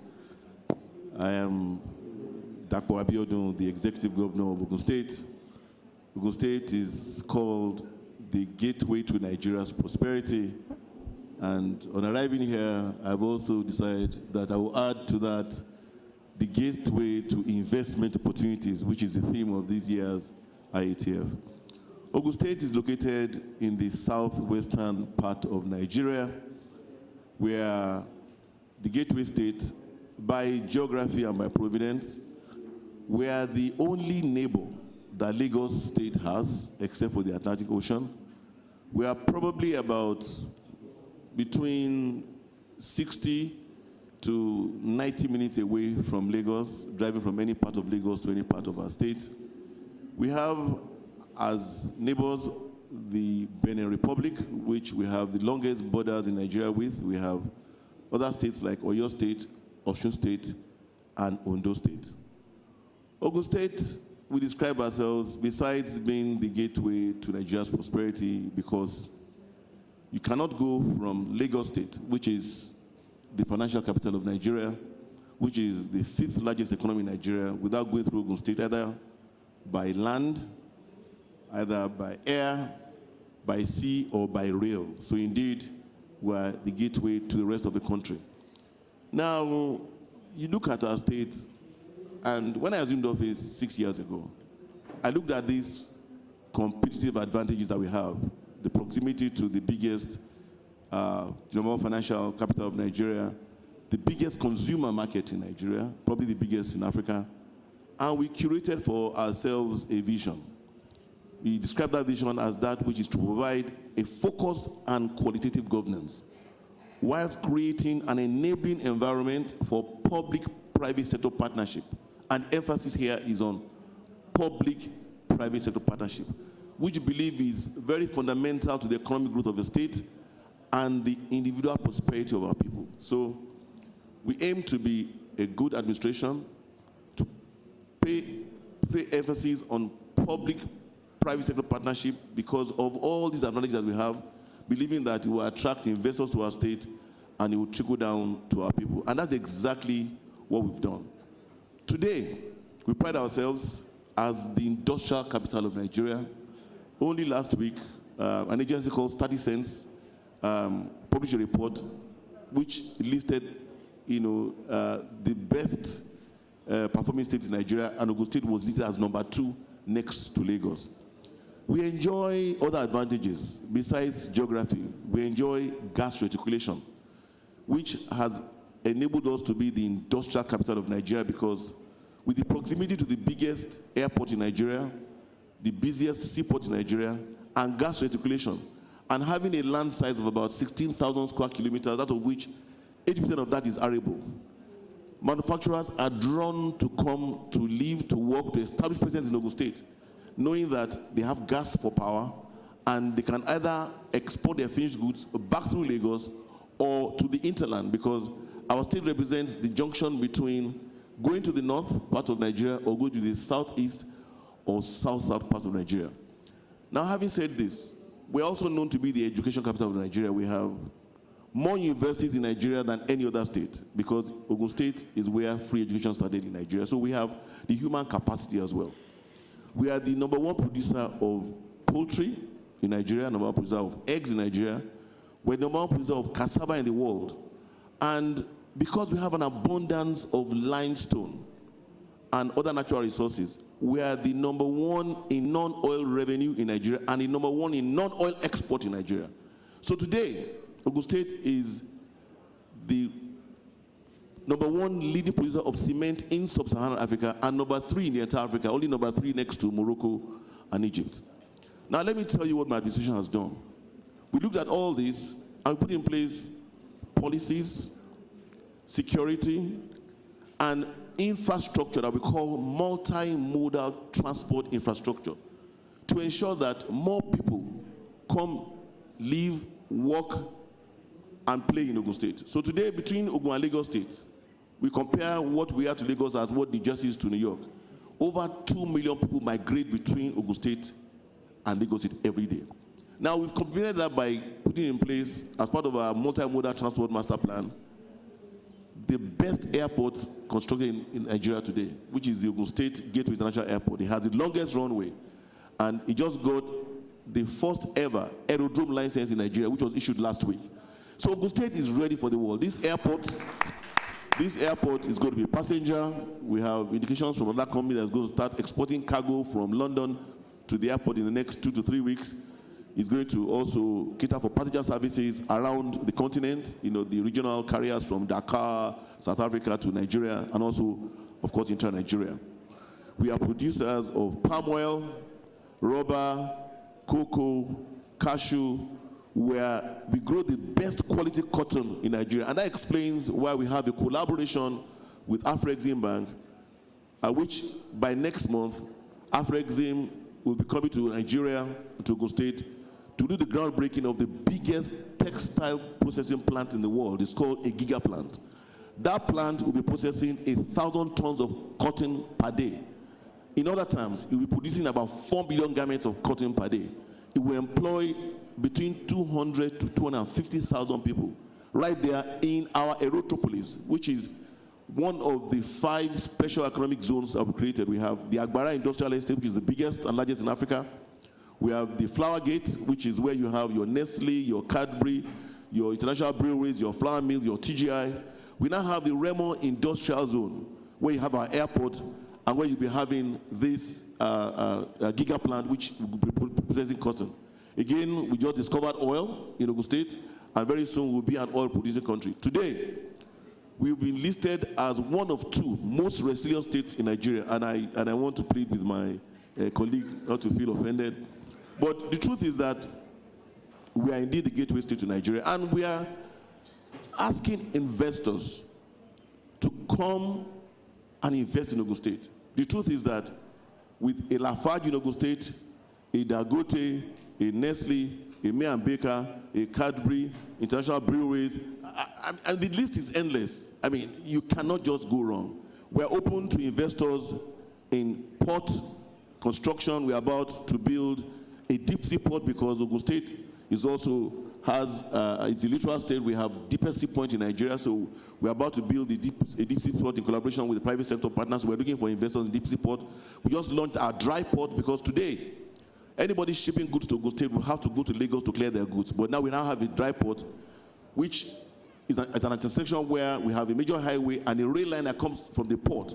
So from now on, when you want to ship your goods to Ogun State, you destined to that place called Kajola. Your goods arrive in Apapa or Tinkan, they are put on a train, and they transport it to that Kajola. So we are gradually increasing our ranking on the Global Ease of Doing Business Index. Now, with the seaport, with an airport, with a dry port, we are now looking for investors in other areas. Power, for example, because we have gas. We have more gas than any other state, because there are 2 major pipelines in Nigeria. One is called ELPS, the Escravos Lagos Pipeline. It goes through Ogun State. And one is called WAPIL. WAPIL is the one that's been developed to go to Morocco, the West African Gas Pipeline. So these pipelines go through Ogun State. That explains why when we launched a conversion program of converting from diesel and petrol for powering vehicles, Ogun State was the first state in Nigeria to launch a mass transit program converting all our buses to run on CNG and also to convert all our motorbikes to run on electricity. So we are looking for partners in power generation, power distribution, because there's a new legislation that has amended the constitution to allow states in Nigeria to generate power, to distribute power, and to transmit power. So power generation, port partnership.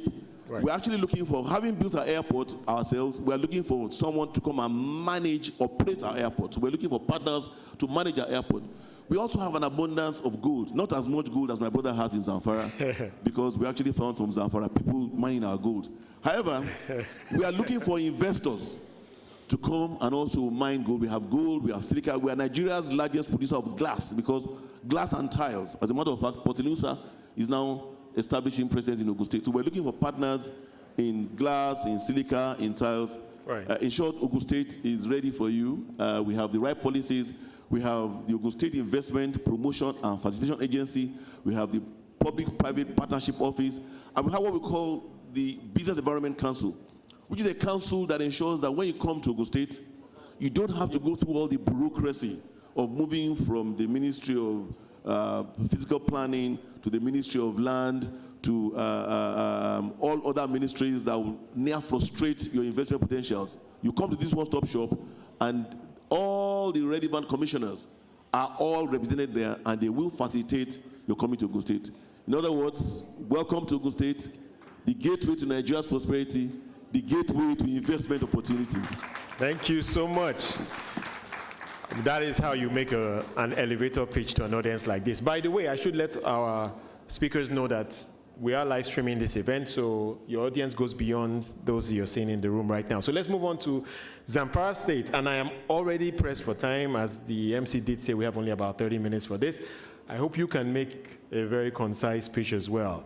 I know that Zamfara is one that requires infrastructure, but also very strong in mining.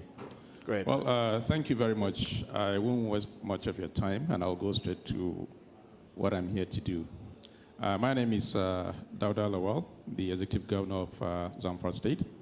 Zamfara State is located in the northern part of the country with a population of about 6 million people. However, it's such a fantastic state. Why do I say that? There are ample opportunities in Zamfara State. I had my brother when he made his presentation about agriculture. If you're talking about agriculture, Zamfara State is one of the states that is purely an agrarian economy.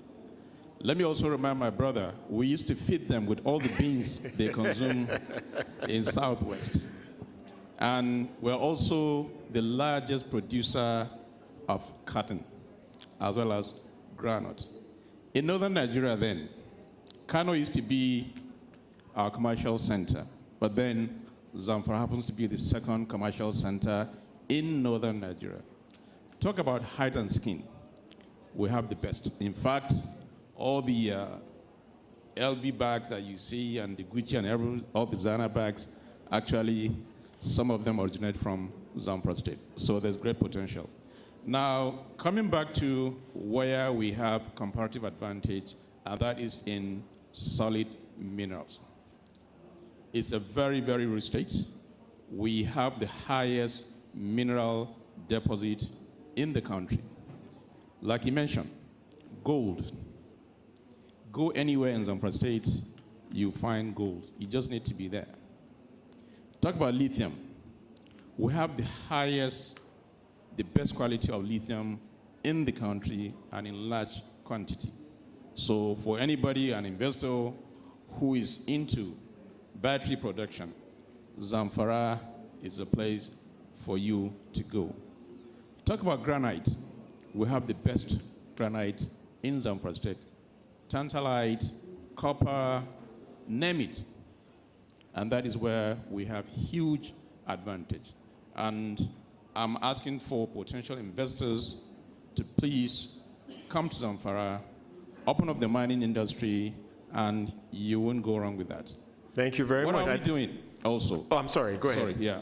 You know, we are making the environment very, very conducive, friendly, tackling all insecurity issues, legislative framework where we make sure there's value for money. And whatever you invest, be rest assured that your return on investment is guaranteed. This is an area that we think people should come to Zamfara. Of course, infrastructure. It's a virgin state. I haven't realized some of the disadvantages we had in the past. We had to really invest so much money into infrastructure. And we're making significant progress as far as that is concerned. Lastly, about the airport. Even though my brother said they have one of the best airports, but I can tell you what we did. We carefully went around to look at where those airports were built and what are the minor issues that they don't have, and we capitalized on that, and we now have the best runway in the country, international standard. We have cargo airport, local as well as international. So Zamfara is a hope. Please come and invest in Zamfara State. Thank you very much. Thank you. All right, so excellent pitches by all our speakers so far, and we are pressed for time. So I want to open this up to Zito now to give us a sense of how Afreximbank supports the preparation of the type of projects that I imagine are required in these states. So we're talking about infrastructure. She mentioned rail, for example, and we know about the port projects in Ogun State. He has also mentioned all types of infrastructure projects like roads that they require. So speak to how things work as subnationals like these partner with the Afreximbank to make many of these deals happen. And then also, as you do so, perhaps you can also speak to how you would support potential investors as well. No, thank you very much. I would like to begin by standing on the protocols that have been established.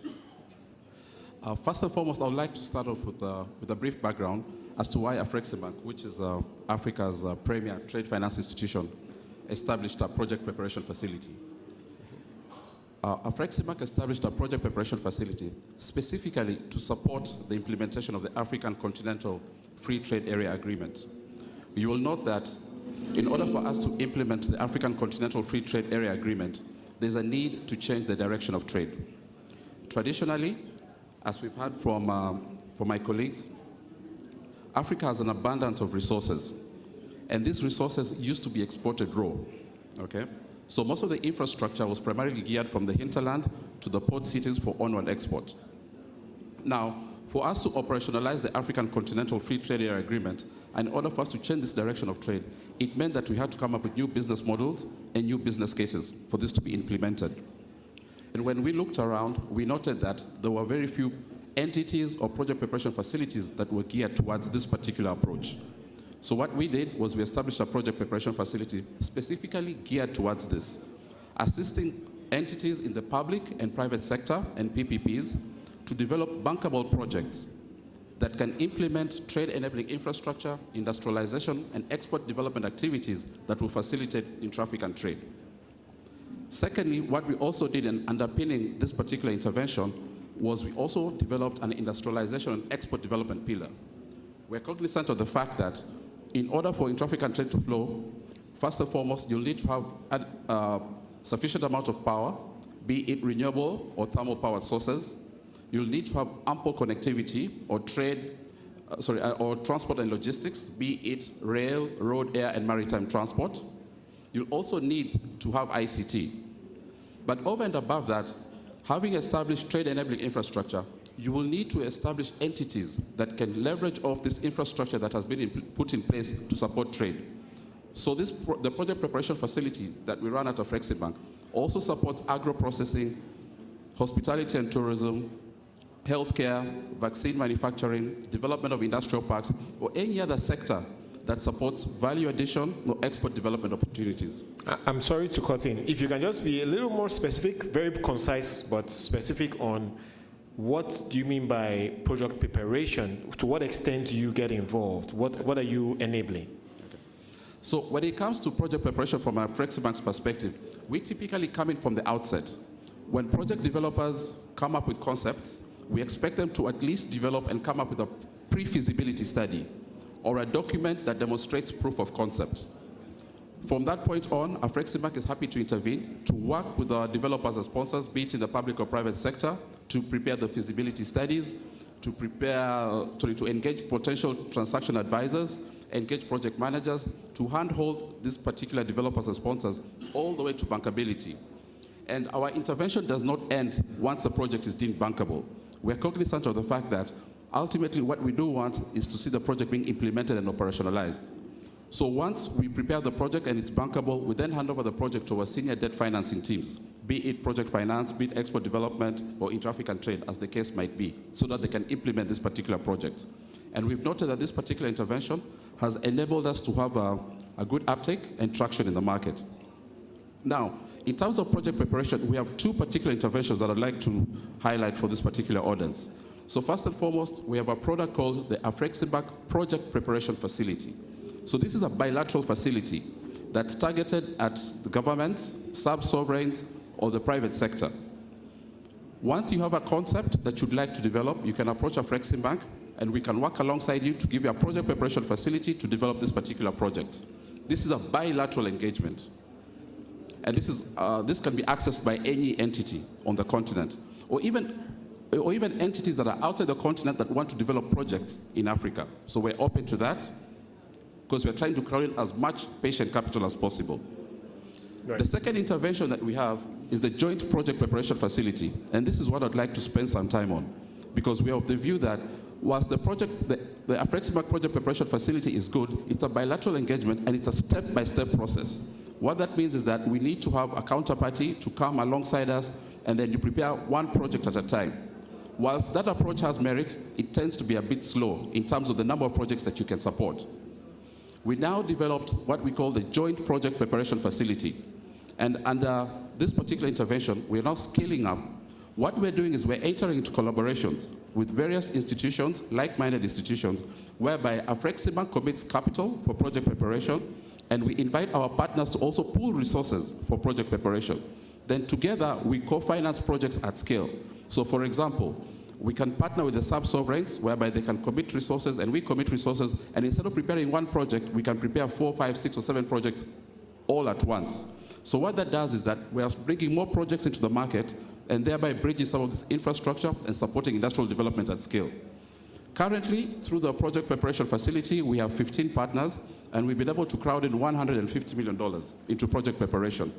This is an intervention that's open to all sub-sovereigns, to all governments, and the private sector. The other thing I would like to highlight through our project preparation intervention and our support to sub-sovereigns, to date in Kenya, we've supported med editors. We've closed that transaction and started disbursement. This is going to be the first fully integrated pharmaceutical plant that uses blockchain technology. This is in Kisumu, Kenya. These are the kind of interventions that we can support, and we're looking to scale up. We are working with the Cross River State in Nigeria to develop the Bakassi Deep Sea Port.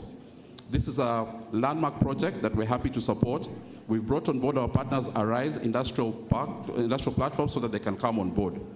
And we are open and looking forward to partnering and collaborating with the partners in this particular room so that we can see how we can collaborate and support project preparation. As my colleagues have pointed out, the challenge on the continent is not the lack of resources. It's how we can convert those resources, monetize these particular assets, develop bankable projects that we can implement. And we're here to work alongside you to ensure that we can achieve this in the shortest time possible. Thank you. Thank you very much. So, very comprehensive review of the project preparation approach of the Afreximbank. Unfortunately, we don't have enough time to get you to chime in and ask questions, but we will certainly invite you to do that after this session. So our speakers are still in the room. Do your best to connect with them or the people they have come with to get all the information you require. So far we've been able to find out where you can get all your precious metals, of course, where you can build large-scale industrial facilities, and of course you can also go to Limpopo and find out where God made women. So on that note, I would like to say thank you so much for your time. Please put your hands together again for our panel. One moment, please. All right, so please, if you can just step forward for a photograph, and we'll be done with this session. Thank you. With the moderator too. Okay, sure. Appreciate it.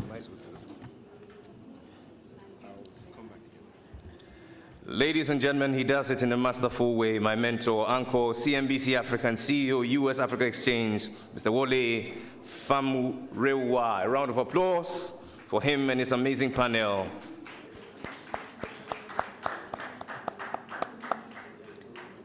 And so shortly we shall be breaking off for lunch, but not until we've had a comprehensive summary in few bullet points on what the outcomes of today have been. Before that, however, let me make a correction. In the course of the event, he was addressed as a director, but his correct designation, ladies and gentlemen, is the CEO and chairman of the Oakwood Green Africa, Mr. Gabriel Edgar. So please, let's make note of that. The CEO and chairman of Oakwood Green Africa and not director, Mr. Gabriel Edgar. Sincerely, we apologize for this mix-up. And so if we have our rapporteur, Prof, if you're here, just give us a little wrap, and thereafter we hear from Cross River, and then we close and go for lunch.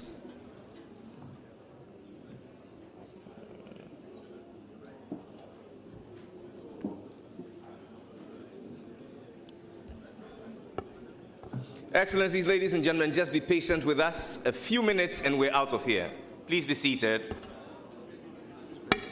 Excellencies, ladies and gentlemen, it's my honor to read the communique of the 5th African Sub-Sovereign Government Network, AFSNET Conference. Preamble. We, the participants of the 5th African Sub-Sovereign Government Network, AFSNET Conference, convened on 6 September 2025 in Algiers, Algeria, on the sidelines of the Intra-African Trade Fair under the theme. Excellencies, ladies and gentlemen, let's please be seated.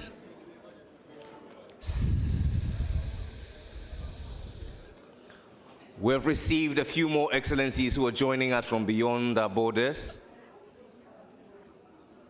The CEO and chairman of the Dubai Chamber and Dubai Consultancy are here with us. It shows that we have something special coming up. Excellencies, please be seated. Humbly, I ask that we please be seated. Thank you very much for your cooperation. And now the communique.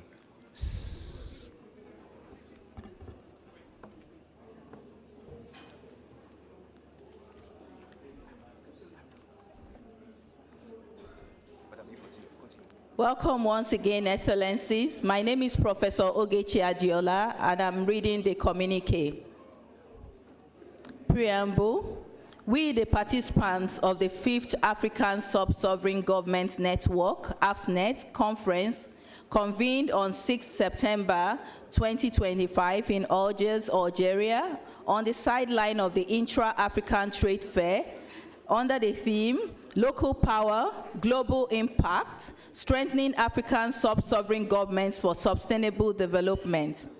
This conference has brought together African sub-sovereign leaders, policymakers, AFCFTA Secretariat, private sector actors, financial institutions, development partners, and the wider global African community. Together, participants reaffirm the central role of sub-sovereign governance in driving Africa's economic integration and sustainable transformation. Acknowledgement.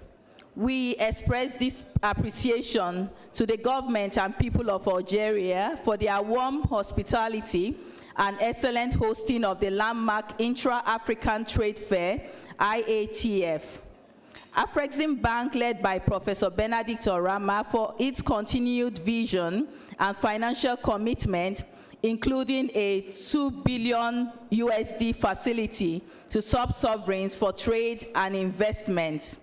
His Excellency Wakale Mena, Secretary General of AFCFT Secretariat, for his partnership in aligning AFSNet's outcome with the AFCFT framework. All participating sub-sovereign governments, private sector actors, development partners, and our special guests for their active engagement. To deliberations and highlights, participants welcome the launch of NGF Investopedia, Nigerians' innovative investment platform providing curated pipelines of projects across Nigeria's 36 states and complementary NGF funds to channel catalytic finance. Witnessed the signing of the host agreement for the 6th AFSNet conference by His Excellency Senator Bassi E. Otu, Governor of Cross River State, Nigeria. Engaged in multi-sectoral panel discussions addressing the following: unlocking enhanced economic growth and regional prosperity, the role of private sector and financial institutions in sub-sovereign development, housing finance and governance innovation, investment showcase from African sub-sovereigns and other partners. Celebrated transformative projects supported by Afreximbank, including the industrial parks, special economic zones, deep sea ports, and other facilities, underscoring their role as hubs for value addition, trade, and job creation. Reaffirmed the importance of women, youth, and SMEs in driving inclusive trade, alongside the need for green and digital transformation in African economies.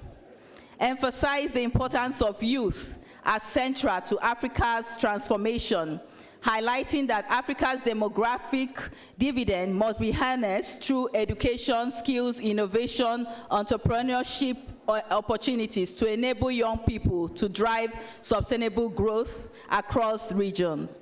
Importantly, highlighted the significance of travel challenges faced by many participants in attending the conference, noting that lack of direct transport links in Africa reflect a broader issue of limited interconnectivity across Africa.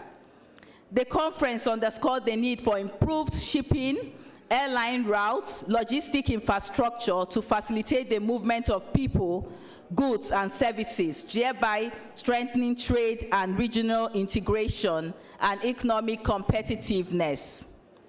Participants were also informed that through African Quality Assurance Center, AQAC, an initiative of Afreximbank, sub-sovereign governments can enhance trade competitiveness and economic growth. Commended the Nigerian governors for their collaboration and leadership in advancing the feasibility and credibility of sub-sovereign governance as a cornerstone of Africa's development.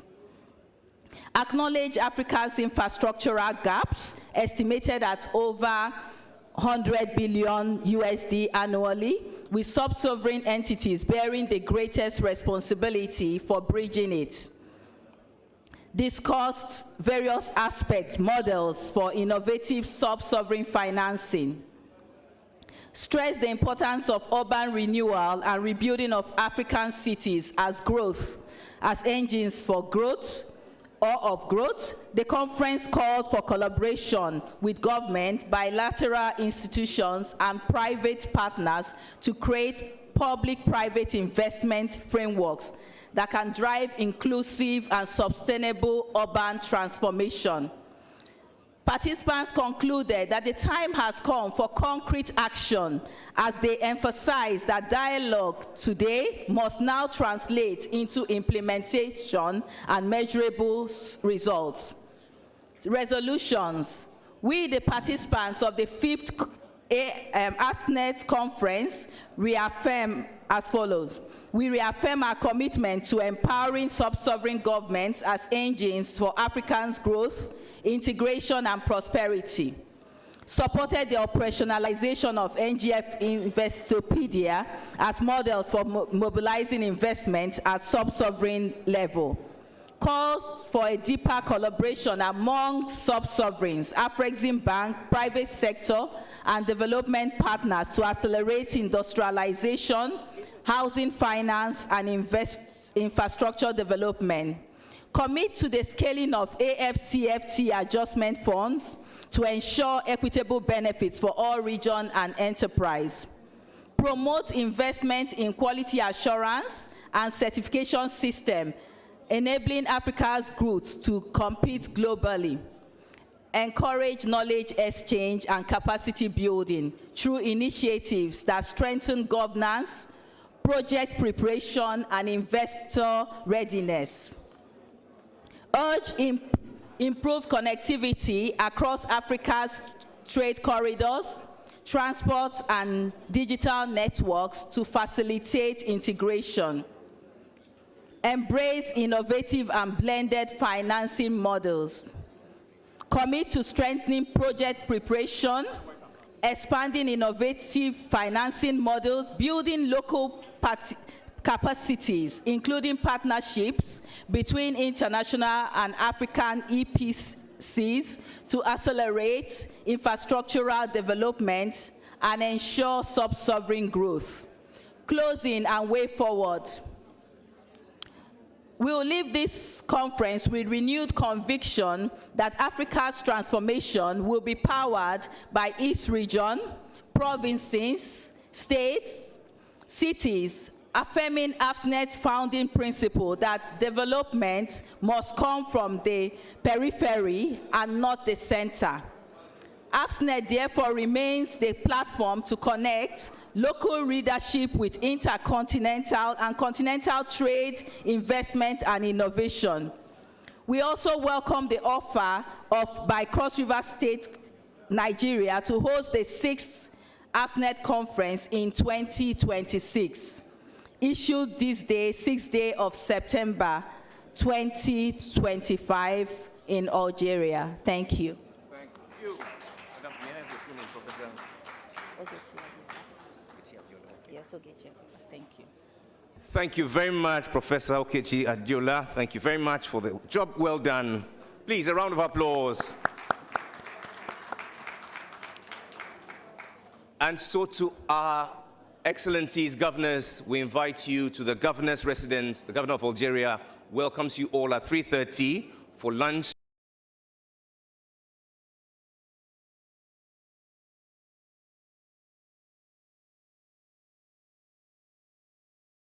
to give us the closing remarks, would you please make welcome Dr. Gainmore Zanamwe.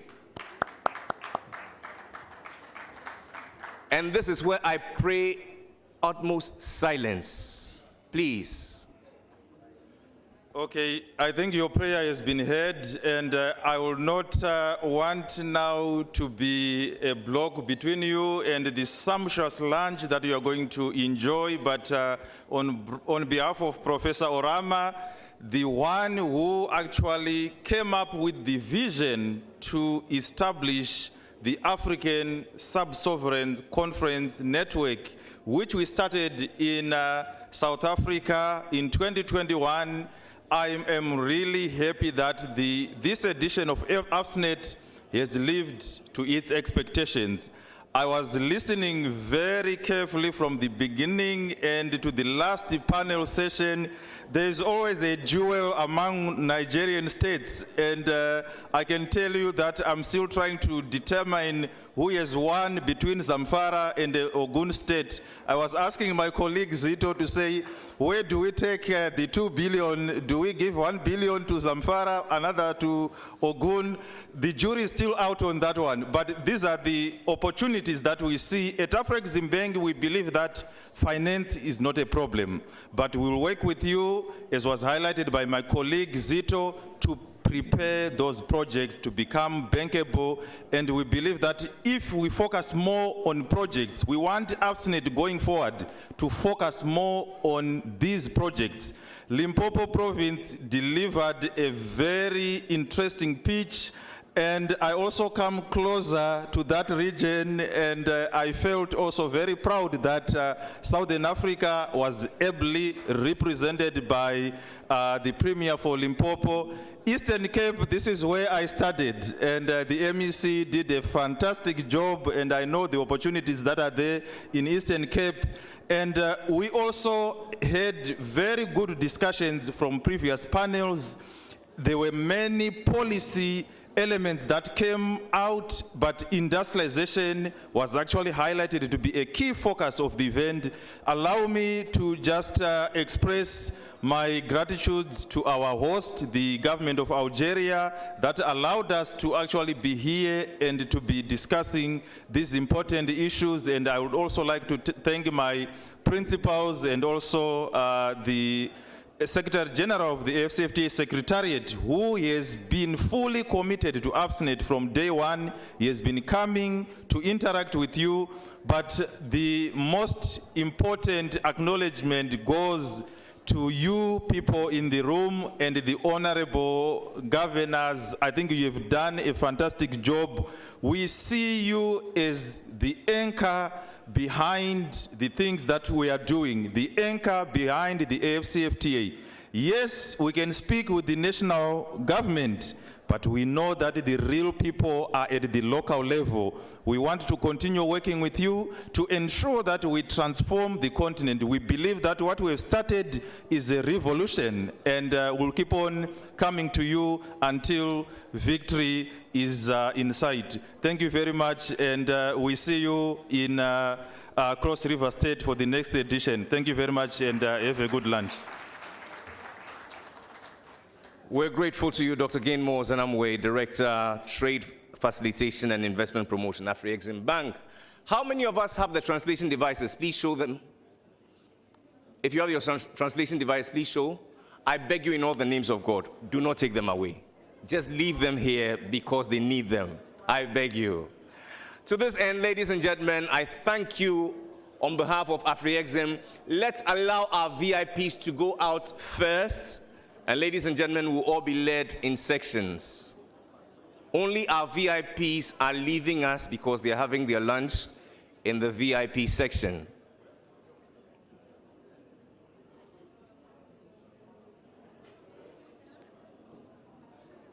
And so, as the saying goes, the fewer the merrier. For staying till the end, ladies and gentlemen, you have lunch in here. How about a round of applause for yourselves?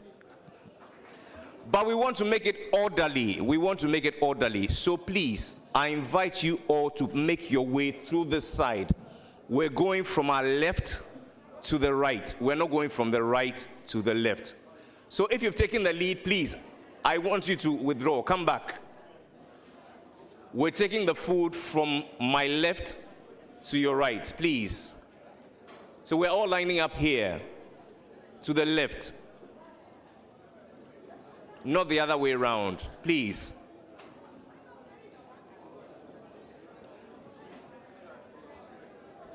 Everyone going for lunch, please move to my left, this side.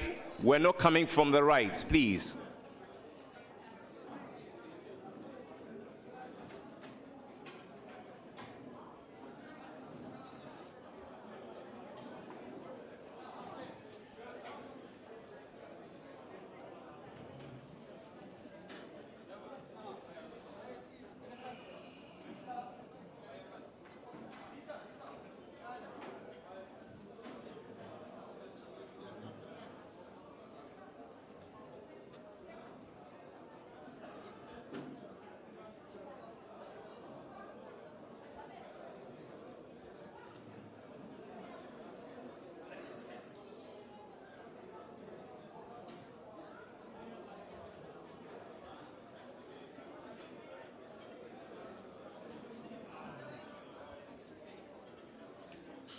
Please, let's all make our way to the left here.